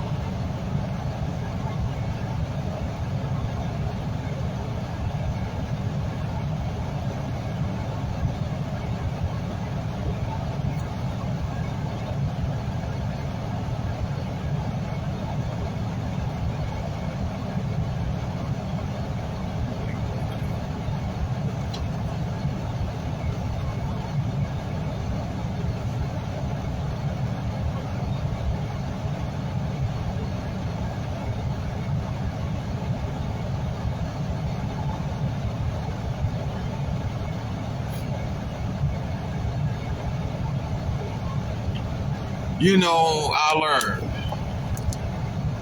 I'm in Little Rock, right? So this is how I was able to talk to this dude now.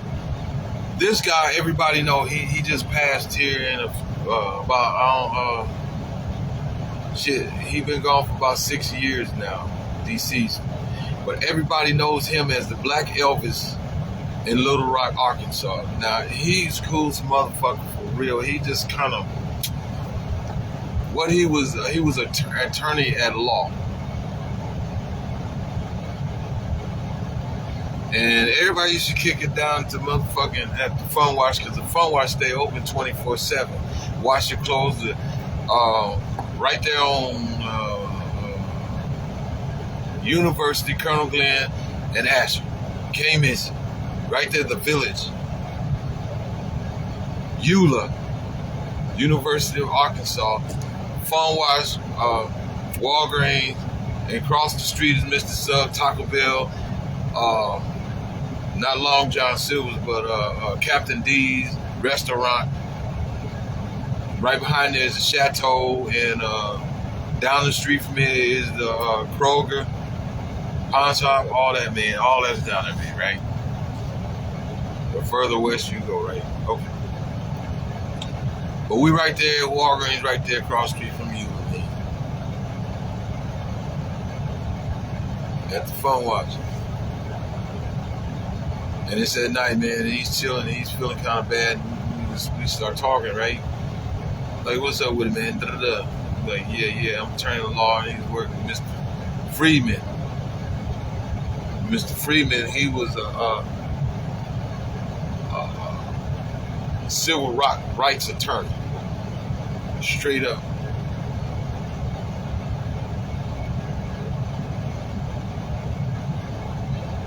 And this other cat, some cat he knew, he kind of fixed the damn paperwork and shit so the guy could get out of the shit. Some dude, and so then who he was working for, which I believe was him, Mr. Freeman. No, you out of here, you gone. So he's milking around with the man. I said, after all of that, what did you learn?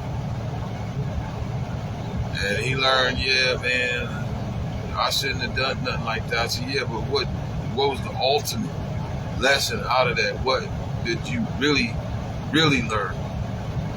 And he kept going around until he's like, well,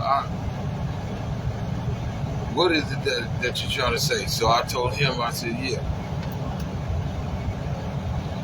What you should have learned and what you did learn is not what I'm finna put it to you, but it is what you know.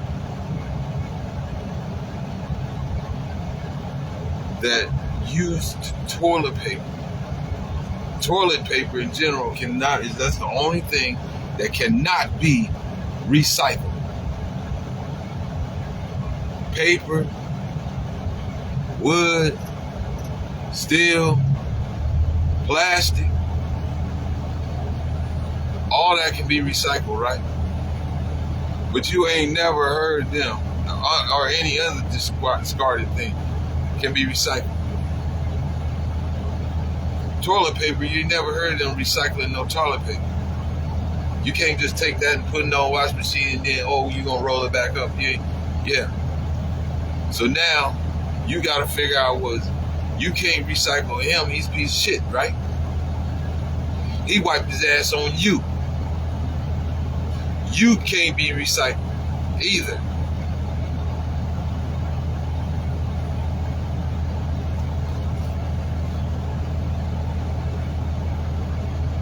So you got to deal with it. You got to get over it. Yeah.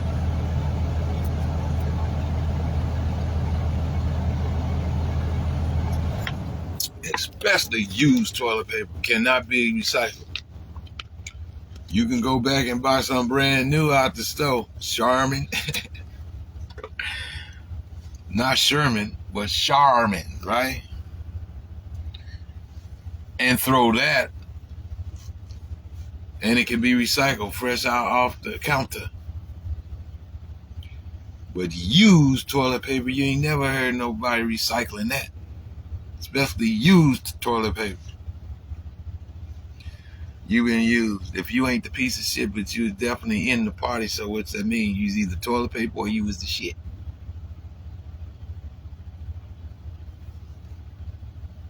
And because that's what you saying, he was shitting on you, right? He shitted on you. The dude act like he ain't know, he played you like a total lame, got out all the little shit that because you took some of the paperwork that was supposed to bury his ass in the system.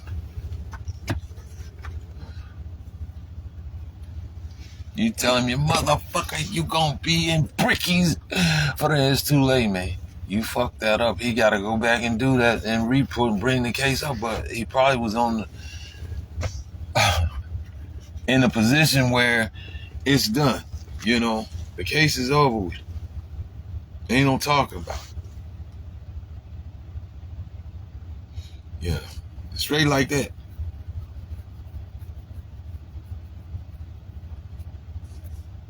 Well, let's watch this, man. Y'all, it's done stopped the flurry. Ain't no more snow flurry. This is what we got.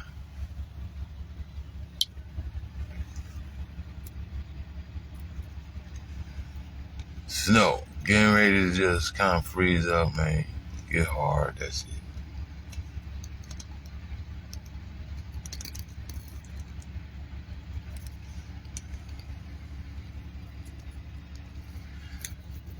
Yeah, as you can see, it's plenty of trucks that set that ass down. Go sit down. Sit your ass down. As they say. Bow. So enough. So good. Bow. Kiss my Converse. Kiss them. Bow.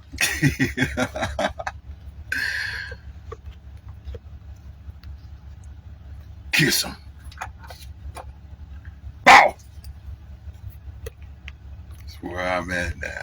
So good. So enough. Kiss my Converse. That's where I'm at now, goddamn it. Like everybody else. Bow!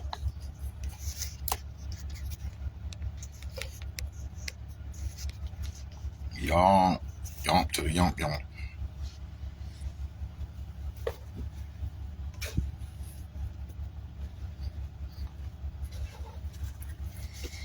Yonk. Toilet paper cannot be recycled. You never heard of toilet paper being recycled, especially used toilet paper. So you just gotta flush that shit down and keep it going.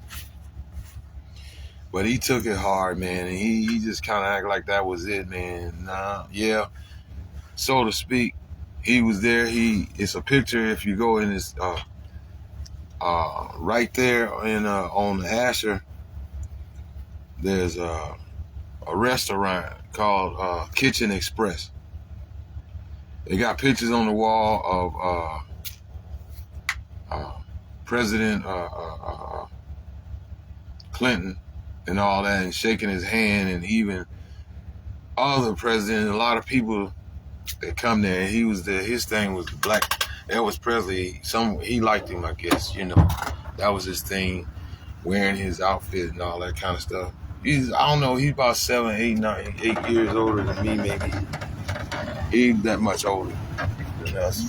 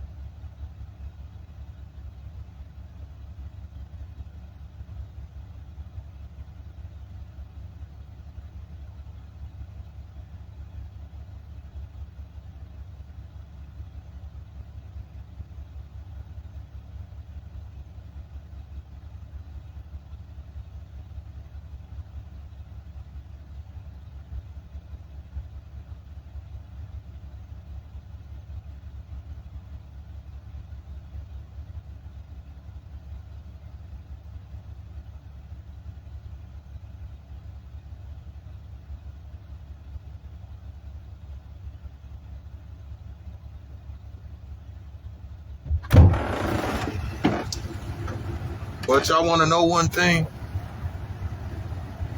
It's snow out here and everything, but it ain't cold. It ain't freezing yet. Temperature gonna drop even worse lower than that, but it ain't the wind ain't blowing either. But usually when it snows in that blanket of snow, it's a thermal warming. Thermal warming. Yeah, the wind's not blowing or nothing like that, so it's not dry. You can gather it together like that and make a snowball out of it.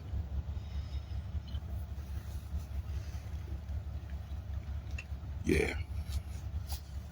Now, where were we, man? What was I riffing about?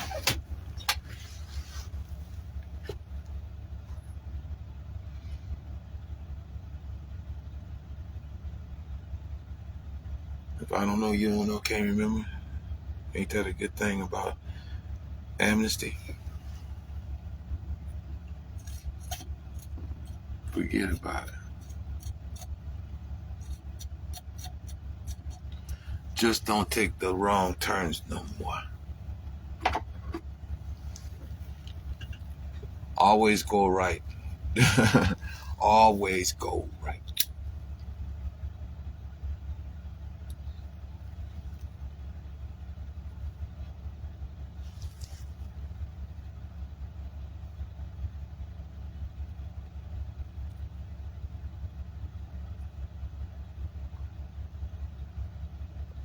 So this stuff, man, this snow probably melting there too. There's always some factors to it.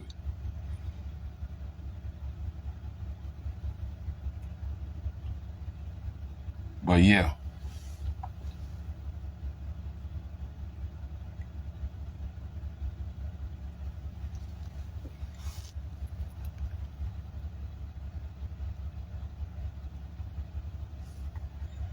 Those are some of the, like, people,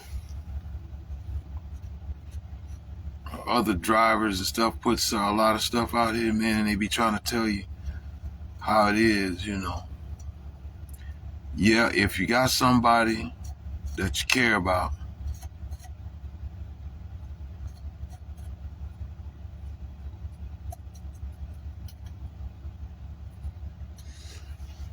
you gotta make sure you got a good one that don't give a damn where you been, don't give a damn where you going.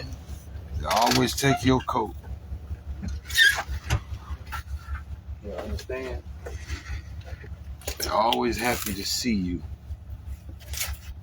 Glad you came home, because you could have stayed gone and they never even know. They wonder if you was going to ever come back, you know? You keep it 100. They'll be there for you. And if they're not there for you, it wasn't meant for you.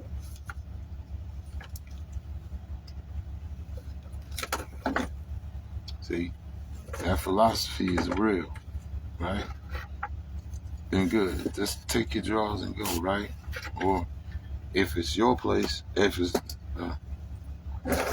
your place, if it's the other person's place, then don't say nothing. Take yourself there, right?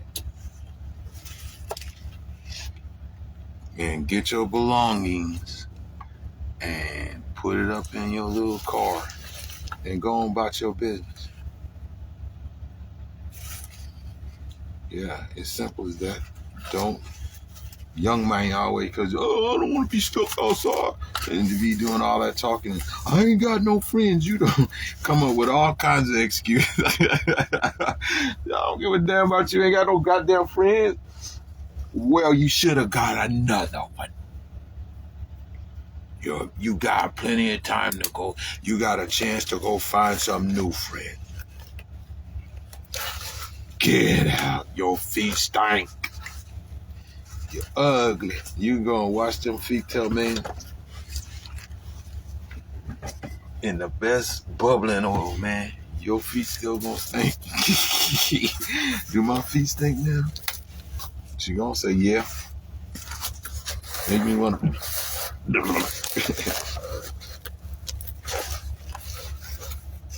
Yeah. You can't blame the woman all the time. You can't. You can't blame the woman.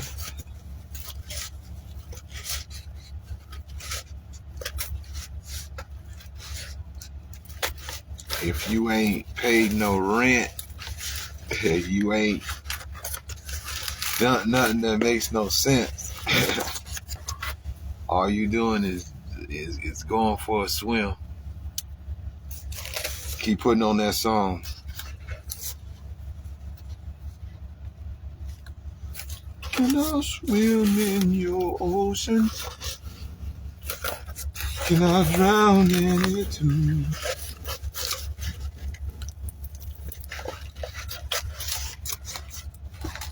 Y'all youngins, don't think I ain't been listening to the music. I've been listening to y'all.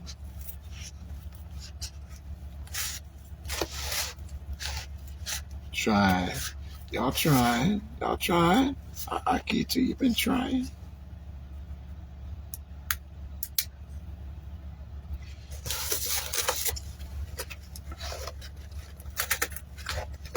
How about the heart of a woman saves you?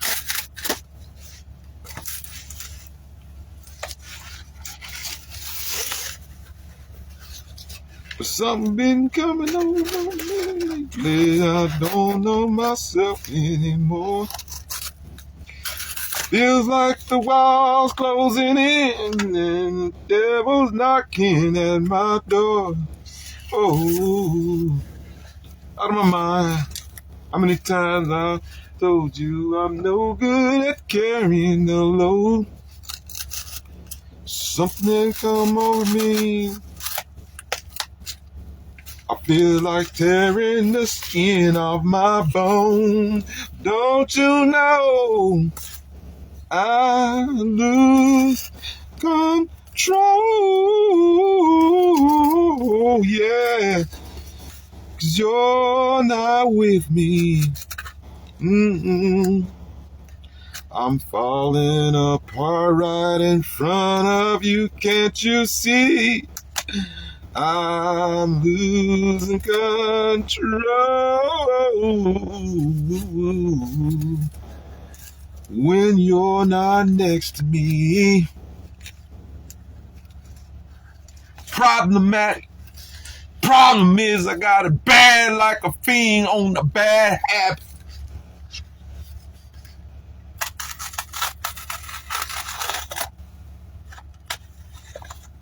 Girl, the black moon, bring it here, gotta have it.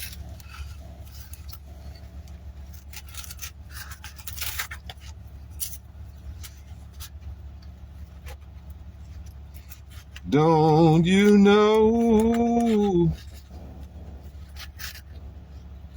that I just lose control? Then I got another song I like from Breaking Rust. You can talk about me all you wanna.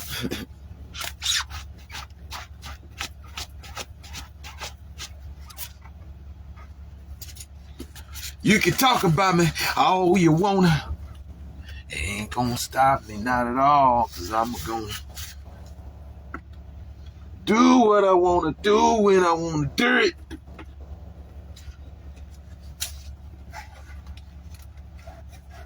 Just how I wanna do it when I wanna do it.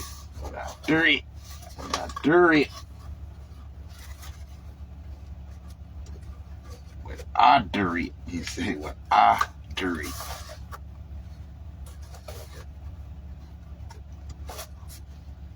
I wanna do it. Appreciate y'all hanging out with me, man. I had to slow down a minute and really rap with you, man. Give you some quality time. I'll let you know, man.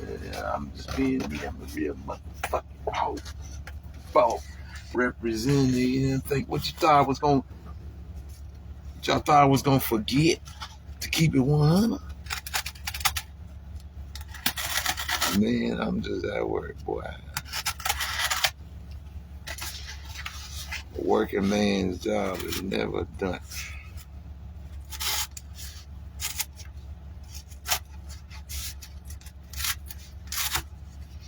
You understand? You understand? You understand? You understand? Tell me, do you understand?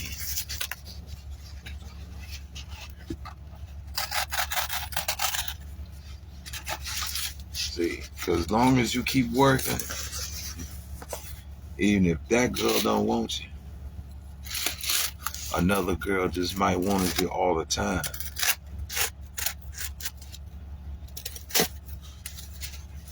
And ain't gonna mention nothing about that over there. All you want was for you to wake up and smell some good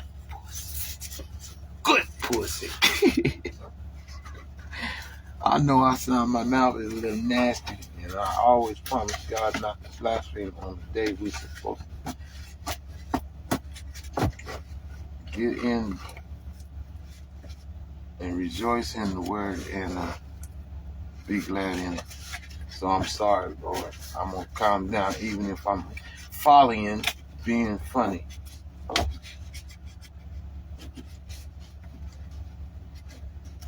I'm not a Steve Harvey, but God ain't done with none of us yet.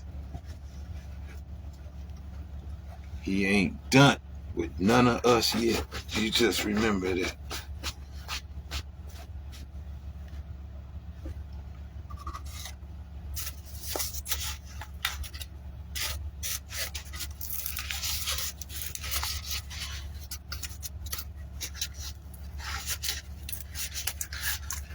He might change the words of Steve Harvey, might have changed the words of. He might say, why? He might change the words up a little bit, but you know what he mean. Put your stinking ass hands together and help the next comedian up on stage. Trying to act like you are all that. Put y'all stinking ass hands together and welcome. D.L. Hughley. They ain't want none of me. You know you gonna get it, you in this crowd. You know how you do it. He come on the stage. Anybody, he worse than Adrian Broner, man. Anybody could get it with him. He got it for you, man. He's still that dude. He calmed down a little bit.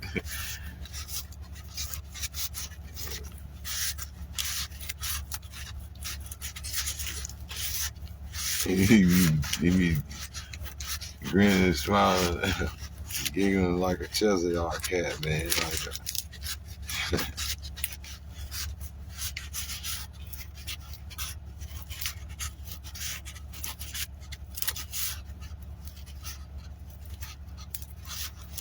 You're subject to get it. Anybody.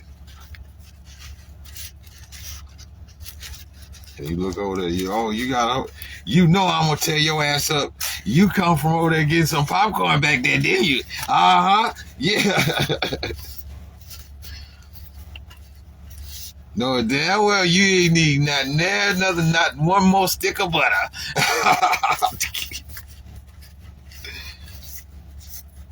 Then you come back with popcorn in it with a whole bucket.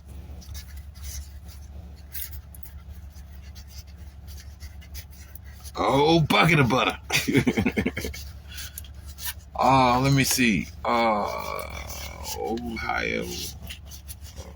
Virginia, and Carolina. So yeah, he's on one of these radio stations around here. So that's why I was like, I ain't heard your voice in a minute.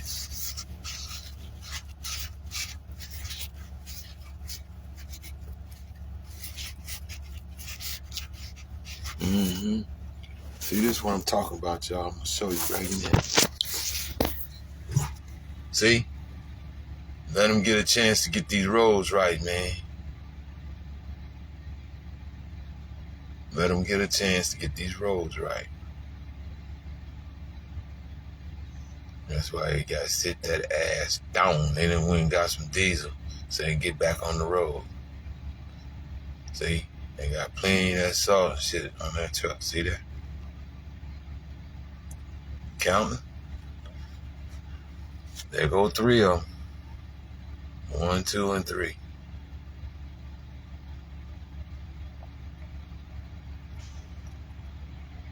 Hilco Transportation. See that what I'm talking about? So you got plenty of salt on that some bit. They get ready to put it on the road, man.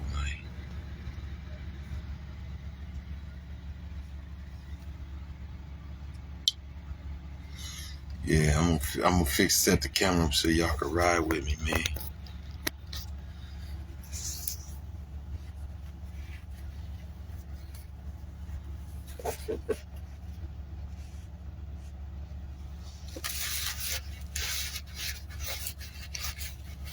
Cause I done seen some pretty places, and you can't be fooling around with no camera and all that stuff in your hand while you operate the vehicle, texting and all that shit. I don't condone it either. So if you don't condone it, then don't do it. So I'm just keeping it real. I'll be like, damn, I didn't turn it on or whatever. But also, I have to keep this real. When you're busy, you forget all this. My phone was working, but the data was out, so I couldn't. I wasn't gonna sweat it, man. I was more busy working than worried about all of that.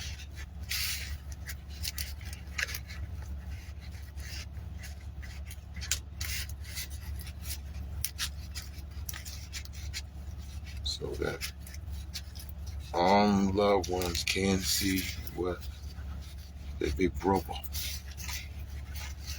is doing. I'll have to just try to paint the picture. See a little bit of what I'm doing here. Sit yourself still, you got a job to do. Quit acting a fool.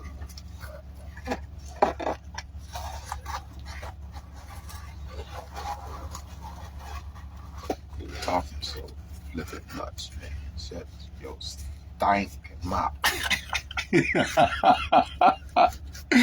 Shut your stinking mouth. Shut your stinking ass mouth.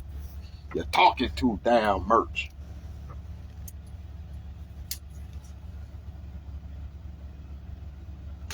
Don't be fronting all that fronting shit. Y'all know what I'm talking about. All that goddamn fronting. Shut up. Damn it. Shut your ass up.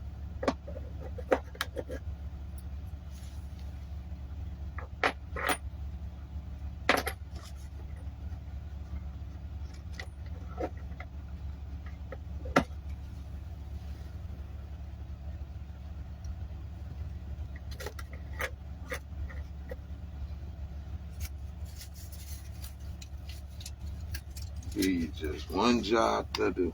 Shut up. Be quiet. I said be quiet. I gotta straight tell you shut. Don't say nothing. Shut the fuck up. Don't say nothing. Your job is to do what I tell you to do. Don't say nothing.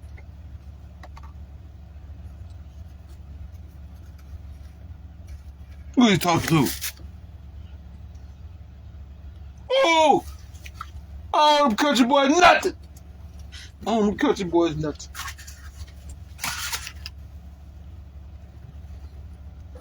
Go.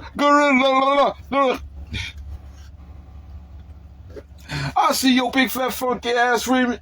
I'm telling you, ain't gonna get no more free play in the mouth.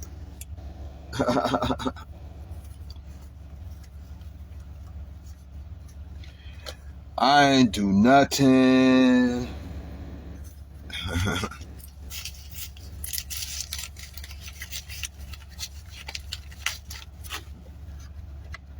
Girl, get your ass out of that car. That thing ain't gonna do nothing but rape you. I got to use what I got to get what I don't want to hear that Ronnie Ho quote shit. Girl, get your ass out of this car right now. All right, let me out. Oh, get your old dirty ass string. Get the fuck out the car.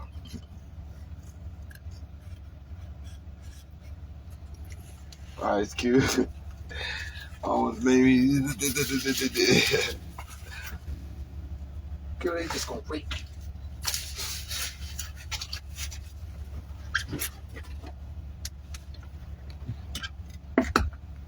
Go get your dirty string out the car.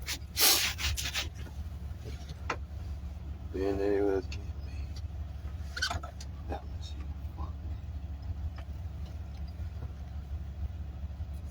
Man, you don't need none of that, man. You about to be married, man. Well, yeah, this your last piece, man. You might as well go on get some of that, man. You might as well go on get some of that, man. It's your last piece.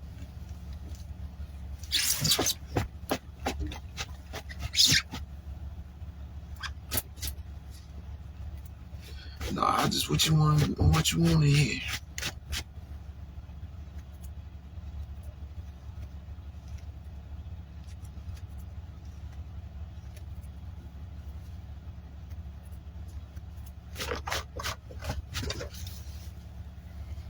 I just came to dance. Yeah. Well, let's dance.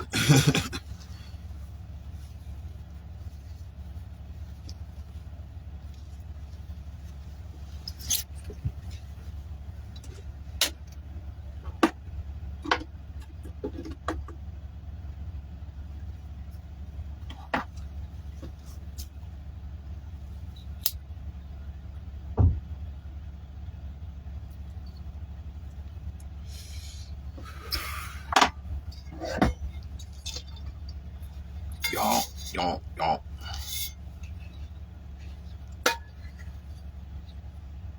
You only got one job to do.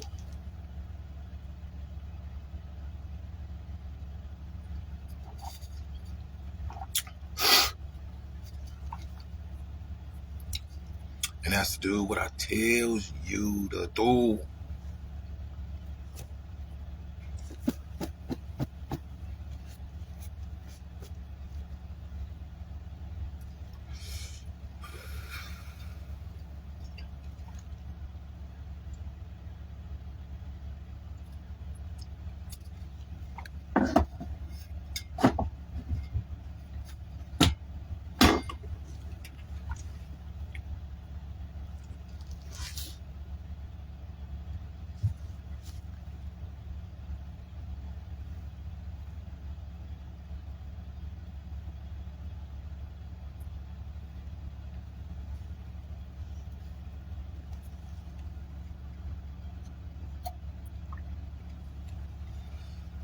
Mm-hmm.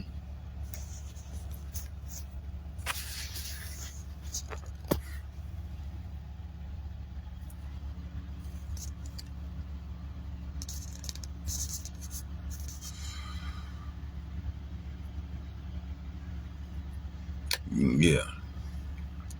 Now, let me give y'all a visual of what you're supposed to see when you in this track.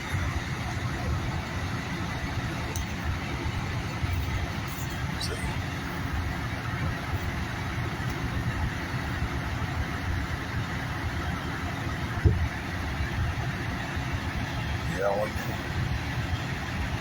That one there, this one here, right there. That's so you can see every damn thing over there in that lane. Cars like to hang right there in your blind spot all the time.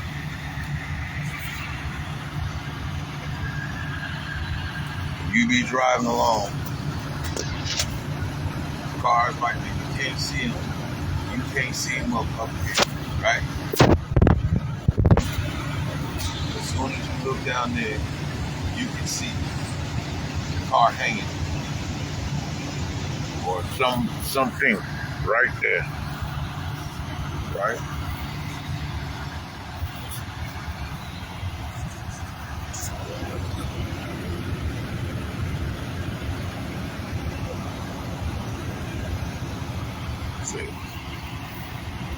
That's how you do that shit. Just expose all that shit, right? What's in your back. Cars like to hang right in there all the fucking time. Shit likes to always hang right there all the time. Even with these leaks. Right? Yeah.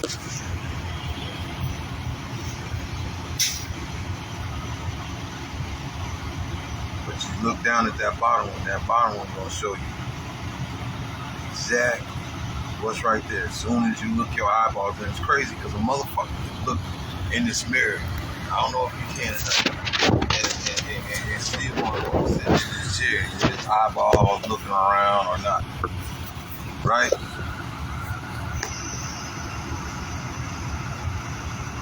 But as soon as you look, then that car start going on about its business. And you could be well in your lane. See, let me see, I'm gonna show you what I'm talking about.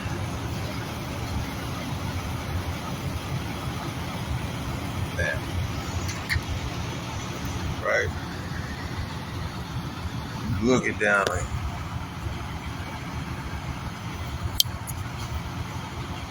you sitting back, you ain't paying no attention. You see all this. Damn. See? Now, that's how it looks.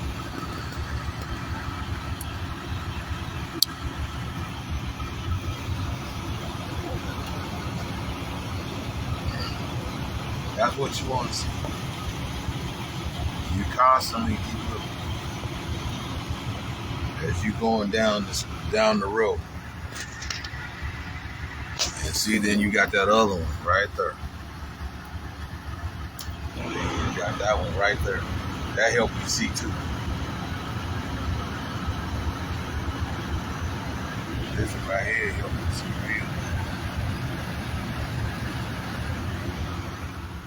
real. Yeah, that way. Get in.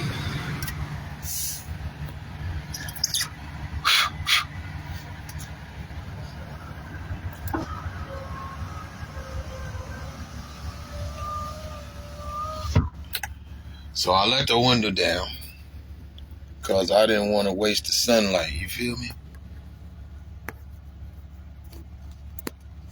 Just sitting in the dark.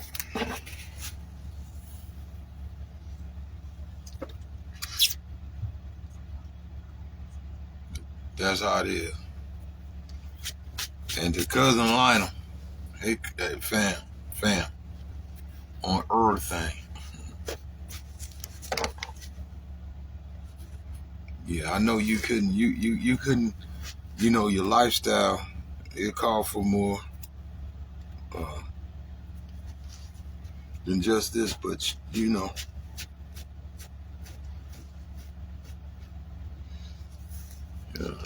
I see the things that you seen when you participated in. I was happy for you, and that was like shit. You did this like shit. Some years ago, but I see why you got out of that business right there. From here, you started right here. I was watching.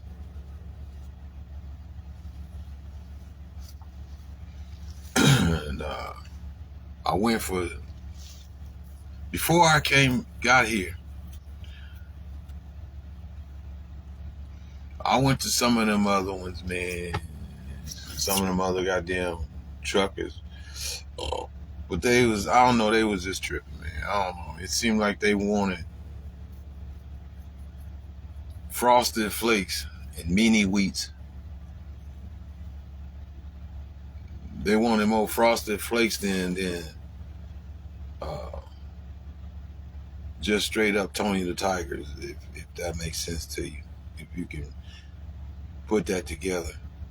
Once they discover you can, you talk all extra proper and refined, they can't tell who's exactly on the other side of the phone, right? Cool. Yeah, smooth.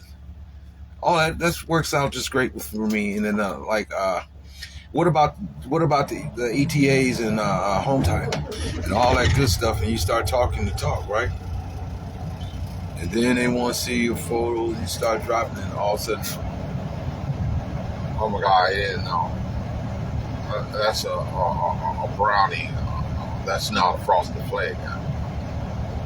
And start playing y'all sideways. I don't fuck. Swift was one of them, the main. They wasted like from July to like August, to down in September, going back and forth now. Swift is just right there in Memphis.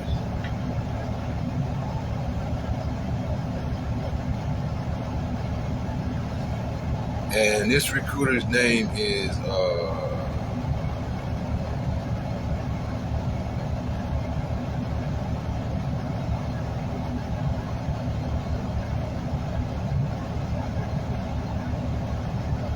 Terica King or something like that.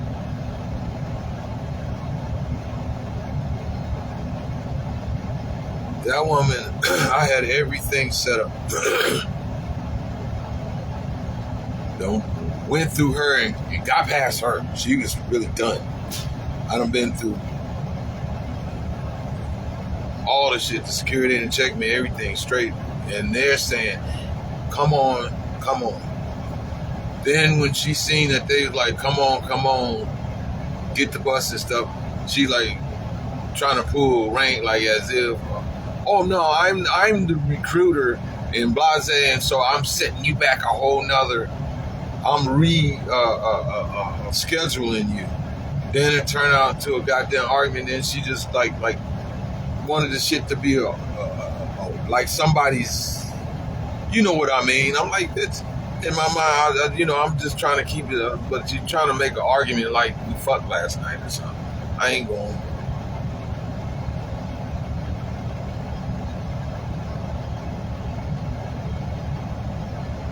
Know how it is. Be all cordial and all these things here, man. Then no sooner than you lay down and have sex, here comes all this bitching. It's war. The war is on. And like, that's bullshit. I'm not going. I'm not. I'll get your shit together, man.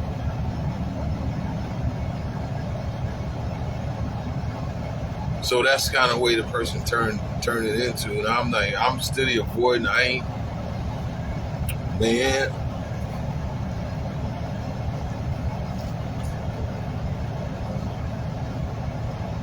I ain't saying nothing. I let it go down the way it went down, and when at the end of it, I just kept trying to talk to those that where this person was just you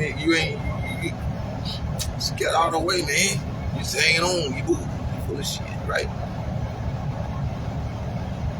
And then here comes all these other ones talking and carrying on, and that's sitting next to her trying to act like they was somebody. Like, nah, that's bullshit. So they try to make it where I wasn't eligible then, For some reason, I took down, or what I did was, as the information come and they send it back to me, police, all this records and all that, everything. I took, I downloaded it. So now it's documents saying I'm good, period.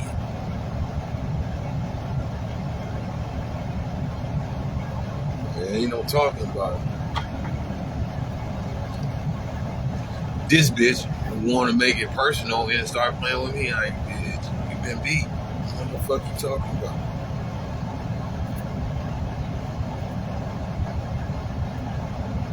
So I said, fuck it, man. I ain't got no more time. I talked to a few other ones. It was Snyder, the next one. Here's why I kind of jacked up on them. Now, that was kind of my own fault. They said all they had was Flatbed. And here I am fighting like a son bitch to do driving, for real. I'm like, And then start talking about the, what was it? Once you get your L's, you can't talk to me. You can't talk to me. I need 80, $90,000 a year, or just don't even talk to me. Don't try to talk to me, right? Because that's the impression you be under, right? But it's like, yeah, but you ain't got no experience, this, that, and the other. So well, I'll tell you what, man. Blase, you sound, you can start me out better than what you talking about. She said, fine, I'll tell you what I do. I'll just put it right here that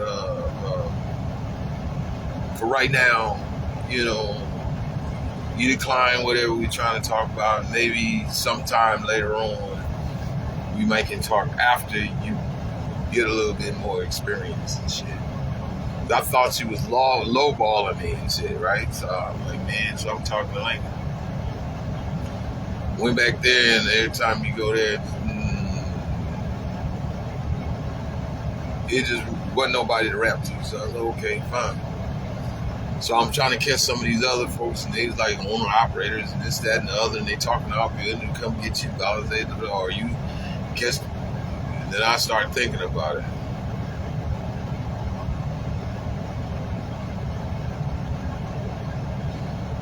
Catch one of these other companies. So then I start looking, man, and I'm like, okay, I see what's going on, right?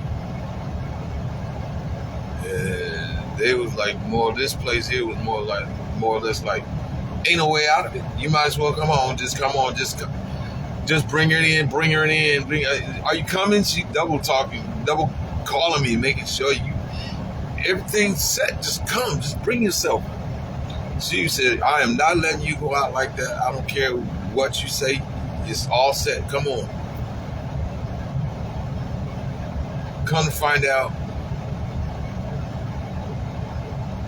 shit real. You dig what I'm talking about?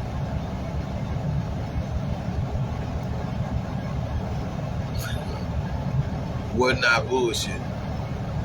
They put a mind to work. The woman put a mind to work.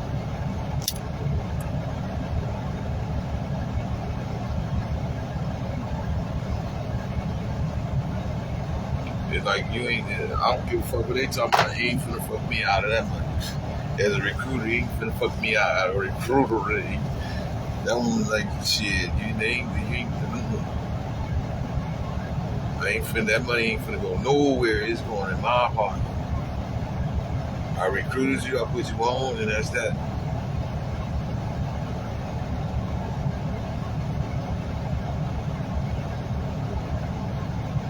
And how you get on is swift. Now, you can have a record that's been to prison or whatever. Their thing is, as long as you are not was a convicted killer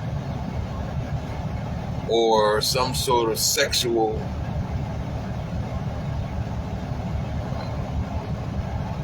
offense, you're good.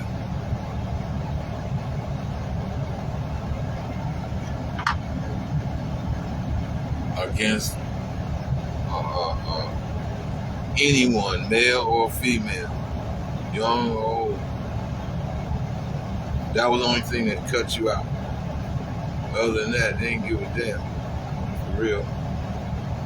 This would be your second chance in life, right? Fresh out. And only one other thing that'll stop you. If you own probation or parole or something and you can't leave, you got to stay there, and too many provisions, then then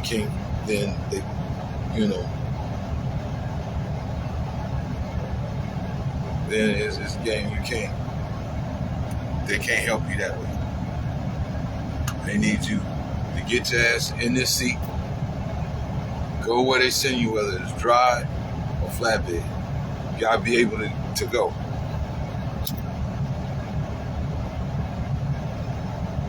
Can't be hindered by the system. You gotta be able to cross state lines and different stuff like that.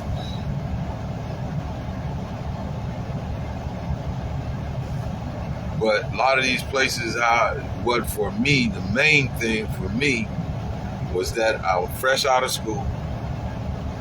And a lot of these companies don't want nobody out of school because of the insurance.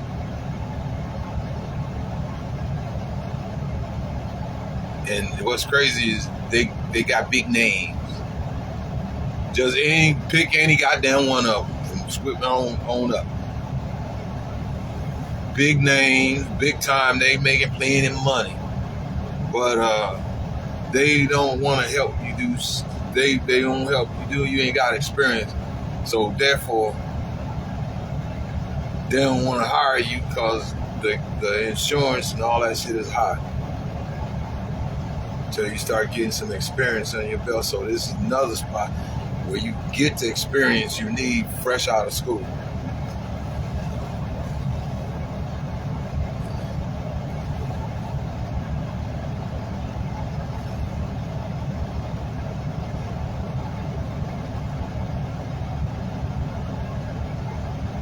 And you done seen the videos and all this different stuff on social media dogging out Swift is one of them.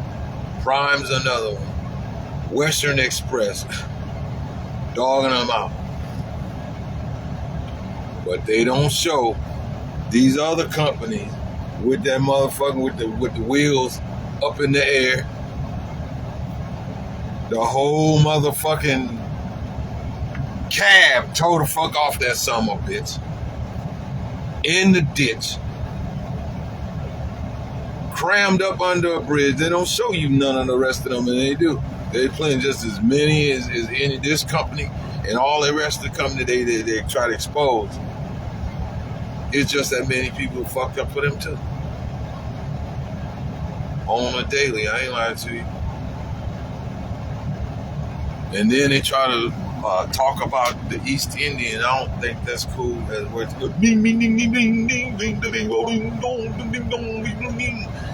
it's bullshit. They just exposing them, trying to get the weight off of them. It's good drivers, good people. Leave them the fuck alone, man. You know, I done ran to all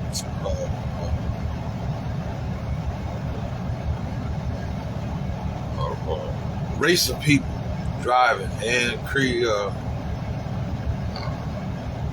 male and female out here doing the damn thing, man.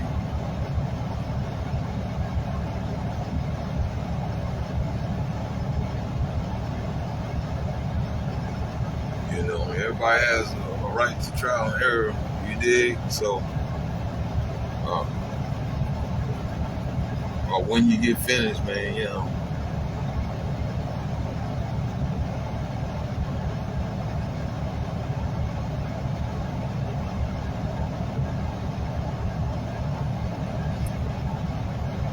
When I got this load, man,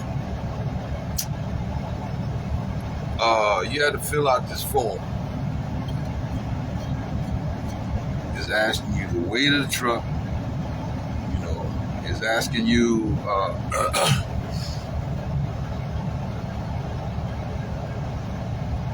you know, the identity of the truck and the trailer. Then it's asking you the width of this truck.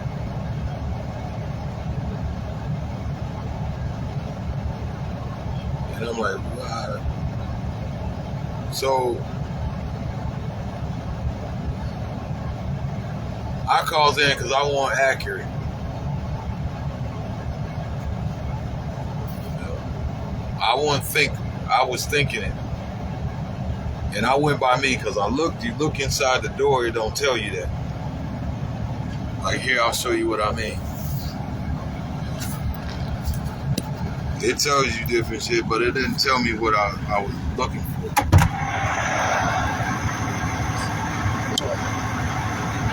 So, I'm looking.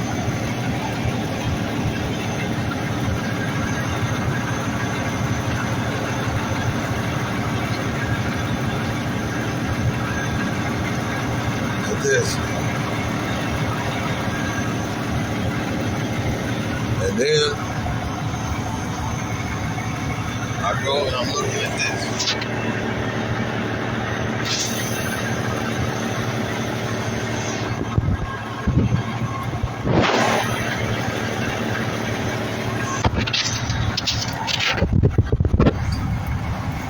Right?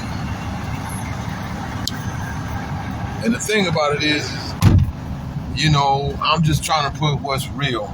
And I don't want to put no guess on it. But it's for real is you know, it's 8 foot is what it is. It's 8 foot across. It asks you the width. It asks you the width of the truck. And I'm looking for it as a description of the truck, part of it. Right? And I'm not finding the shit nowhere. I call back to the shop. Because I'm looking for it and I'm believing it's the wheelbase.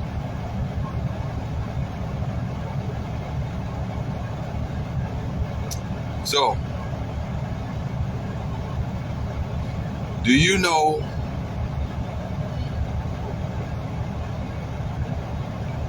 I'm not quite 6 foot, no. But I'm well into 5 foot above, well above 5 foot tall, right? I lays my ass down in this dirt main, and I draw this line right here, and then I step it off to the other side of the damn truck. And so I take it, and I end up with a yard, right? 3 foot, right? About 3 more foot, right? 2 or 3 more foot. 2.5, 2, 3 more foot. So that make it 8 foot, right? And that's what I wrote down there. Looked at it all, man. It was good. It went back. After all that, because I was trying to hurry up and write it, right? Yeah, hurry up and give it to him because it's getting time for my appointment. I wasn't ready for that. And what I should have done, or what you could do, when they ask you anything about these trucks, I'm gonna help the next driver out. When it comes to anything like that, all you got to do is call any trucking, a big truck service center, and they'll tell you exactly what it is. Give them what the truck is, what engine, and all that kind of stuff, what is model and make. And they look right in, go right in, and then tell you exactly what it is and smack.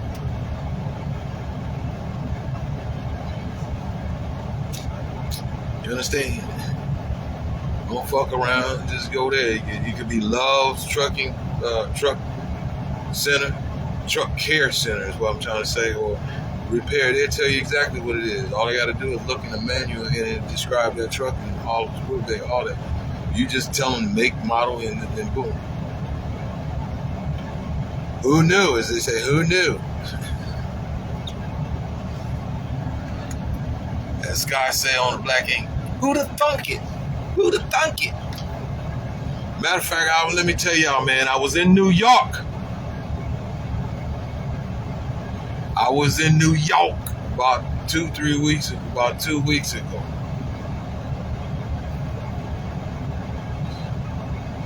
Man, I'm gonna tell you right now. They about money, I don't know no goddamn boom or nothing that can survive in that bitch without some money. I'm talking about USDA top choice dollars. Don't go up in there with no goddamn, man. They barely will take a fucking credit card or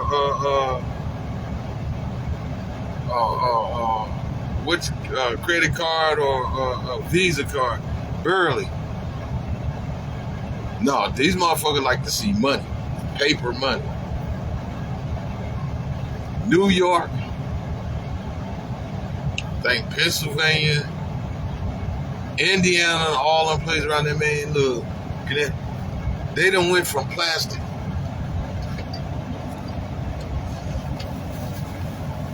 They done went from these plastic bags, man.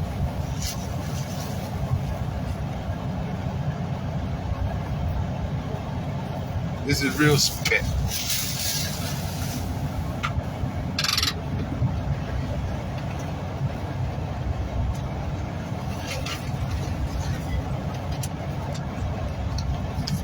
Two paper bags.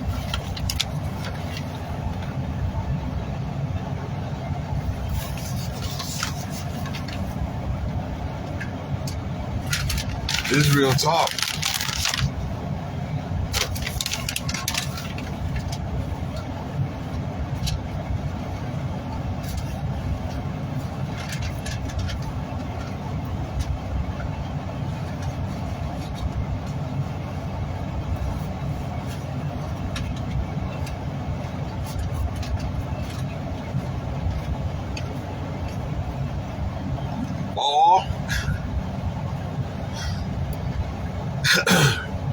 Man, I thought I was gonna have to call 50 Cent, man. You owe me money, man. You owe me money.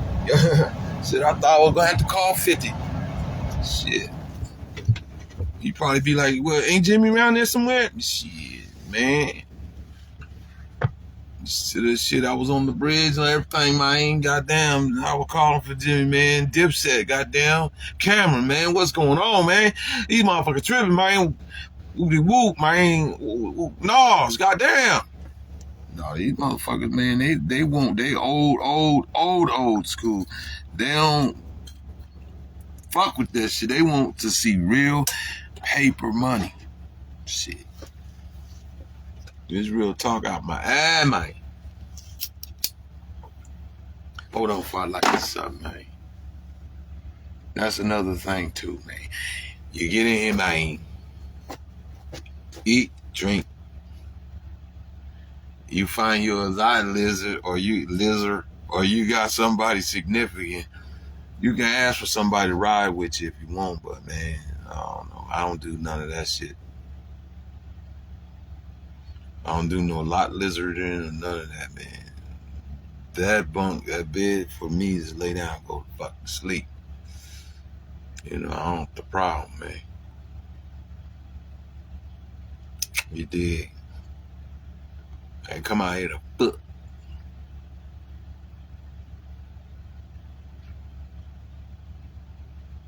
I didn't come out here to fuck. And I have to admit, man, you know, you go so many places, man, women looking okay. You know, don't look too bad, man. Ain't too shabby. But it's just like King George done told you, man. Can't stay too long. I come out and kick, man, but I got to go home. I got a good thing at home. And you never know what's on the next person's mind. If you got something good at home, you don't need it. What the fuck? You can't wait till you get home.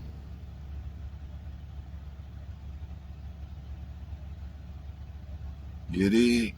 You say you ain't even got nothing when you get home. Yeah, and I ain't got nothing up in this truck neither. That's how I like it. Fuck no, I don't hear nothing about nobody. Your feet stink. I don't hear shit. You understand? Nothing.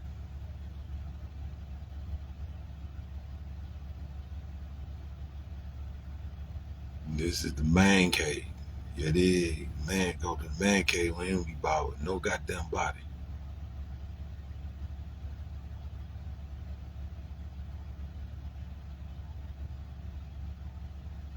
You know, your man got a whole room for him, just like a woman with a she shed, right? And she don't want no man, she don't want no kids, she don't want nobody in there. That's where she go to lay down her burdens to God.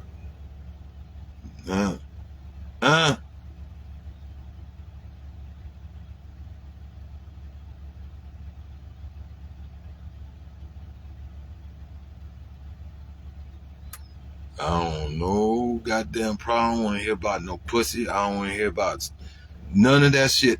No. I don't want to hear a goddamn word about it. No problems. Man. As long as your ass outside some fucking way.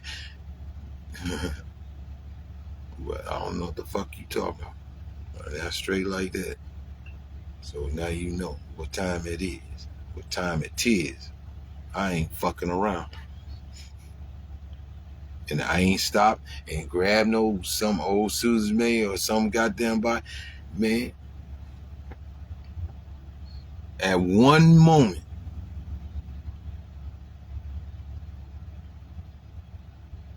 I thought maybe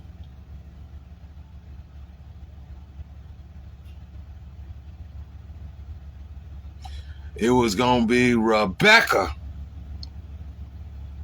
Holmes. You could chop that Moore off. I don't know what some nigga run around there talking about his name was Moore. I don't know whether that's part of my family, but most of them motherfuckers that the ones that they claim they ain't no kin to me or us. The ones that is kin is kin. I don't know.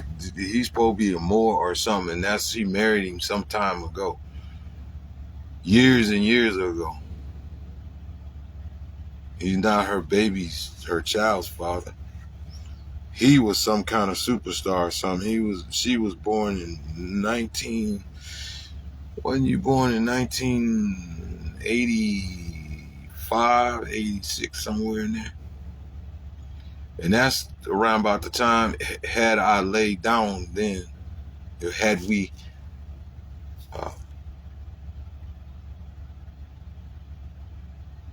immaculately uh, laid down and done a little something.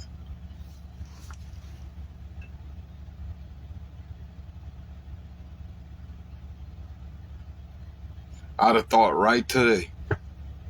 I'd have thought right today. We'd have been on more. Man, that's my baby. Can't you see? Man, she got them big old crusty lips just like mine. Bang, bang, bang. Look at her Her is just like mine, man. Oh, man. Look, her head is shaped just like mine. Look, the eyebrow, man. I mean, part of mine is shout out because I've been fighting niggas, man, in the street. See, I keep showing y'all. See that? And then they put a fucking stitch right there. Look around, and the damn eyebrow just dried up and died and fell off. I'm like, damn. Then in another fight, Nick catch me right there. And, at the end of it, then over here on this side, I'm like, man, these niggas, first it was one of these. Well, it was this one. This was the first one right here. Over on which it looked like the left to y'all because the cameras flip when you look in person looking at the phone with the phone in their hand, right? But this is the right side, it's not the left side. Dude had left hand and he kept trying to whop me with half a bat. That was back in 89. Me and Roy had got into it one time because I was drunk than a motherfucker, and I came up to when he stayed in the projects up there in the hilltop off Parker Street. You got good. All you had to do is walk out of his door where they lived at, or go over the hill, and that's the high rise. But then you come back to Parker and go right across the street to Goody's, the gas station right there on 30th and Parker. But I'm drunk, and I work down to Omaha Steel Casting down on, what's the name of the street? Is up on Cass Street. Yeah. About 51st, 52nd and Cass. It's if you're on Radio Highway, you'd be heading south, and then Dodge Street goes on the overpass, and you go up under there and you go down a block to Cass Street, turn left and go back west. And it'll be parallel with Dodge Street, and that's Omaha steel casting. Otherwise, you go all the way around, and then you start seeing all that shit as you head south. I worked there in the shakeout.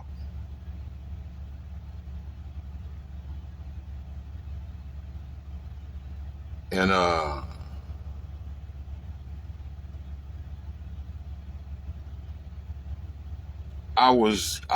took my motorcycle. I bought my dad's motorcycle. He had for sale for. I said, "What you want for it?" He said, "How much you got?" I gave him about $200 or less. He said, "That's good enough." Here.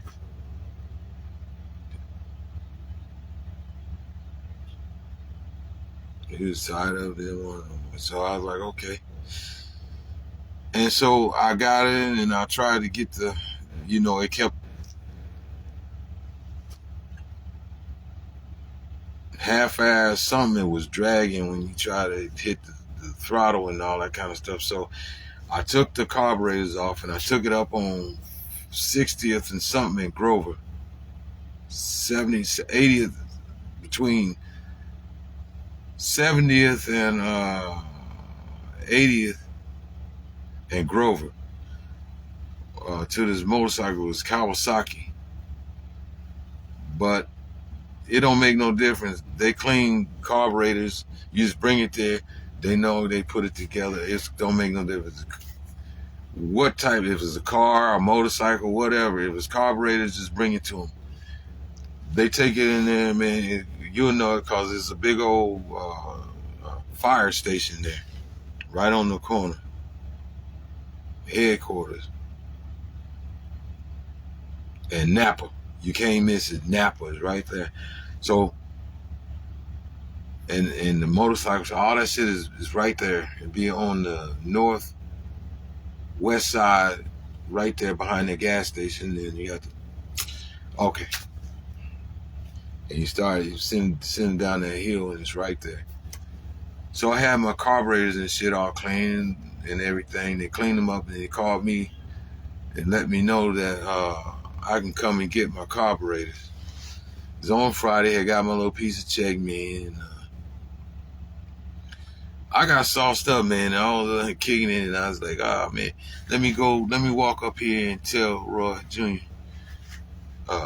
Set things up, man, and run me out here, man, and, get my carburetors." I got up there. I knocked on the door, knocked on the door, knocked on the door, knocked on the door. He was there because his car was there.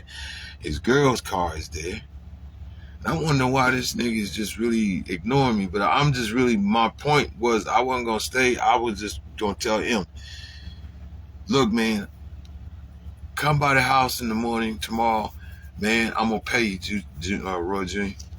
I'm going to pay you, man, to take me over here and get my carburetors. I'm just walked up here to tell you that, man." And then, cause he didn't have no phone. He didn't have no number to call, so I was like, damn. Me walk up here, and I was really gonna pay him, man. I gotta pay you, man. Take me over here and get these carburetors, man. I got them clean from a motorcycle. So I found something, and I started ding-linging around in his car and stuff, man. Like I'm finna fuck this car up, man. I'm finna bump on this car, man. I'm finna do something fucked up. I know he in there, right? I'm like, man, just come out, man. Damn. Holler at me. I need to talk to you, man. This is serious, man. For real. No. Because I just knocked on the door quietly, man. I don't know why he just was tripping so fucking hard that night. However, man, finally, I said, fucking whatever. I had a little piece of table or something. I said, fucking threw it back over there in the dumpster. It was over there by the dumpster. And I started to walk away, and then he called my name, Buggy. And he's standing in the doorway, right? So then I said, damn. It took you that long, man, to come to the door. Well, check it out, bro, Junior. When I get over the door, I said, check it out, man. He spit through the fucking screen in my face, man. So, oh, you done fucked up now. And I pulled that goddamn screen door and busted a little link on it. You know, if you know him or anybody, he's definitely, if you know him, you know he's definitely afraid of a dog.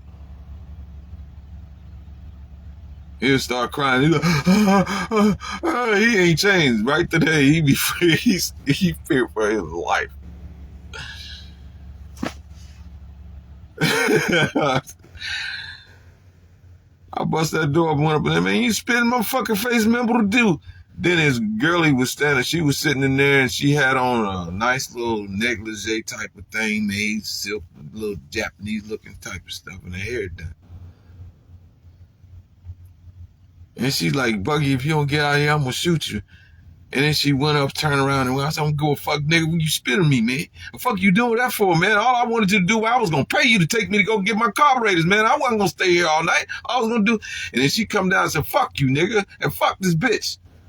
And I walked out the door, because by this time, motherfuckers, what was funny, man, I hit the door, I didn't tear up nothing other than that, and I went up the hill to go to walk.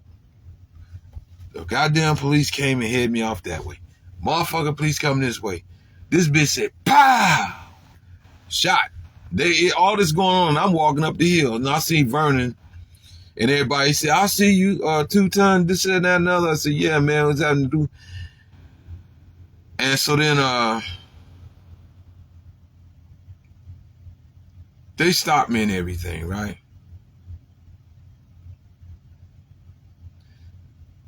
The police stops down there at their house, man. I'm on top of the hill, I almost made it to the other side on 30th Street so I can just keep on moving, man. But and come up on around the graveyard and come on up by another Larry Food Station store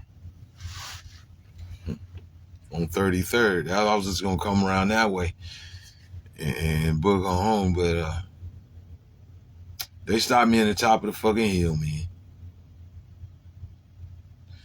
And they asked me what was going on. I told them, man, he said nothing, just me and my homeboy, man, da-da-da. I ain't, whoop-de-whoop. And so then, they smelled the alcohol, man. I was smelling like a brewery, man. Yeah, dig. That was in the day, man, when I drank. I don't lie about that.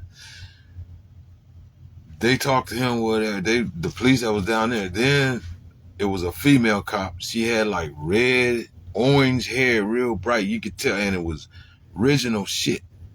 Female cop, and she wore glasses, right? Like she needed them shits. And she was white. And she looked, she was healthy and shit, So the cops was like, calm down, whoop-de-whoop-de-whoop. And I was like, yeah, I'm calm down and everything. And she was in between. It was right, they got out the car. And it was on the driver's side. I don't remember where she came from. I think she was part of one of the other cars or something that pulled up.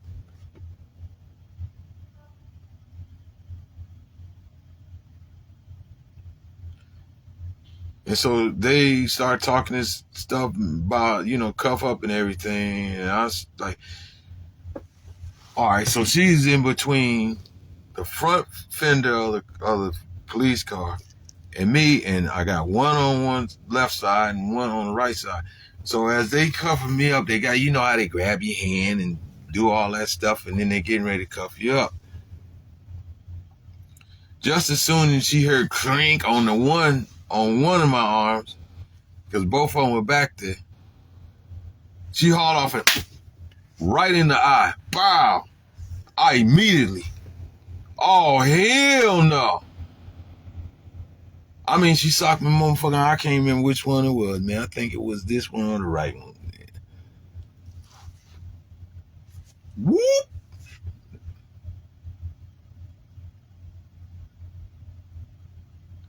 And I stepped to her like that. Yeah, bitch, what's up with it? She leaped up on the goddamn cop car then. I said, hit me now, bitch. Hit me now. Hit me now. You got one more time, hit me. Right? Motherfuckers cuffing me up and you just punch me motherfucker eye, bitch. Right? Punch me again. Punch me again. I'm gonna give you a number, you get 2. Right? I'm gonna whoop your motherfucking ass. I don't care. I will be you a cop, right? And I'll be you a female, but I'm gonna whoop your motherfucking ass. And they calm down. They already knew my fucking name. I ain't never seen these motherfuckers before. Calm down, Mr. Moore. Calm down, Mr. Moore. Mr. Moore, calm down, calm down. And then one of the other cops came and got her. Because I wouldn't cuff up until now. You already did it once, bitch. You ain't gonna do it again. And I don't respond to them shits. I don't answer back. I'm gonna give you what you like. And she's really still standing there trying to wait for them to finish cuffing me up so she can hit me in my eye again. Right? They finally took her ass on where the fuck it is. And then they was like, I said, come on, cuff me on up, man, like y'all was doing in the first place. Bitch hit me, man. They put me in the goddamn car and took me downtown, man. Fucking bitch. And then there she was in the courtroom. I don't know, they tried to wait. My eye it stopped really swelling. And then it turned really bloodshot red. On blood. It turned on blood, my nigga. It was bloodshot red. And they tried to wait till it subsided, man. It was still red when I got in court. I mean, I was in that bitch for like 60 days, man, sitting.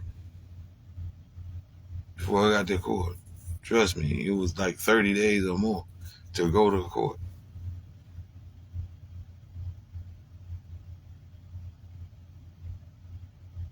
So then they brought me there, and then it was a whole nother thing, another case besides that, what they call a habeas corpus, right? Which was a warrant for, it was like, it was a shoplifting charge. Yeah, when I was, some years prior to that, when I was a teenager, I used to do what they call boosting, right? Give me some clothes and shit, get fit in the ones that I wear, and then leave the tag on it, take it back. Back then, you know, then you didn't, you know, I ain't got no ID, but you got the tag there, so they would still go ahead and give you a refund, and you just write any rinky-dinky ass name down. Well, one time they had caught me. Instead of arresting me, they gave me one of them things to later on just appear. And I didn't show up. And it had lingered. So in that same day, the judge standing there, right? And he talked to me, yeah, da-da-da. All right, how many days you served up in there? Okay, I'm going to give you a few more, man. Start, keep your ass out of trouble, right? And so that cop, because he talked about both of them, he released me on that shit. And it really went that way. I explained to the whole thing. Yeah, I was gassed up and everything, but you know, it was just talking to my friend. So it really went over, and then they said, yeah, well, what about the prosecutor, that motherfucker? You could have saved his mama life. You could have saved his life. He's still gonna make you look like the worst piece of shit on earth. Period. So he said, yeah, but then the judge intervened and said, okay, but what about the woman discharging the weapon right there in city limits, and there you all are right there as the city official?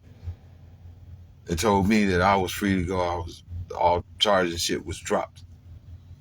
And I went on through there, and the cop was standing, the woman was there, and she had to go through there. And I walked around, And I was standing there, man, and they had their orange uniform like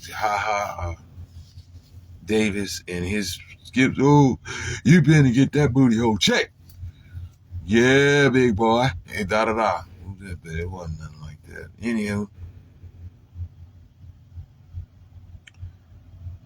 they check this, motherfuckers be checking to see is do you fuck.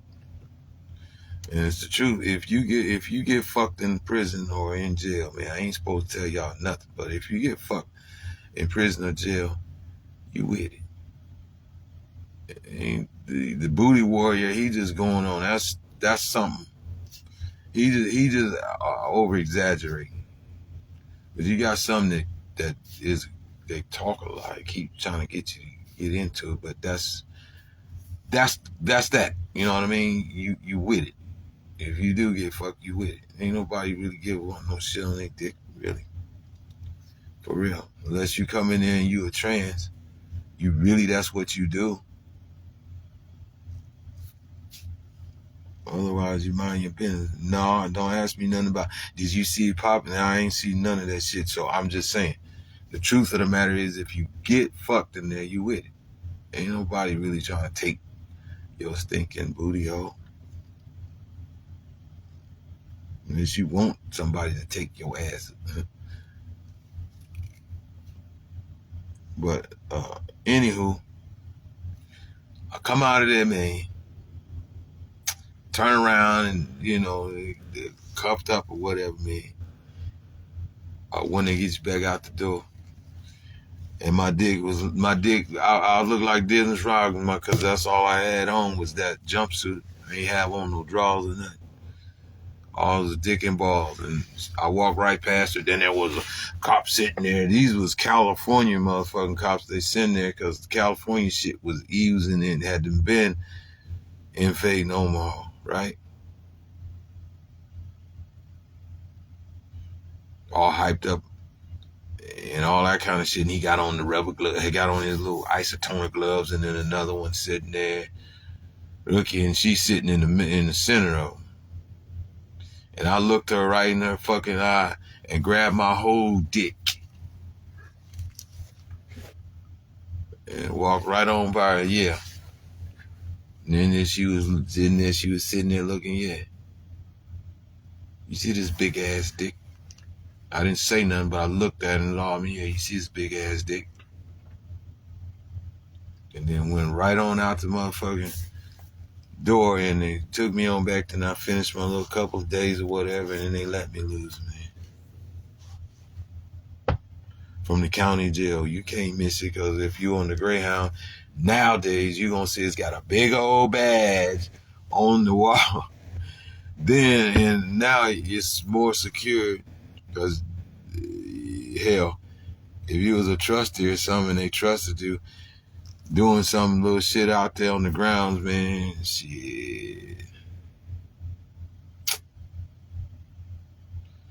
You can throw that little trash bag down and just keep right on walking and go everywhere you all know, all around that place you live. This is real talk. So shit, man. But yeah, that is Douglas County jailhouse. Then the other one's on top of is the courthouse. That's the one with jail bars and shit, you know.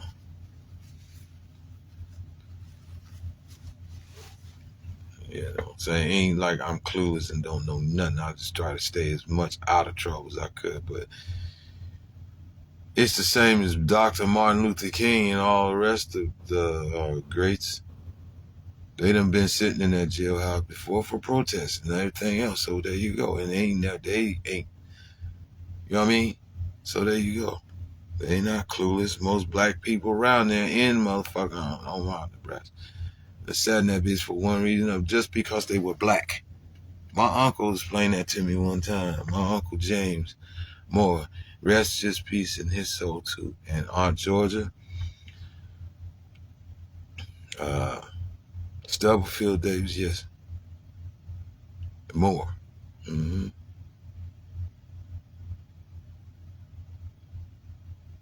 They all know about how it was back then, born in the civil rights movement. in the 60s where they were fighting the Jim Crow.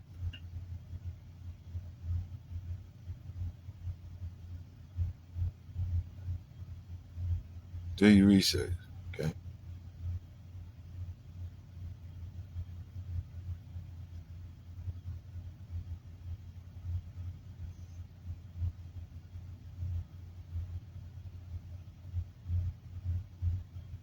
So it went from there, and then when gang banging and stuff gave them more excuses to do a lot of ethnic shit, man. So that was on the rise too, 89, 90, all through they just got, you know what I mean? So they had brought a bunch of California motherfuckers, and that's some of the shit they do, right?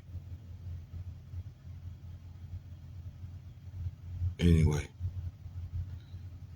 so motherfuckers try to, I decided way back then, man, that's just not the life. That's not what my dream was. I already missed out on that. That was to become a professional foot athlete, period. Because it didn't make no difference whether it was soccer, baseball, football, basketball, shit. Whatever, I have intent to be in there somewhere, you dig? Well, ain't in the world, because, a person knows got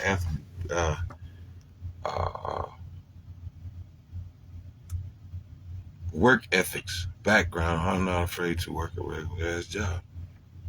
And that's where I've been, that's where I'm at, and that's where I'm going to be, period. So, to the day I die. So it wasn't like, if I don't make it, man, I'm going to go kill him. I'm going to mind this fucked up. Nah. Because even if you make it, they always tell you what else you're going to do in life besides that. What if you break your leg? What if you break your motherfucking leg and you can't play no more? Shit. As you can see, Shaq and them, yeah. They go right over there and do their thing, and you got Chuck. Him and Chuck, they be right. They you dig? They do what they do, man, and be all up in the Christmas tree, man. Chuck will say something or throw something over there, Rice Krispie at him, he's like, whoa, and he Shaq jump out and chase him all around.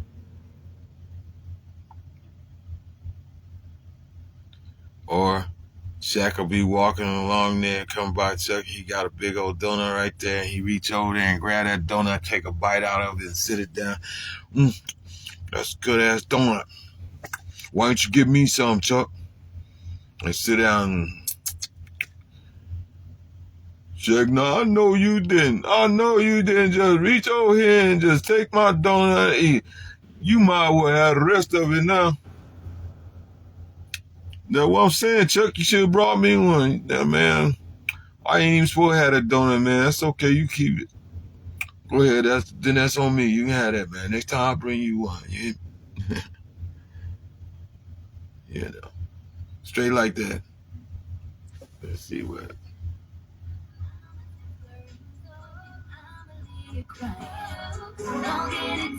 Boy, that sound like the same song when I checked before. Yeah. You can't play none of this if you don't want your stuff. They'll mute some of your shit, man. You put it on YouTube. Talking about, oh, that's creative. No.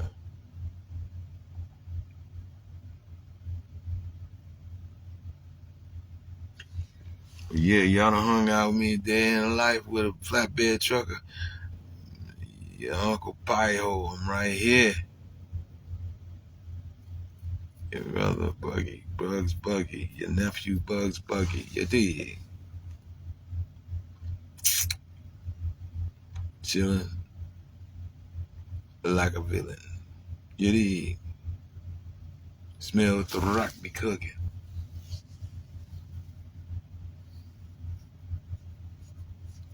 But y'all just stay tuned, man. I'm gonna turn y'all on to some you're gonna get a chance to see some of the stuff that I see.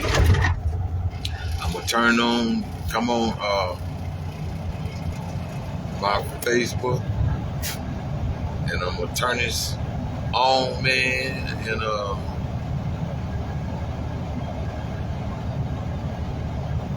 I'm gonna put one of them little things up there so you can ride in the dash cam, and so you can watch and see what's going on down the road with me.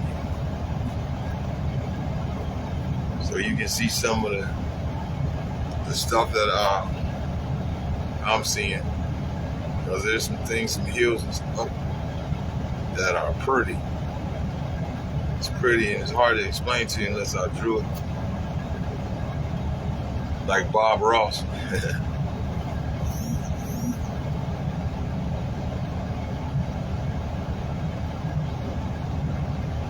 Love some Bob Ross, man.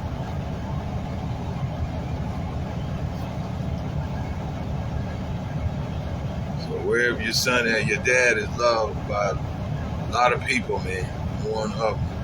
I used to love them shows. Come on, man. And he make all them little happy accidents and make it look like he just meant to do that, right? And then he takes that brush and he dips it over in that water to that thinner or whatever he does for that oil paint, and he smacked the devil out of it on the leg, and then go and get him some more ink on his paint tray. And in little no time, man, he'd have made something out of absolutely wasn't nothing, man.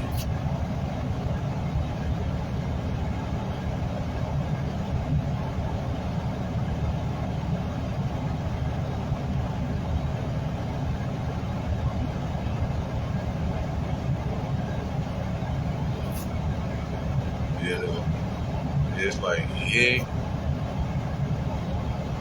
And a lot of shows that came up same with Fat Albert and the gang, I'm telling you. Like the lady, I forget what her name is. I almost remembered it. But she used to come on Jean's Story Time. That's what it is, Jean's Story Time. And she had this lamb chop in her hand, a sock. Lamb chop was a little sheep.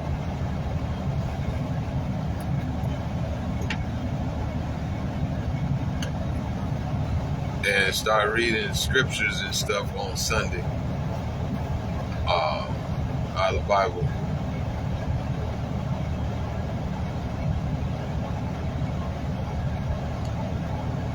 And then Mr. Rogers in the neighborhood, be my neighbor. And I don't think that's fucked up, man. Man's good. He was good people. I don't know why I did him like that. Some of them little some bitches just used them. Like they did,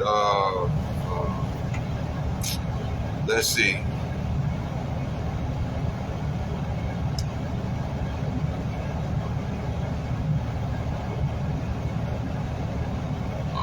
The name.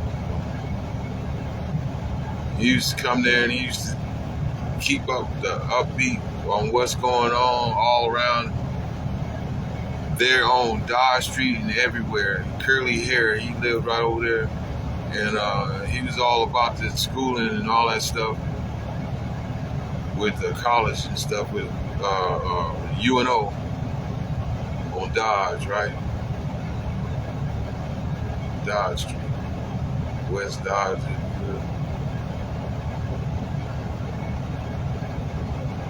I'm gonna think of his name. They did it. There was another one, the person they shitted on.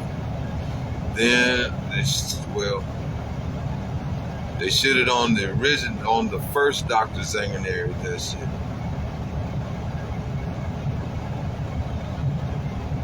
The second Dr. Zanganeri, he said fuck it. And every time Jerry Lewis would come there with the telethons and the money be in there, shit, he'd get him some of that shit.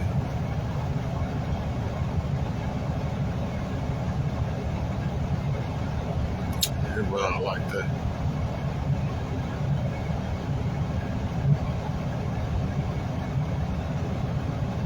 And then Kaleidoscope.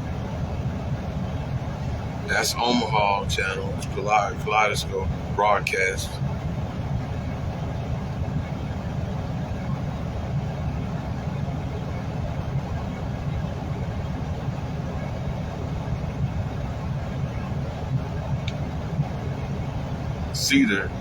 Peter Citron. That's the name I was looking for. Peter Citron. They shitted on him. Dealing with all them, young people. That's just the way he was. Dealing with young people and all that. He was someone like in Little Rock. You got Broadway Joe show. And he would do Juneteenth and all that stuff and deal with the youth and all that stuff from grade school to college and all that stuff. Well, Peter Citron done that same thing. That's what he was doing. They dogged him out. They was on that bullshit, man. You know what I mean?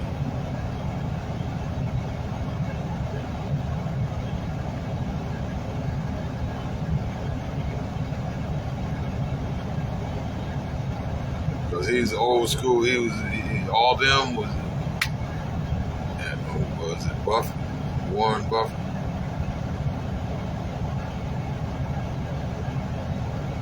See, all them people, man, and Mrs. B, the Nebraska Furniture Mart, she started in a little old building right over there. You wouldn't even know it exists for real. Right over in South Omaha.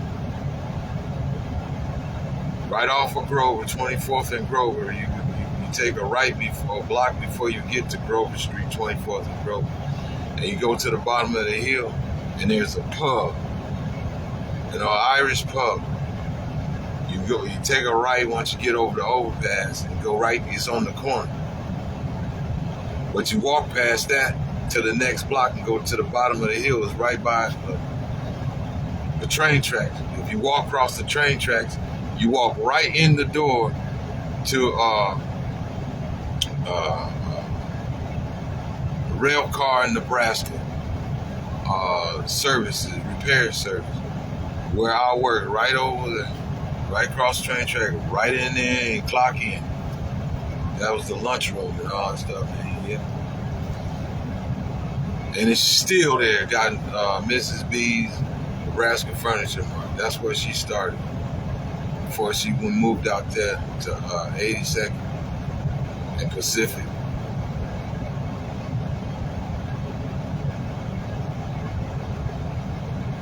Across the street is Exorbitant Racetrack and all that stuff. All them folks put that shit there, man. Then they turn it into some bullshit with trying to make housing and shit for all the college students when they brought the boat people over.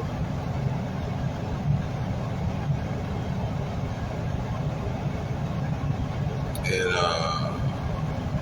what was it? The credit card, making them credit cards and all that different shit.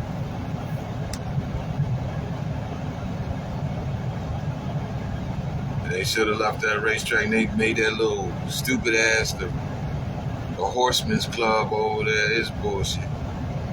Open that goddamn track back up, man. Whatever you gotta do, fix that son of a bitch and bring them horses back there, man. Straight like that.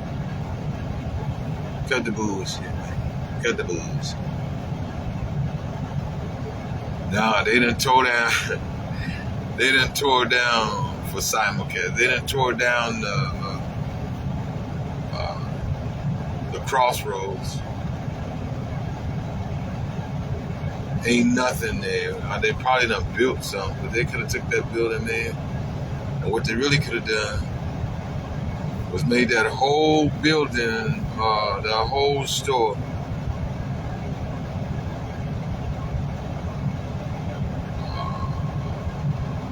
like fresh seafood or whatever, because there's restaurants in there that serve this stuff, man. You know, and ship seafood, shrimps, scallops, tuna, all that stuff, man. ride in these damn trucks and bring it there, and that will be a hub where everybody can come to and get whatever. You got the restaurant right there that serve all that good shit, right along with me. That's one of the things y'all don't have.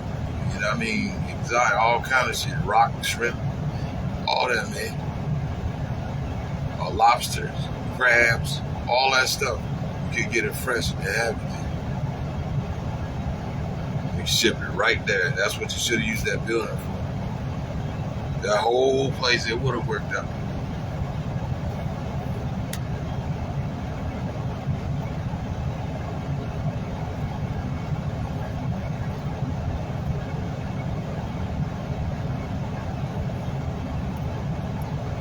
All them restaurants and shit up all up through there, man. Come on now.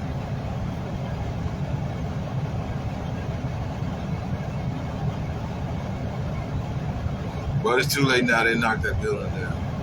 They could have made it, fixed the roof or whatever they had to do, move all that stuff, renovate on the inside, and just made it a place where truckers can come there.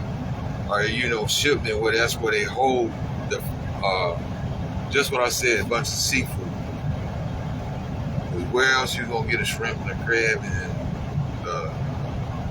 lobsters and all that stuff fresh?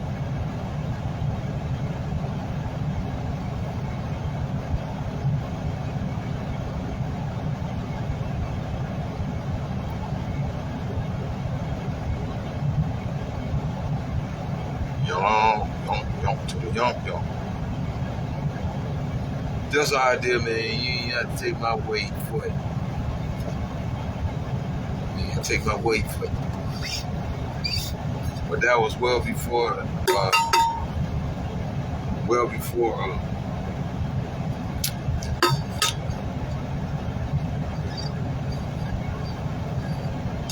they knocked it down. I went, looked on the YouTube or whatever and looked and seen what was going on with it back in 2012, 2013, 14, 15, somewhere around there, right? And the mall just kind of looked like which I guess that's what it was, a ghost town in there, basically. They ain't know what else to do with it. And a lot of and let me explain something to some of y'all, especially younger people that don't know. A lot of entertainers have been there. From New York to California to, I said it right, to Nevada, Vegas and all that stuff. They come there, man. Please believe me. A lot of entertainers come there and stick around, man. Especially, you'd be surprised, man. They be like, man, we ain't had no home cooking in a long motherfucking time. Oh. That was another time. I saw Bobby Brown and didn't realize that was him. Come to find out he had did a concert there.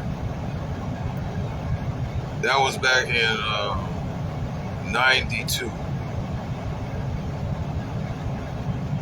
Because he was known for doing that. He was worse than Tupac, right? He'd tell you, go to him, he'd tell you exactly what he was. You do a show or whatever, they looking for him, and he wasn't about to be just sitting on one motherfucking bus, man. Like, I'll get you, man. And he come in the hood and go do what the fuck he want to do, man. I made it. He buy somebody's old piece of car, man, shit here, man. One. Give me the whole car and then shit, man. It's bitches. Yeah, y'all can drive this shit back, man. He trying to make it to the show or whatever he was doing, however he was doing it.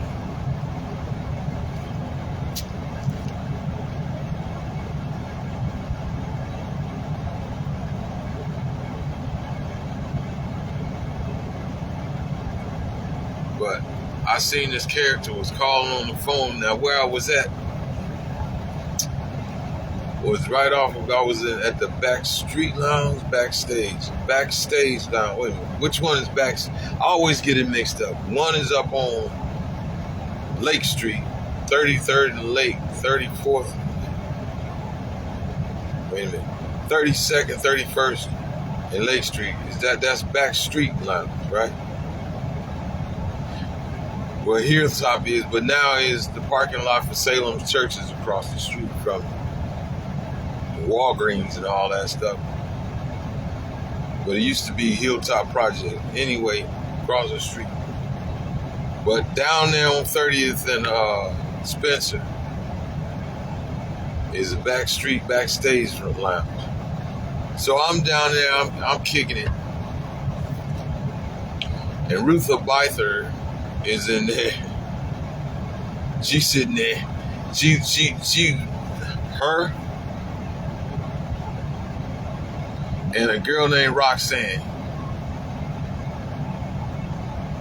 They girlies, they like dudes, but they fight. Even dudes.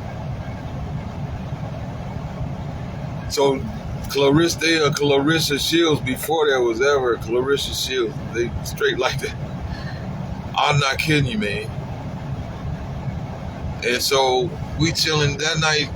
Rutha started fighting this girl she came in the door with somehow. But I come outside and I went outside and I was looking. And back then it had them old phones that, you know, you dial a number, you know.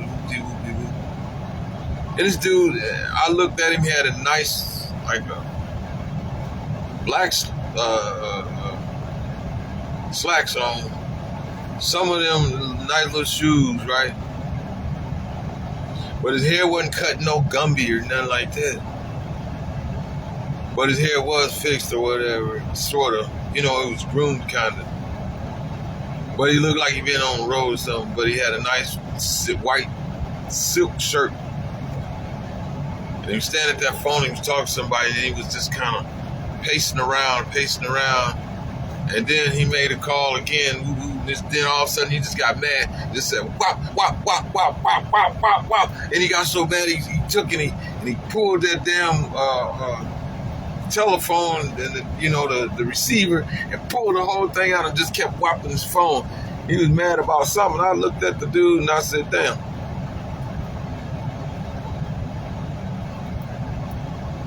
It's not uncommon. It's not. A lot of people didn't know, but there's,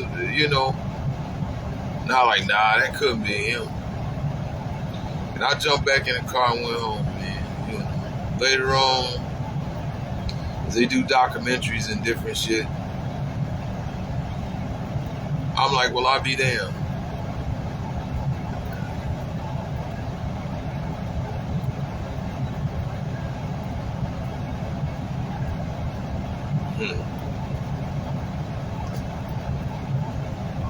By that time, they ain't like they was doing little shows like in the Ranch Bowl and different little shit like this. But this was the Civic was still open then. But they came there and with the floor shit, man. At that time, this is 1992. So you got Jodeci and all this, everybody rolling and doing their thing, going through. You dig what I'm saying? And R. Kelly and all this, and you had New Edition and all this, man, R&B and yeah. But it kind of took me by surprise. I didn't think that was him, but chances are, I'm like, shit, why couldn't it have been him? And right there where Spencer Projects is, and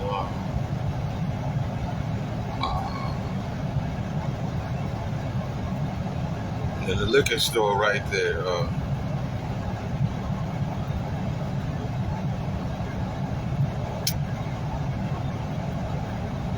Parker's is the other way. Just not Parker's liquor store, but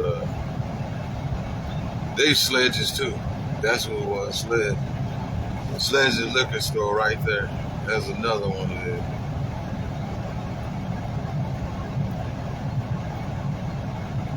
If I'm not mistaken, Sledge. Then you had Dailies down on 16, man. Shit. Then you got Gino down the other way.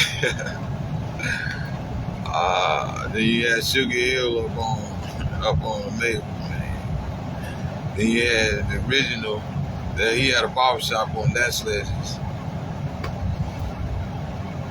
On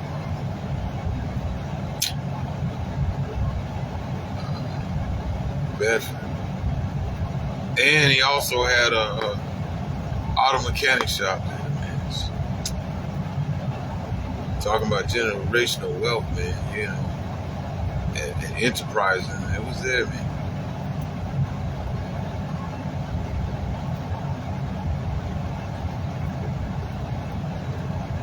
But I'm gonna tell you right now, Sauls is the blackest Italian I know. Shit. Hands down, my nigga, you got trouble with him, you got troubles with me. Straight up.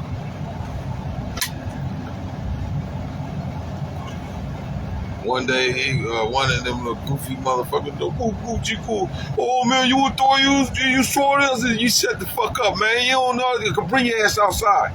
Bring your motherfucking ass outside. I'm gonna show you something. I'll whoop your motherfucking ass, boy. Big funky son, bitch.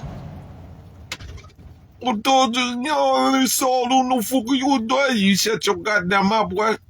You want a job? You working right now? You want a job? You want to keep your job?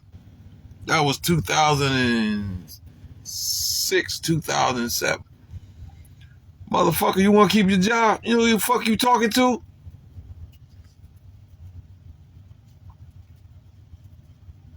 Man, I think you just better go right down the corner and get you a fucking donut, man. Shut your fucking mouth. That's what you need to do, man. You don't know who you fucking with, boy.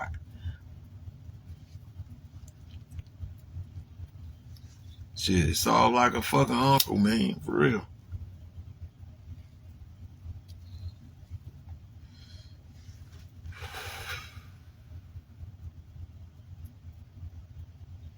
You the only one stood tall and stayed in that hood and wasn't nobody gonna chase him out.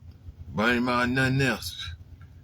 Not black, not white, not purple, not green, nothing. Nobody. Then Moneymakers right down on the other side of the little highway, the freeway they go. Yeah.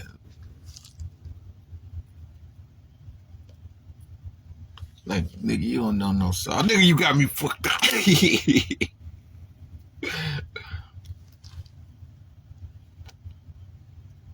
Nigga, you got me fucked up. I know Saw just like you know Saw, goddamn. You know it, boy. He look out for your ass when nobody, my nigga. He look out for you.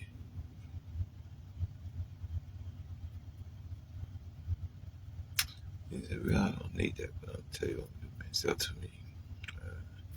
Whatever that is, man, you just take it and throw it over there in the corner. Yeah, you gonna come back, come get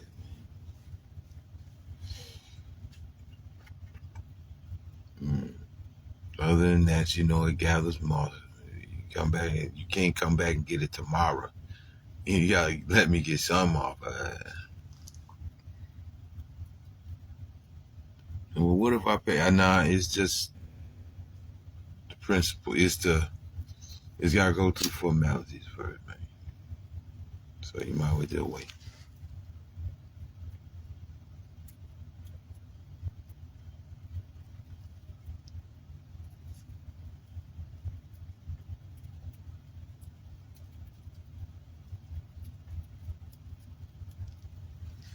Cause you know how it is. You get short, you run in there real quick. It's like, man, I promise you, I'll come back in here tomorrow, man. I'll come back in here in the next. Soon as I get my check, man, I'll be right back. You go catch it, motherfucker, but you can't. You gotta go through formalities first.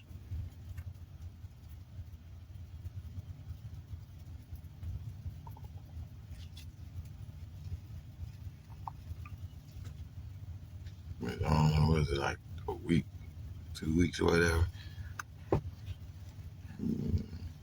30 days, whatever.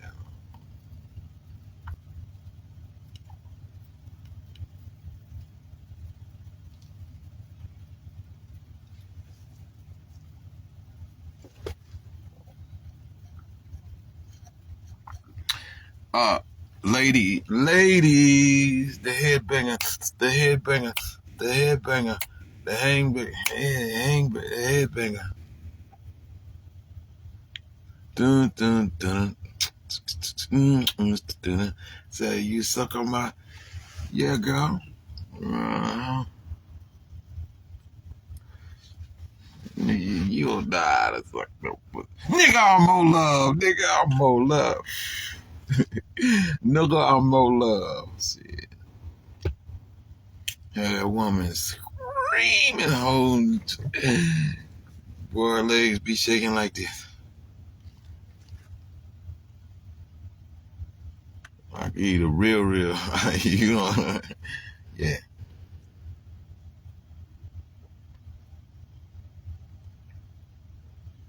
Because you niggas be faking it, man. Y'all go all around the point. All around.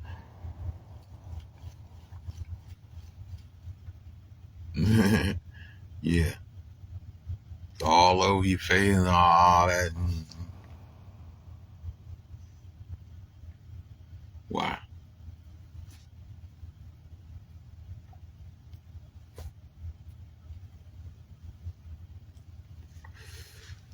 Because you don't know how to smoke no cigar. You just put one in your mouth.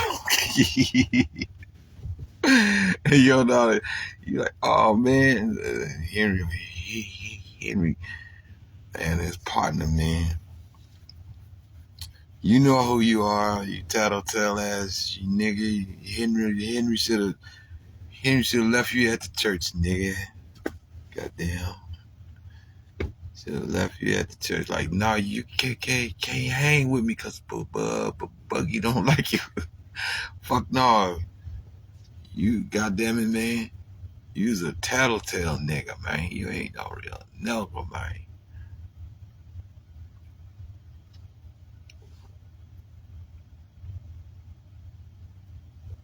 You don't know how to shut your mouth. They put you back there, man.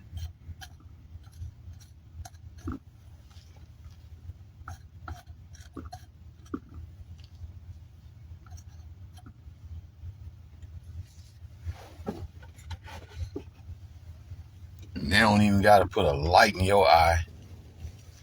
They just say, you ever seen this knife? Yeah, they sell them over there at the place I work every day. You're a lying son of a bitch. And then all of a sudden, here you come walking.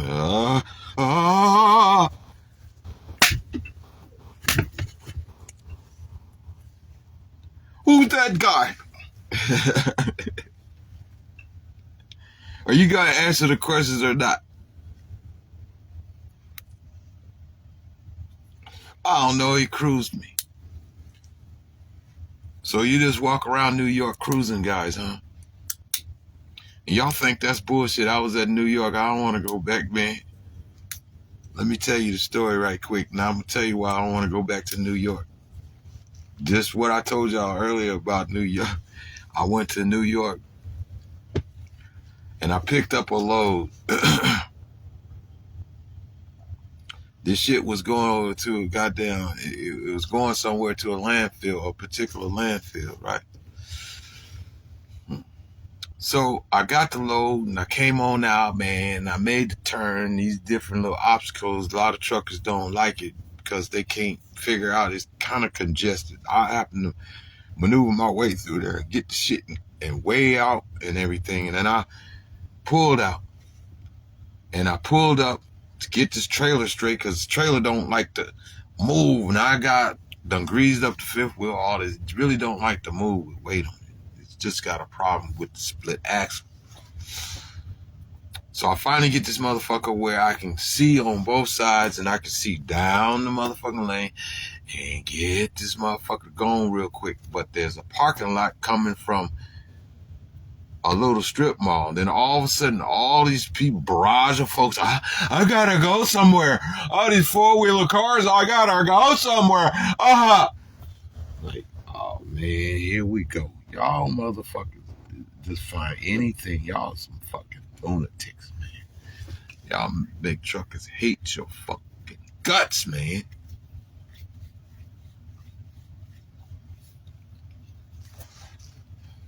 So I never could get. Then one of the ones that was behind the trailer, I was looking back there, and I seen a car. It was a female. She was pretty. She was young, and she was real cute. Mexican girl.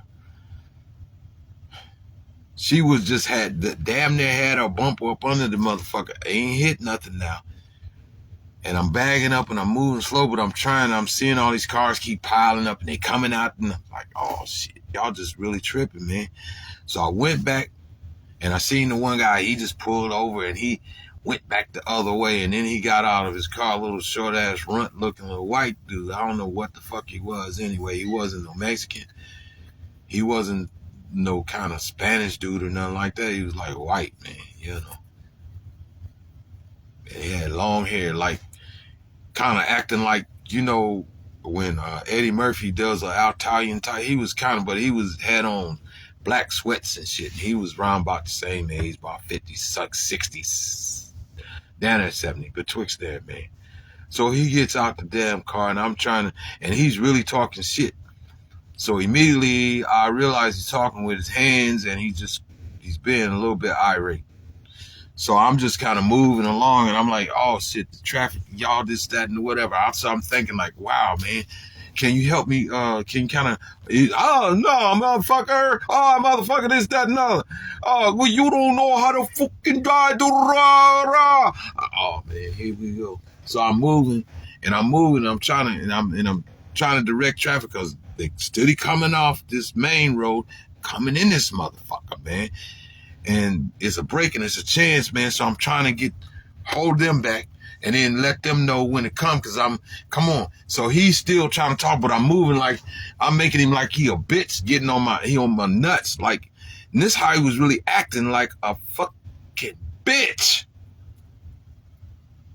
And he ain't realizing I'm really whooping his ass. And so he gets a little closer and I'm still moving, but everything's starting to be like, you know, I'm blurring past him, you know what I'm saying? Because I'm not really paying attention, but I'm paying attention to him, right? And I'm really just trying to watch the traffic and shit. And I'm moving around like, if you ain't gonna help, man, you know what I mean? And he's following me around and he's all, I'm moving you around. You don't know what I'm doing, do you? You don't know what's happening. So when that last blur, it only happened about three times, right? And so I turned back real quick and looked him in his eye like, yeah. What the fuck you want to do, right? You know, you talking. But I'm taking the humble spot. Man, dude, I don't even know where the fuck I'm at, man. I just whoop-de-whoop. Man, I work with them guys over there, man. You don't know how to fucking drive. You shouldn't be even having this truck or something. I'm looking out and said, is that your car right there? Then all of a sudden he realized, oh, that's okay. Yeah, keep fucking around. I'll jump in this goddamn truck and I'll put this in motherfucking reverse and I'll go over there and I'll fuck your goddamn car and then you have something to talk about, bitch.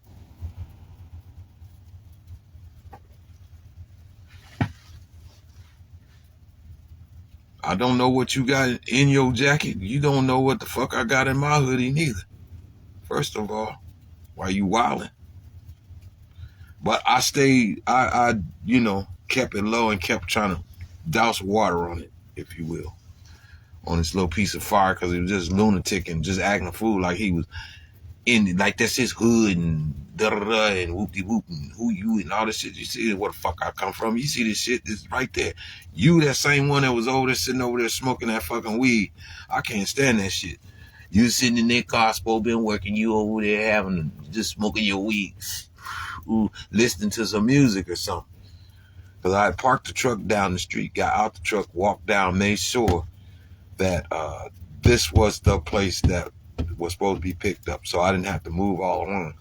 It's so many obstacles and shit, man. I end up in a spot, man, where I had to finagle my fucking way around up out of that bitch, man. You know, and it's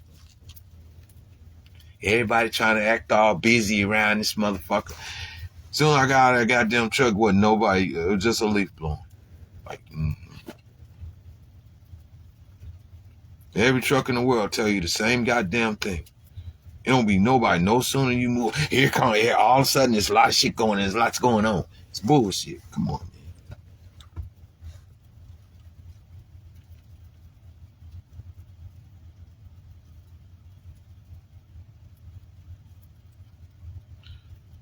So I'm moving him around. Basically, he ain't realizing what's happening for real. I go over here, he come. I go this way, he come. You know. So I step T now, you know, kind of, uh, uh, what they call,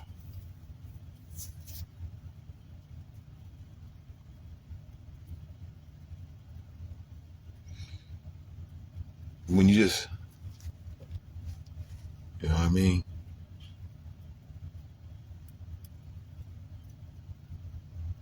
I'm checking for that too, because, you know, kind of making it look false, right? A little bit. Because, goddamn it, if you're going to do it, do it. You know, if you ain't, then shit. It's all self-defense, right?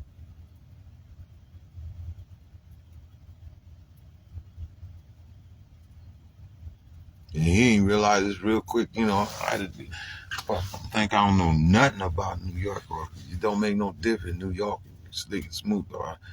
Man, you know, I box too. I know how to box. I'm aware of how, you know, some of the shit.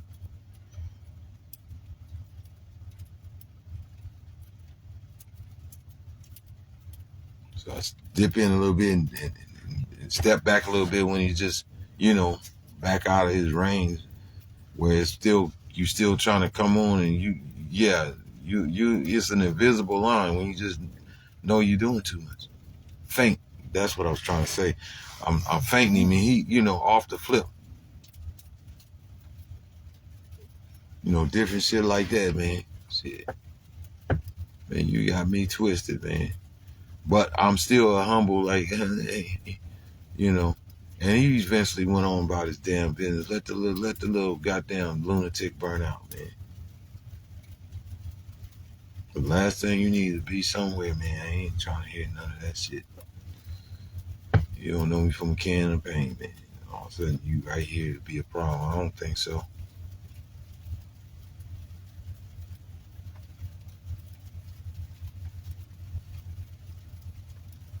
Yeah, that's the word I was looking for. I kind of fainted him, you know what I'm saying? Like, it just kept moving. Shit, if I'm moving, I'm busy. Yeah, you in the way, you gonna catch one up, man. So it's like, right? If I go this way, you gonna come this way. If I go this way, right? Here you up in my face again, right? Come on, man. Yeah. And then switch real quick. Bam! So it ain't all about the whole body. Sometimes it's just, you know what I mean? Back in the day, I used to be drunk master too. Yeah. But I done got old now, you know. I can't front that. I done got old. All that good shit gone, man. You know. Get juiced up, man, and be at the club or somewhere. Nigga, you stepped on my foot and I'm fixing it so that it don't make no difference. First of all, they just know you drunk. They've been sitting over there watching you. And they figure they just gonna mop your ass, right?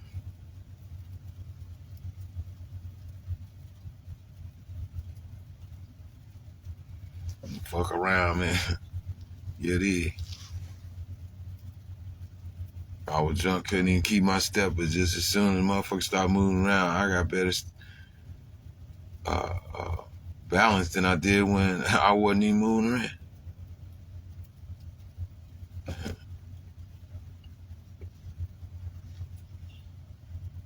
The drunken master. Oh. You, bastard! Come over here. You, hey, bastard. Hey, you homeless bastard. I love the Chinese theater, man. A few of us, people, they understood we was on the same shit, man. Hey, yo, bastard.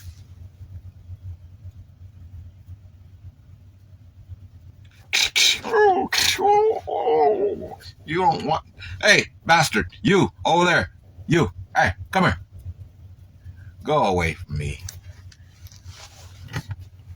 You old drunken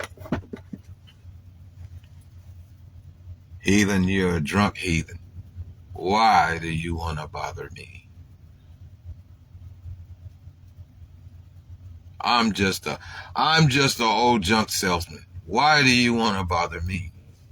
I don't want any problems.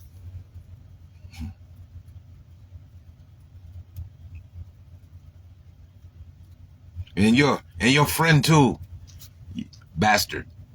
Hush your mouth, bastard. What you want to do is you want to listen to this man because you're just a mere bastard.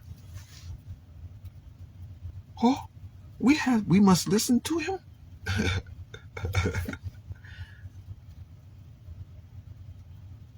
Then he says, fuck it, on guard.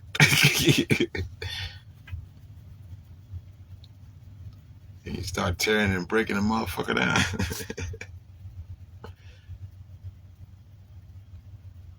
Till that bitch get a stick. Oh! Your skills is a little bit too much for me, empty-handed. Let's see what you do now. Woo! Those were the days, man. Those were the days.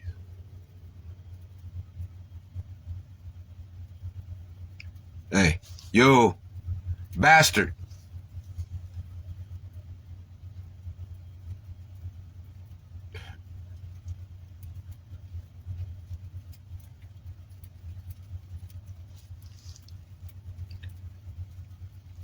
Hey, yo, pour me some more of that sake wine.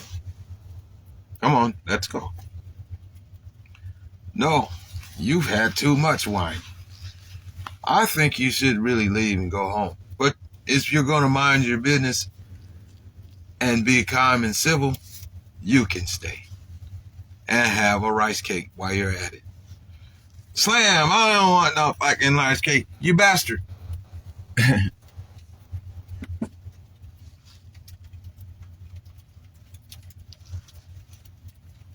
No, it wouldn't be fucking, it would be, I don't want any goddamn, I don't want a rice cake. Bastard. Look, bastard, I'm going to make you eat that rice cake. Hey, stop giving the bartender problems. Either eat the rice cake or leave the premises. Why, who are you to tell me I can't have another rice cake drink? Or something, whatever, man. I don't want to lose it. Oh, but there you go. It's always somewhere. Oh, you bastard. Bastard. From the Shilan Temple. Hey, you got some, man, that'll kick your ass. Out here, don't look like they don't know nothing. And take a posture like the fuck they just gonna box with you. Next thing you know, and kick your fucking head up in the goddamn sky, and then shit. When you get done, let your ass loose, man. you either really gonna fight, or you gonna get your ass up and go on somewhere and leave them alone.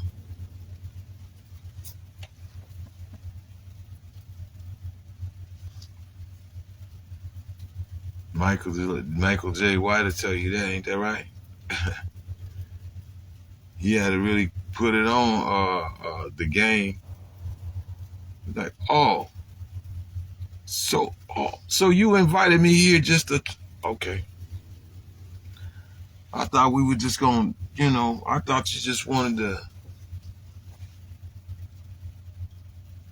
just warm up or something. Nah, you want to take it to the thin line.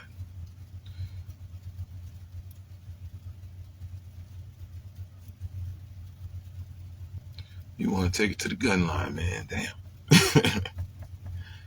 Now, I never seen or heard it before.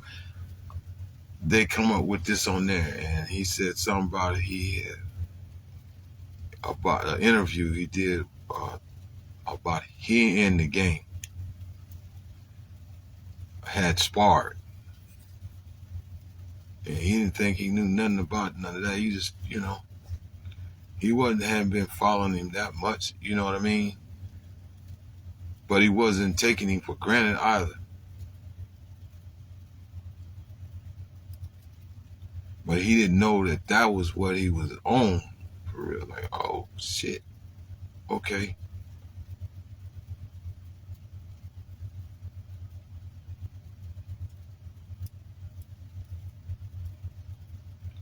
He made him have to come out his dust sack a little bit, but he still had restraint on it. And he's the whole time, I believe, he's like, well, damn, how far you gonna take this now? And that's pretty much the way that the story went. Eventually, they shut it down some kind of way.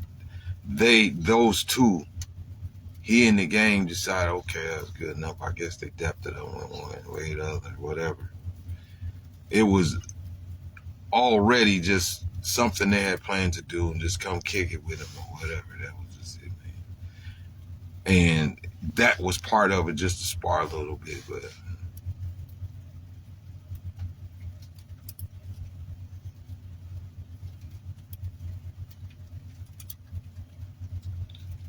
it didn't go no further than that. So you have to think,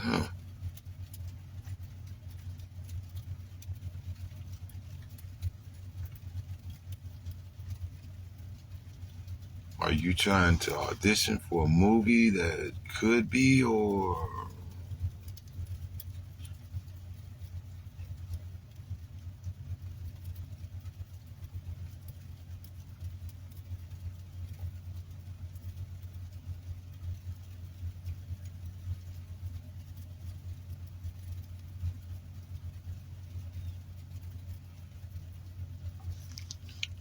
no? Is anybody interested in watching the martial arts? Then you might need to do something. I got a few people that you could put in positions and they just wouldn't have to act at all, not hardly, just a little bit. Just know don't look in the camera.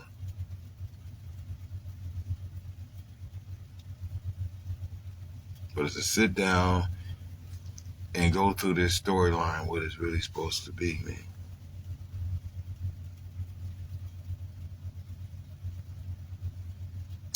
Matter of fact, that was the idea.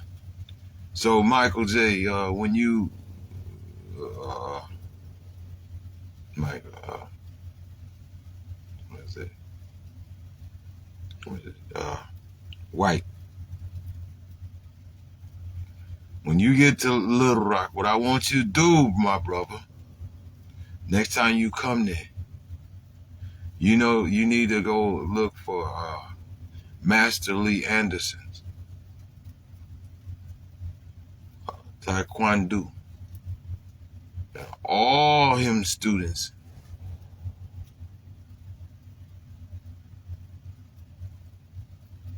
that he ever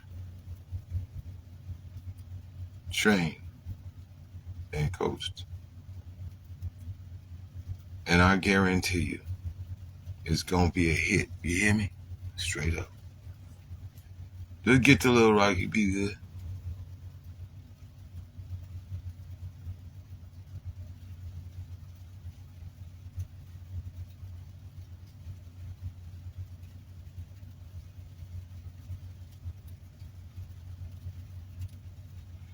Real silver screen, no fluff in it. You feel me?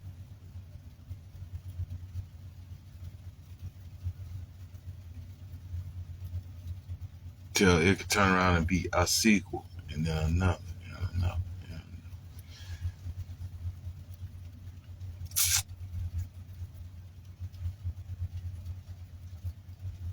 What I mean by fake and fluffy, don't make this look cheap and just put together, right? You already see what I mean. I don't gotta say much more. Y'all know what I'm saying.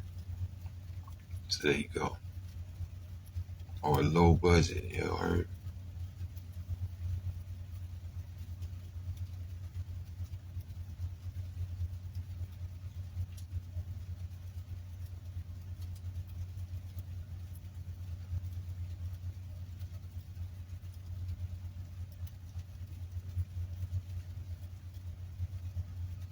I guarantee you that community will open up for you.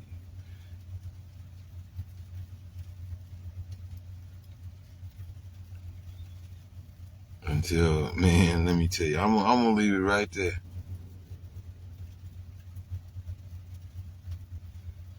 Don't be surprised if Conor McGregor might want some of that. He wants some of that. Just saying. When you got lemons, man, women usually make tea out of it, right? But a man made liquor. Makes them look. What time is it, y'all?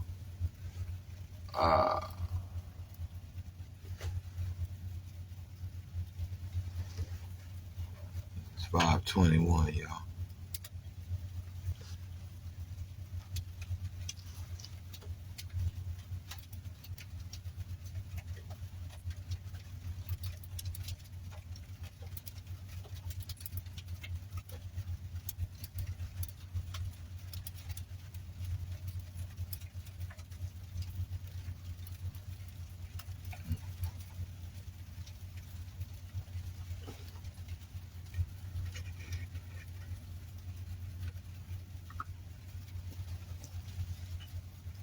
Michael J. White.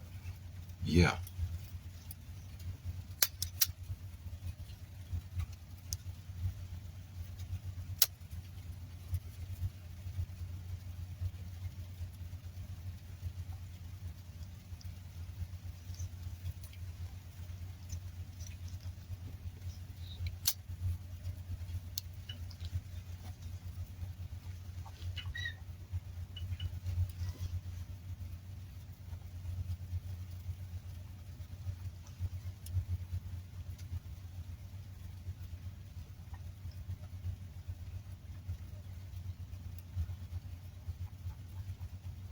Shit, dream work, make a team work, right?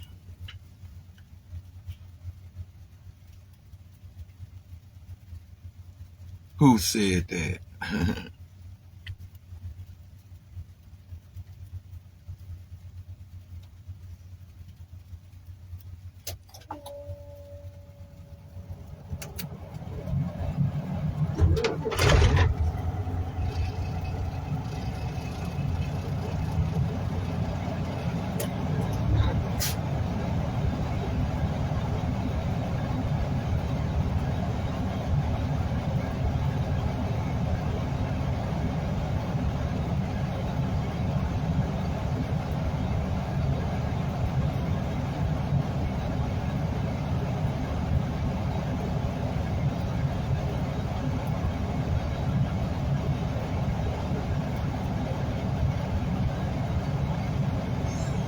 Guess that's all I have to say, man. That's in that.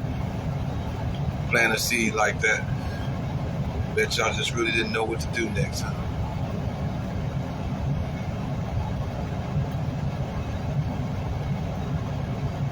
The genre and community, so there you go.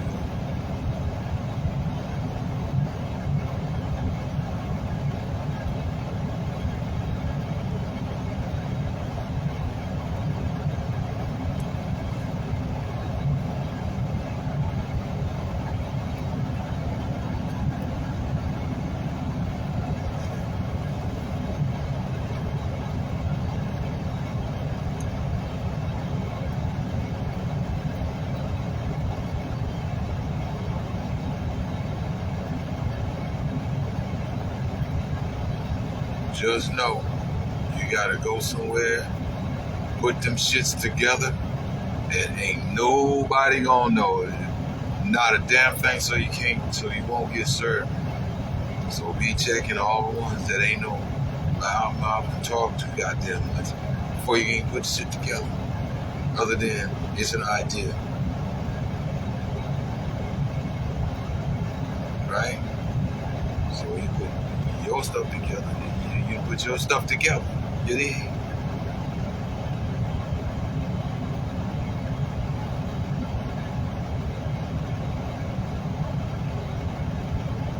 So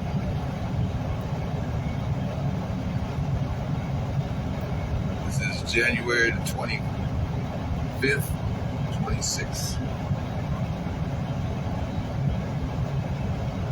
If you work on it all year, it's cool. Ain't nobody gonna hold it against you.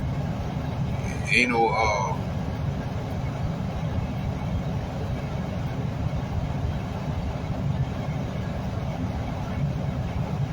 ETA on it, you know what I mean?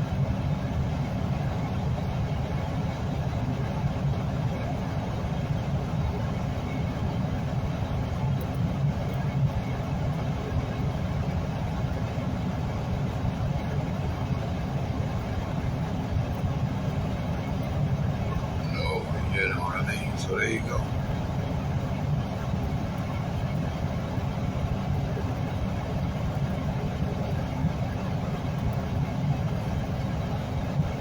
That way, that there.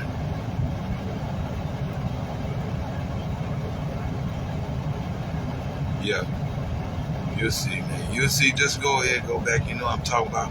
Everybody talk about Muhammad Ali, right? All the boxing greats and all of that. In that genre. Then you got bare hand fists, right? Then you got the other stuff they got going on that we watched, blood sports and all that kind of stuff, right? But in the real thing, right? So now you got Mr. Master Bruce Lee, the Honorable Dr. Bruce Lee, right? You gotta keep his dream alive as well. He was loved by many, more than what Haiti.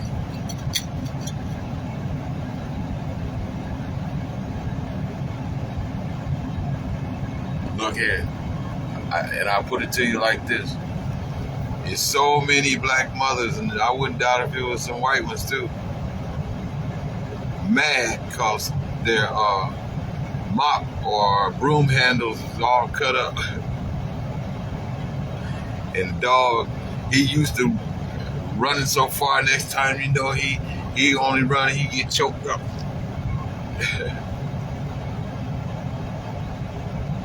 Next thing you know, his front feet leading instead of his back feet leading instead of his front. About that much chain have been took out of it.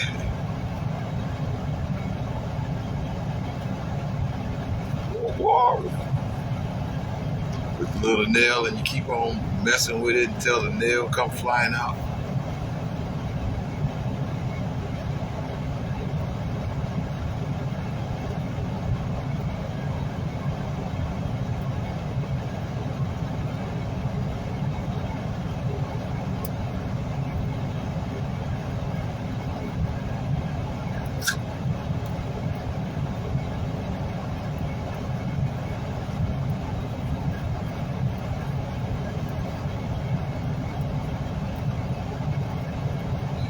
And check this out now.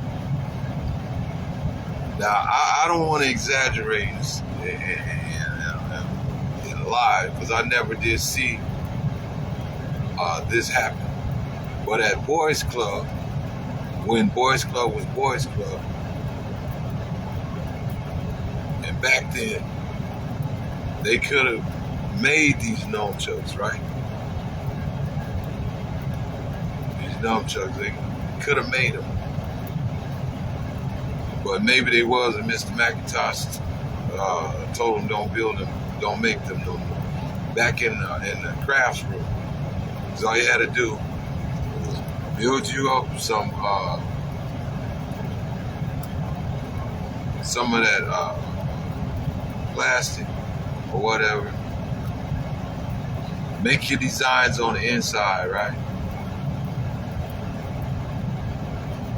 Make them perfect like you wanted to.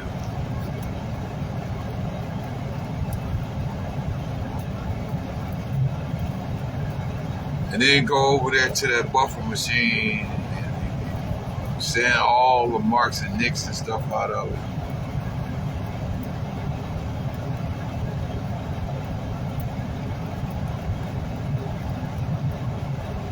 And then go over there to the buffer machine and buff it all up, man.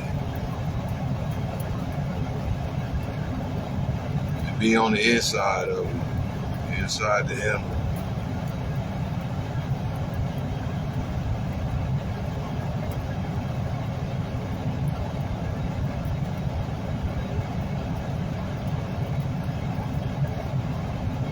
Shogun, show enough, kiss my convert.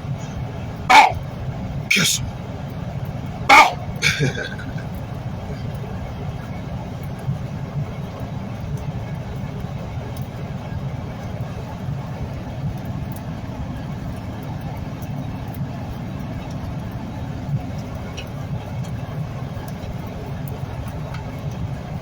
Yeah, well, y'all.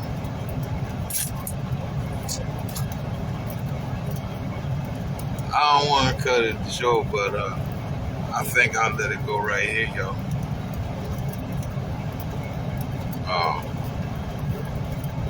This is your main man, Mo Love, coming at you live and direct. This is the life, day in the life of a flatbed trucker out here in the Yit, man. Y'all be good to one another and hold it down. And as I always say, I shall return. And stay tuned. I'll be back to bring y'all, let y'all ride with me as soon as I figure out something to hold the camera up here.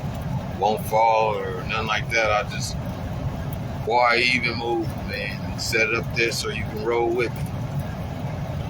Every now and then, you feel me? See some of the things that my eyes be seeing.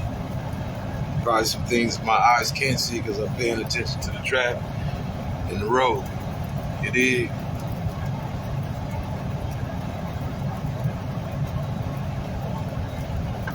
Love, peace, and soul train. You dig?